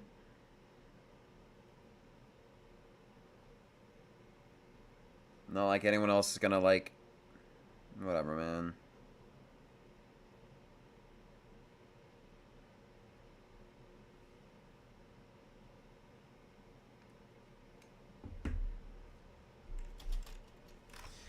Oh, I forget this one.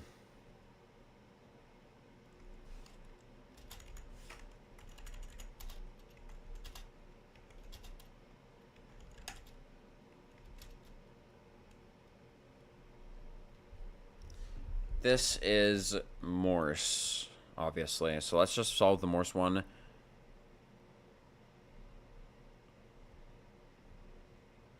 Do I still have my vivid stasis notes on my...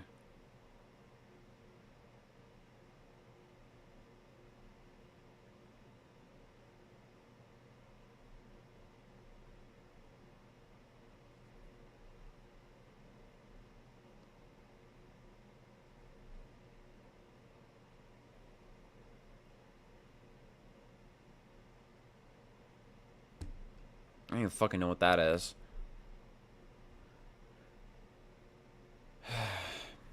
Alright, well, I don't have it stuck on my phone, but I'm just gonna pull up a Morse translator.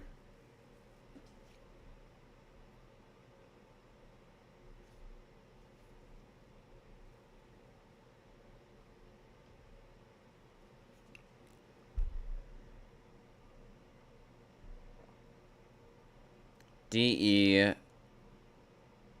detection. It's detection.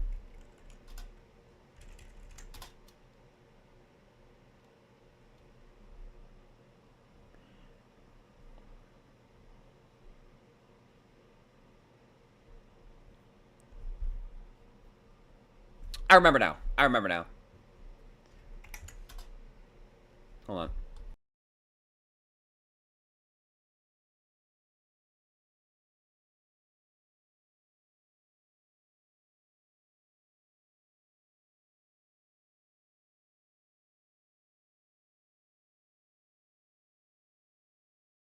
I remember this one being some bullshit. Isn't it? Yep. Error detection, error protection.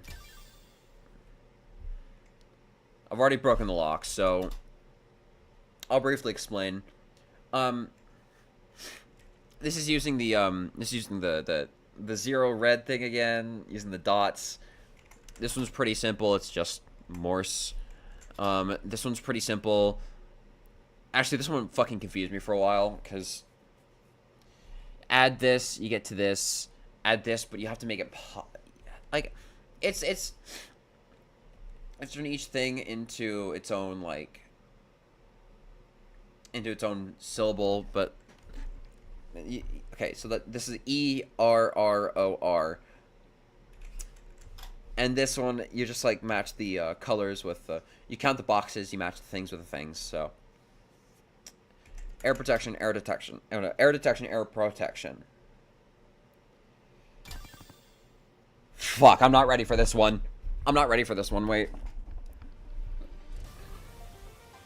Oh god, oh god, oh god, oh god, unraveling stasis. Oh god, unraveling stasis.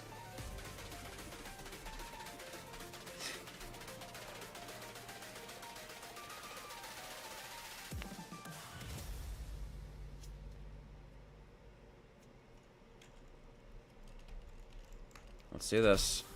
Da, da, da, da. Ba, ba, ba. It's got aura to it.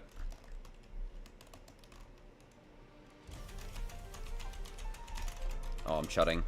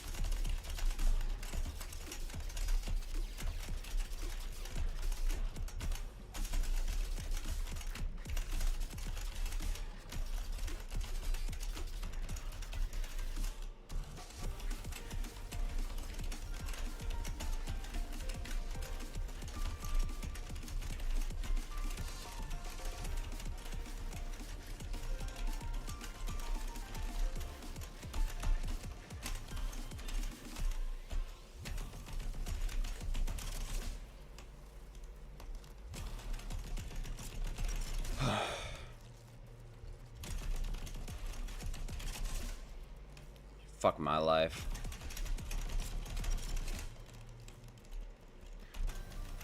It's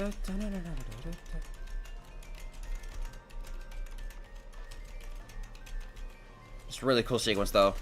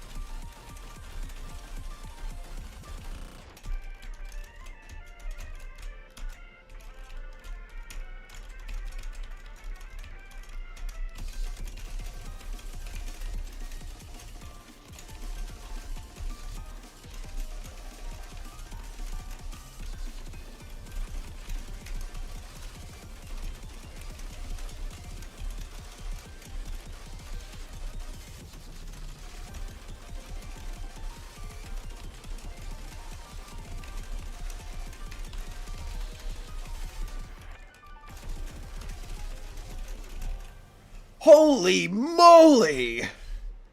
Ha ha ha! I first tried that. It was terrible. I actually went terribly. My score was abysmal. I downscored by over 20,000. Lord almighty. Also, by the way, a little fun detail that I've noticed well, I've known that you might have noticed already is that the max score is 1,010,000 for some reason. It's cute. It's kind of cute. A click, a bang, and then silence. No impact, no splatter, no death. I opened my eyes, and there she was, Chiyo Sakamura, standing in the same position she was when I closed my eyes. It only took a moment to realize what had happened. They missed? For the first time since they appeared in the room, I could tell the figure was shot. That shot at Chiyo was caught off guard. They stepped backwards in shock, and in the process, their gun fell to the floor. Eri was on it immediately, rushing over to with lightning speed. She slid on the ground and grabbed the gun before the person could pick it up again, or even realize what had happened. You will find me. Again. Regaining their composure, even if only slightly, the figure turned to me again. I felt myself assaulted with the overwhelming sorrow again. And then darkness. The lights flickered out. Ah, what the hell happened? A power outage? No, that can't be. The lights across the way are out. Ah. No, that can't be. The lights across the way are on. Hold on. Ran over to the wall to near the entrance to the hotel room and pressed down the light switch. The lights turned back on again. The light switch somewhat get tripped? Ah, never mind that, Chio. Look! All four of us turned to the balcony, only to be baffled by what we saw. Or rather, what we didn't see. The person is gone? Ari stumbled forward as if in a daze. I was in too much shock to say much myself. Everything fell still for what seemed like eons. Nobody knew what to say. In one night, everything had changed more than any of us could have ever believed. And then the silence continued. For minutes on end and then hours. Chio, Allison, and Ari drove me to the hospital shortly after. Nobody knew what to say. What were we even supposed to say? And my mind shut off. It had been used too much. Too much had happened. And so, time passed. A day in the hospital. And then a week. No contact with anyone else. The doctor told me I had to stay in Kagoshima for a while so that the hospital can continue to monitor my wound even after I was dismissed from the hospital. Ari, Allison, and I ended up finding a place we could rent out of for a few months, and eventually Katomi came over to join us. Unfortunately, Chio had to return home to Tokyo for her work, but we stayed in contact. Throughout that entire time, I never heard from Suki. Slowly, my spirit returned, and life almost became normal again. But all of us knew what loomed on the horizon. Nothing would change what lay in store for us. The first step, we decided, was to go back to Chio's home in Tokyo. The Sunrise Foundation was a company we at least knew existed after all, and their headquarters were based in Ikebukuro. It would make the most sense to look into them there. That strange figure that tried to shoot Chio didn't show up again. For a while, all of us lived in perpetual fear of them, but that fear subsided as we took the time to focus on living happily, especially since none of us knew where the road ahead would take us. It only made sense to enjoy taking a break from all the action. Ari ended up getting fired from her detective position. She didn't seem too bothered by it, though. I've been wanting to quit for ages now, but it's not really easy. The way you grow up idolizing the police detectives who solve the murder mysteries, and then you become one and realize you're stuck behind a desk 90% of the time. It sucks. She ended up getting a part-time position at a grocery store in Minami-Asumi to keep us all afloat while we waited for my wound to heal enough that we can be able to go to Tokyo. When Katomi joined us, she also took up work at the same store. I've heard from both of them on separate occasions that working with a sister at the same job is a miserable experience. I'd believe it too. Time passed. Days and then a week. And then about 2 weeks after I had been discharged from and put in to watch my injury, I heard a knocking on my bedroom door in the middle of the night. Should I... What do you think? 4 hours of stream? Ah, one more episode can't hurt. I was startled awake by a knocking sound. Huh? I waited a few seconds and it sounded again. It was coming from the door, obviously. Oh, who is it? It's like 2 in the morning. The door opened and a familiar figure appeared in it. Allie? What's up? I know I'm up late sometimes, and you're never up past 12 in the morning. What's the occasion? Allison jumped onto my bed. I jumped, startled. Hey, jeez, what the hell's gotten into you? My sentence trailed off as I realized what the weird noises I was hearing were. Allison was sobbing into my blanket. Hey, what's going on? Are you okay? Allison lifted her face out of my comforter and looked at me with tears in her eyes. Yeah, sorry, I'm just having a bit of a moment, I guess. Hey, come over here. Lie down, talk to me. Allison was hesitant, but crawled over and lay her face down on the pillow next to mine. So what's going on? I'm having one of those moments where I'm incredibly scared. I know it's been weeks now, but everything feels so... God. I guess it just feels like it's been hitting me incredibly late. Yeah, I feel you. I'm sort of in the opposite boat, but I understand what you mean. Opposite boat? How?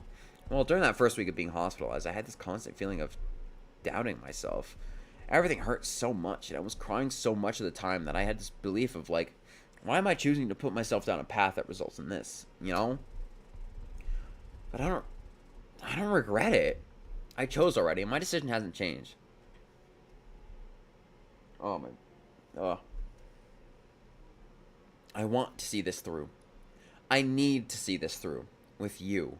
With Eri and Katomi and Chio. I felt a tight grip on my left arm and looked over to see Allison clinging onto it, tears streaming down her face. What if next time things are worse? What if things just keep getting worse and I lose you? I can't do that. Allie. Ever since the night Allison kissed me, I had been feeling a lot of things. I barely had the time to sort out my feelings on the matter. But now that I was spending a lot of time resting, I had more time than ever to introspect. And I think I finally knew. You're never gonna lose me. I won't allow it. What if something happens that's beyond your control? It won't. That won't happen. I promise. But how can you promise? It would be out of your control. You couldn't... Thought very carefully about the words I was about to say. And every thought told me to be true to myself. Not going to hurt the most important person in the world to me. Allison looked up at me, surprised. The most important? Do you remember that night before the day at Okawachi Shrine? When you kissed me? Yeah, I'm really sorry about that. I wasn't thinking, and I hope you're not mad at me. And that won't happen again, Allison's sentence was cut off. I put my hand around her head and hugged her tighter than I never hugged anyone before. It meant a lot to me, I think. It took me a while to figure out these feelings, because I'd never felt anything like this before. But I think these feelings are... Allison, I think that I'm in love with you. Allison fell silent, and then she erupted. Oh my god. Like actually love, romantic love. Yeah, like that. Holy shit. Oh, yeah. Whoa. Allison calmed down and took a second to breathe. So then, are we... I don't know. Truth be told, I don't think I'm ready for a relationship of that nature. Not when we have so much on the horizon. After all of this is over, though, I think I would want to be your girlfriend. If you would be okay with that. Yes, I would. Very much so. She was too cute. I was gonna die from this before I could even get back to finding Suki. So if that's okay, I'd like to remain close friends, temporarily, until all of this is over. Until I can face the person I love with the attention they deserve. Okay? Yeah. I like the sound of that. It gives us something to work towards, you know? Ha! You saying that finding my family isn't something to work towards? Ah, no, not like that. Sorry. Relax, Allie, I'm just teasing. But I agree. So until then, just besties? Besties forever. We both laughed. Everything felt right. If I could feel this happy again someday, I think all of this would be worth it. My resolve finally formed there and then, and I decided once more my fate. For futures like this, I will put an end to this curse looming over all of us. For everyone that means everything to me in every way. Allison left the room eventually, and I went back to sleep. Hours passed, and then days, and then weeks, and then months. And miles away from where we were, in a forest torn between two memories, something moved ever so slightly, brushed by the wind. And the horse began to rock once more. Another cycle past you, then... What a shocker! I leaned back. Endless strife had led to this moment. Finally, we could refer onwards. I felt the sensation of life behind me. Funny, given that the only person who knew how to access this parallel space would be... you, the World Keeper. I turned around, and there she stood. The figure whose purpose was antithetical to mine. The Keeper of Cycles. You can take off that suit and that mask. You should know better than anyone that it's not worth your time to hide yourself from me. We're equal, after all. Fair enough. The woman unmasked herself, and her hair stretched downward. You know, it's not a great idea to keep your hair all tucked in like that all the time. I hope you're taking good care of it. That's none of your business. I leaned back in my chair. Sheesh, why so serious? Loosen up a little. You know why I'm here. To attack me? Surely that can't be it. You already know neither of us can harm the other in this space. Not as long as we're on the same level. I'm not here to fight. I'm here to warn you. Warn me, huh? And what would you be here to warn me of, pray tell? I know you think your little protagonist has some immunity because she's Saturday, but I'm here to tell you that if hurting her is what it takes to keep the world in place, I will not hesitate. Oh, please, tell me something I didn't know. You make me sick, you know that? Claiming you're doing all this for her. yet it feels like you don't really know her at all. That's enough! Suki slammed her hand down on my nightstand. Just what do you know? You never knew her. You never knew what she had to go through to get to this point. I leaned forward. My sarcastic attitude was gone. In the light streaming in from the window, Suki could see me clearly. The fact that you say that is the reason I'm doing all of this. Let me get one thing clear. I hate you. I hate what you've done to the legacy of my friend. I have nothing to say to that. Figures, asshole. Regardless, I'll be on my way. And know this, if for whatever reason we meet face to face outside of this space, I will kill you and put an end to this debacle before you hurt Saturday any more than you already have. Feelings mutual, buddy. And then she was gone, just as soon as she was there. I must persist. I have to. Deep down, I knew that everything that happened over that summer week was merely a precursor to what was about to happen that winter. God damn it. I'm in too far now to be doubting the decisions I made. And so, I sat back. I sat back and waited until the day comes that I will confront the results of everything I've done. I will persist.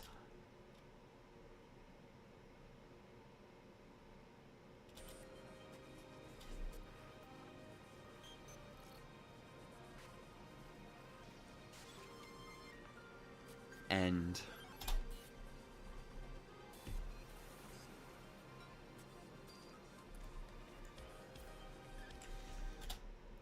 Should I stop streaming? Should I? Chat?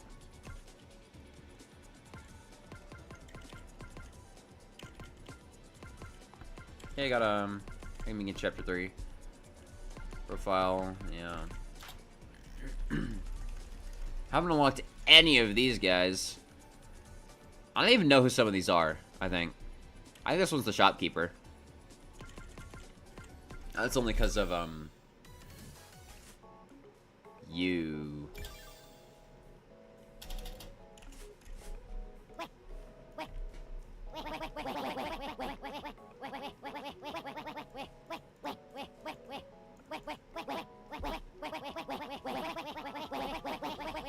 Delightful.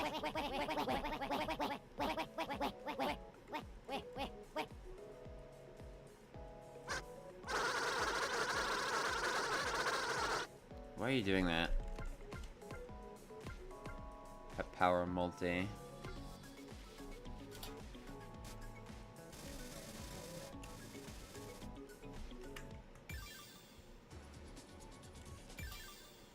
Yeah, let's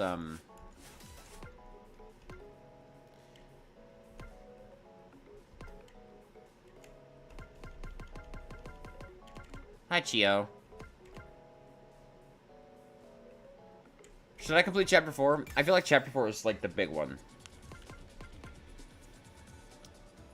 You know what? I should probably leave it to 2 chapters per stream. Oh! Good. For a while now, I've been having this dream. In this dream, I'm not whole. I've been torn apart by something I can't quite comprehend. Split apart not organically, but with brute force.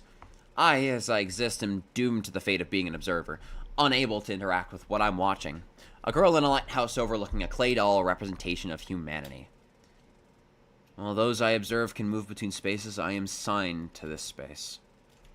All of this is to say, if I am between the binary and the ternary, and she is on the binary, what does that make you? Me? White guy pointing at himself image. Frosted memories.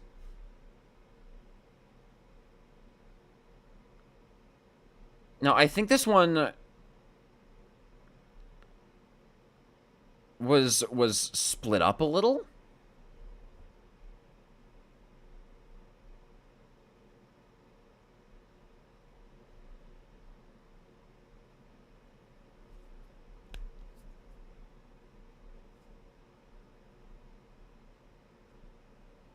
Huh.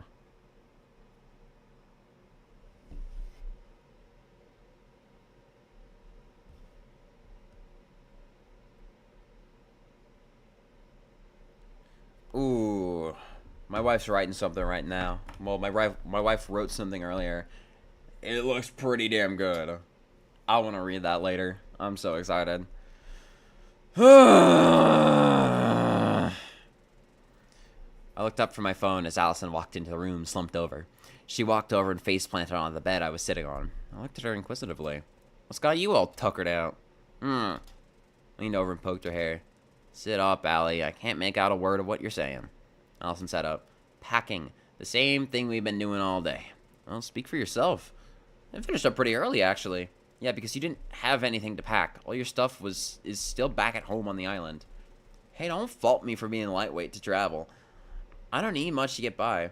You're the one that had, like, everything shipped from Tanegashima. Allison glared at me with an unserious, tired expression. Yeah, and I've realized how bad of an idea that was, because now I have to get it all shipped back. Such is the struggle with a temporary home. Sure is. How about you? You already packed everything up? Yeah, did it this afternoon. Didn't really take too long, like I said. Maybe I should loosen up a little. I'm admittedly a little envious of your single carry-on suitcase. Huh. Well, it certainly makes traveling easier. But I'd be lying if I said I didn't miss my home back on Tanegashima. So take that as you will. Fair enough. Just then, a rather tall silhouette appeared in the doorway. Hey, Katomi, what's up? Nothing much. Just making sure you're both ready to be up early tomorrow for the taxi to the airport. Everything all ready? Yep. I know you're ready, Sat. I was mainly talking to Allison. Yeah, I just finished up. All the stuff that's getting shipped back is in the boxes and by the front door, and my suitcases are in my room. Cool. Aaron and I also just finished packing, so don't stay up too late. We've got to be up by 8. We got to be up at 8 a.m. sharp tomorrow. You got it. Katomi left the room, and she closed the door behind her, leaving Allison and I in the light of the dim desktop lamp on the dresser. Allison looked over at my phone in my hand. What were you doing? Turned on the phone to reveal the game I've been playing. Putting on some of the grind on Noise Sunlight, trying to clear that Chapter 5 update that just came out. Allison gives a light-hearted chuckle. Oh, I should have known. I felt a light impact against my side and looked over to see Allison resting her head on my shoulder. Gave her a teasing smile. You want to rest your head on my lap? Allison moved away from me, flustered. Well, you want to rest your head on my lap? Allison buried her face in her knees. Yeah. Put my legs down off the bed and let Allison lay down on my lap. I looked down at her, still flustered, with her eyes closed. Hey, you can't fall asleep there, you know. You can't stop me. I can revoke your lap privileges, but you won't. I laughed softly. Yeah, you're right. Guess you're the sleeping beauty then, huh? Allison opened her eyes. If that makes you my prince, I'd say I got pretty lucky. I just got the literal cutest human being alive. Oh, was that too far? Sorry. No, it's okay. I was just not ready for that. Hey, I wanted to ask, are you okay?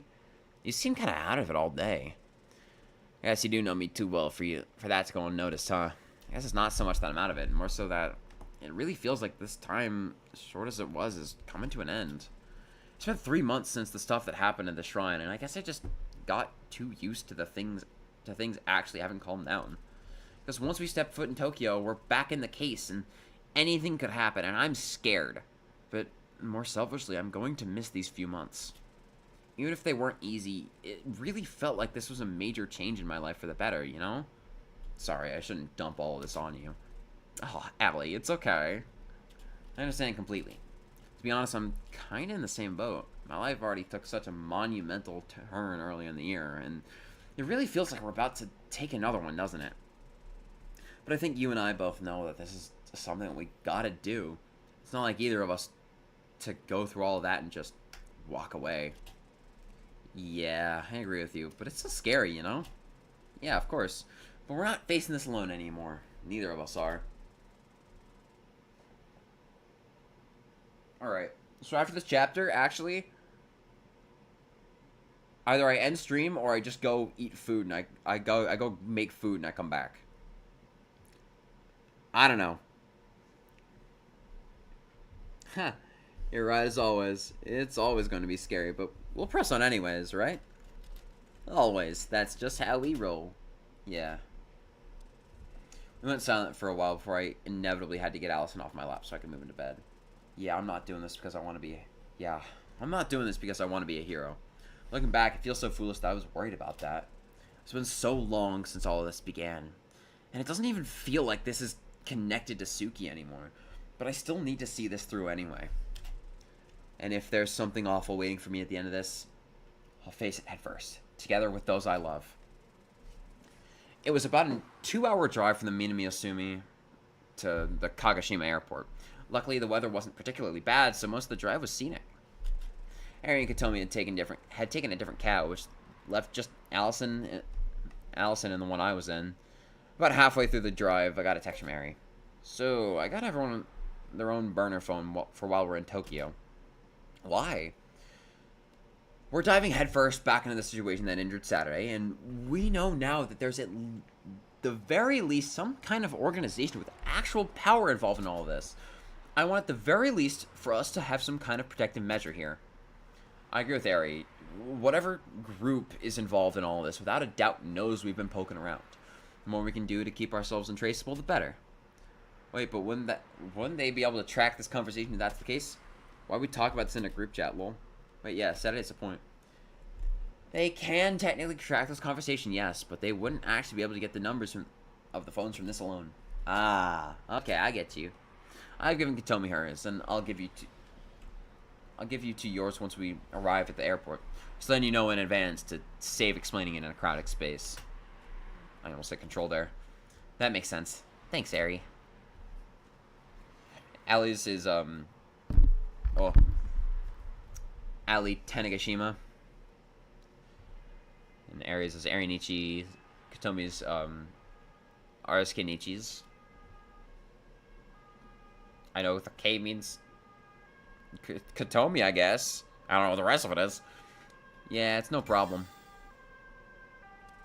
I put away my phone and looked out the window. We were passing through the Tiramisu. The ride was relatively quiet after that, with the occasional light talk between Allison and I. Eventually, the two taxi cabs met up at the Kagoshima airport. Airport, sweet airport, here we are. No, I am not letting you do that again, party pooper. Tomi laughed. I'm still not used to you two actually getting along. You know, Eri, you hated Saturday's guts just a few months ago. Hey, I never hated her. I just had a strong idea of what she was like in my mind. You know they say not to judge a book by its cover, right? Being fair, the only part of the book I had was the cover, and when the cover involves that much ranch, it's easy to assume what the book is about. I'm not following along with this metaphor, sorry. Of course you aren't. Allison and Katomi chuckled, and we moved off to the taxi drop-off area into the actual airport building. Oh wait, peek incoming. I'm also very hungry. I am so fucking hungry right now, chat. I might actually have to just end this stream right now. Well, after the chapter's over. Episode. You know how it is. By the time we got through security, it was afternoon. What gate are we again? Allison reached in her pocket, checked her boarding pass. Gate 37. So, like, looks like. So that's down that way. Oh, wait, hold on. I want to ride the Movator. The what? That. The Movator. Right there. I pointed at the treadmill-like thing on the ground. The moving walkway. Yeah, the Movator. Nobody calls it a Movator? Wait, you guys have never heard it called a Movator? I have never heard it called a Movator. It's a Movator. Like an escalator, but it moves you. A Movator. An escalator also moves you? When I lived in Canada, people called it a Movator. Well, this isn't Canada, is it? That doesn't make it any less of a Movator? I hope you realize that in the time you've been arguing, you would have reached the end of the Movator. I'm going on the Movator. Then go? Nobody's stopping you. Okay. I walked over on the Movator and slid across it. Eri, Katomi, and Allison stood still the entire time and stared at me. It was a miserable experience. After we reached the end of the gate, Eri handed us each our burner phones. They were really old, like the kind of phone that had an actual numpad on it. When are these from? 2008? Well, you know what they say. Best way to go on scene is to go retro. Nobody says that. I said it. Hey, that's my bit. Anyway, each one has the numbers of the other three in the contacts already. I've used our initials as well, just for an extra measure. Isn't this going a bit overboard? Like, yeah, it's good to be cautious, but this feels like bordering on paranoia. I don't mean to be blunt, Saturday, but do you want to injure your other leg? You know by now the danger of what we're dealing with. Yeah, but... No, yeah, you're right. Sorry. Mary seemed a little taken aback, as if she wasn't expecting me to actually change my position. Yeah. Anyway, I'm gonna go grab some snacks for the flight. Katomi, come with me. What? Do I have to? Yes, Allison Saturday. Do you want anything? Any bag of chips should be fine. What do you want, Sat?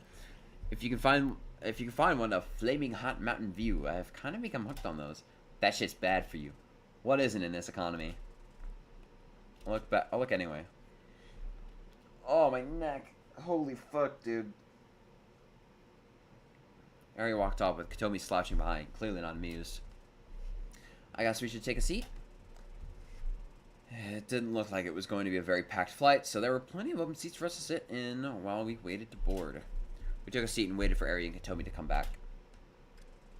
I got so distracted by what was happening inside the bounds that I dropped my combo. Oh man, not even an S+, that's gonna bump my rating down quite a bit. God damn it. I couldn't really complain though. I put away my tablet and rewinded the feed that was displayed on my monitor. Burner phones, huh? I could probably make that work. Spun my chair a bit to the left to focus on one of the other monitors. As much as I hated to admit it, I was actually starting to get used to this little space I set up. It's a little ironic when you think about it. I'm the one pushing Saturday towards the truth, but I found peace in this little hideout that exists outside of the narrative. Got the number of Saturday's phone. Now that I had this, I had to figure out a way to actually put it into use without triggering error detection. And ideally without the World Keeper catching on. I didn't know where she was or what she was doing at the moment, but as long as she wasn't here, I should be good. It'll be fine. We're on equal playing ground. She can't spy on me, and I can't spy on her. I pulled my whiteboard around towards my desk and got to work. Dawn. She's... For a while now, I've been stuck in this dream. Watching, waiting. Eventually, I got sick of it. That's when I became aware of your existence. First, I thought you were an anomaly. A being that had somehow entered this world from above. But after a while, I'd realized that was incorrect. You are not an anomaly or even a being. You are a world. You were the catalyst for my determination, Undertale. And finally, we are ever so closer to the breaking point because of you. Before I continue, I wish to thank you for that. And to apologize. Everything I've engineered was for this moment. And that required keeping you in the dark. As we approach the end of this accumulation of cycles, I would like to finally show you everything that has led to this point. The extent of our struggle. The truth about the vivid stasis operation.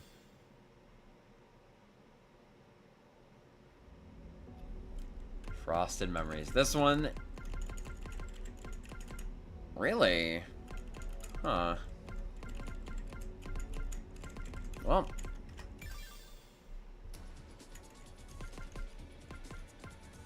I actually think that is like kind of a better place to leave it on. Give you a teaser for Act 3.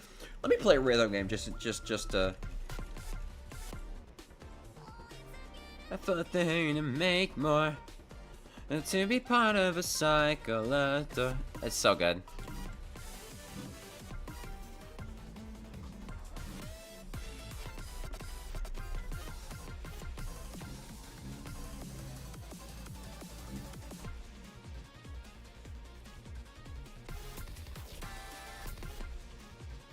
I gotta listen to that.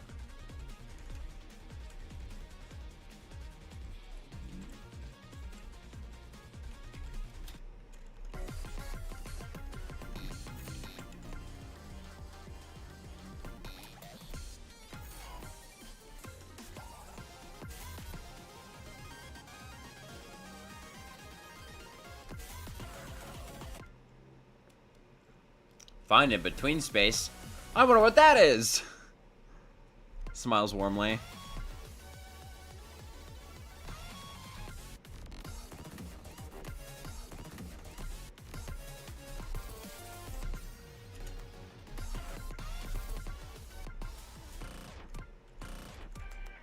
Yeah, like, hardest song in the game, by the way. Hello, Claudia. Claudia Sella.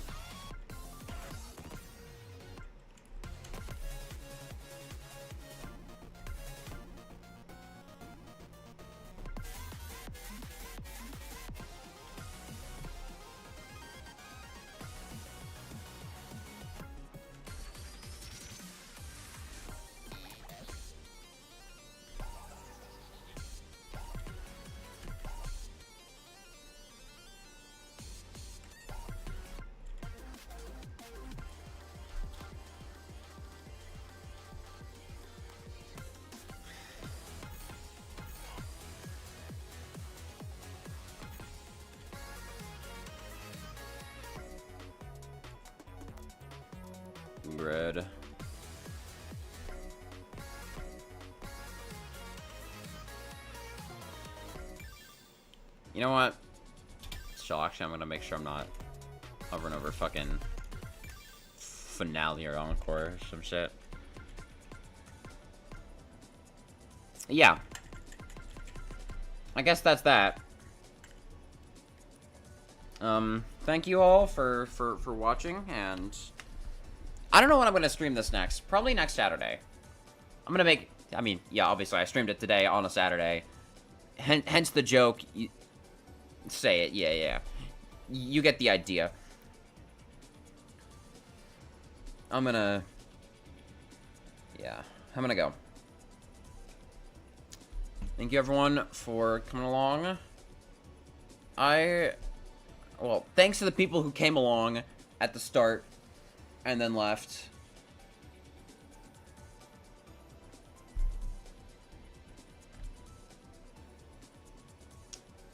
I'm being, like, I was asked to stream until 8 a.m. I would finish by 8 a.m. I would fucking finish by 8 a.m. Not a chance. Not a chance, Star. I can't even lie. I would die. I would crumple over. I need to eat food. I'm really hungry. And if you watch the VOD over, thank you. It means a lot to me.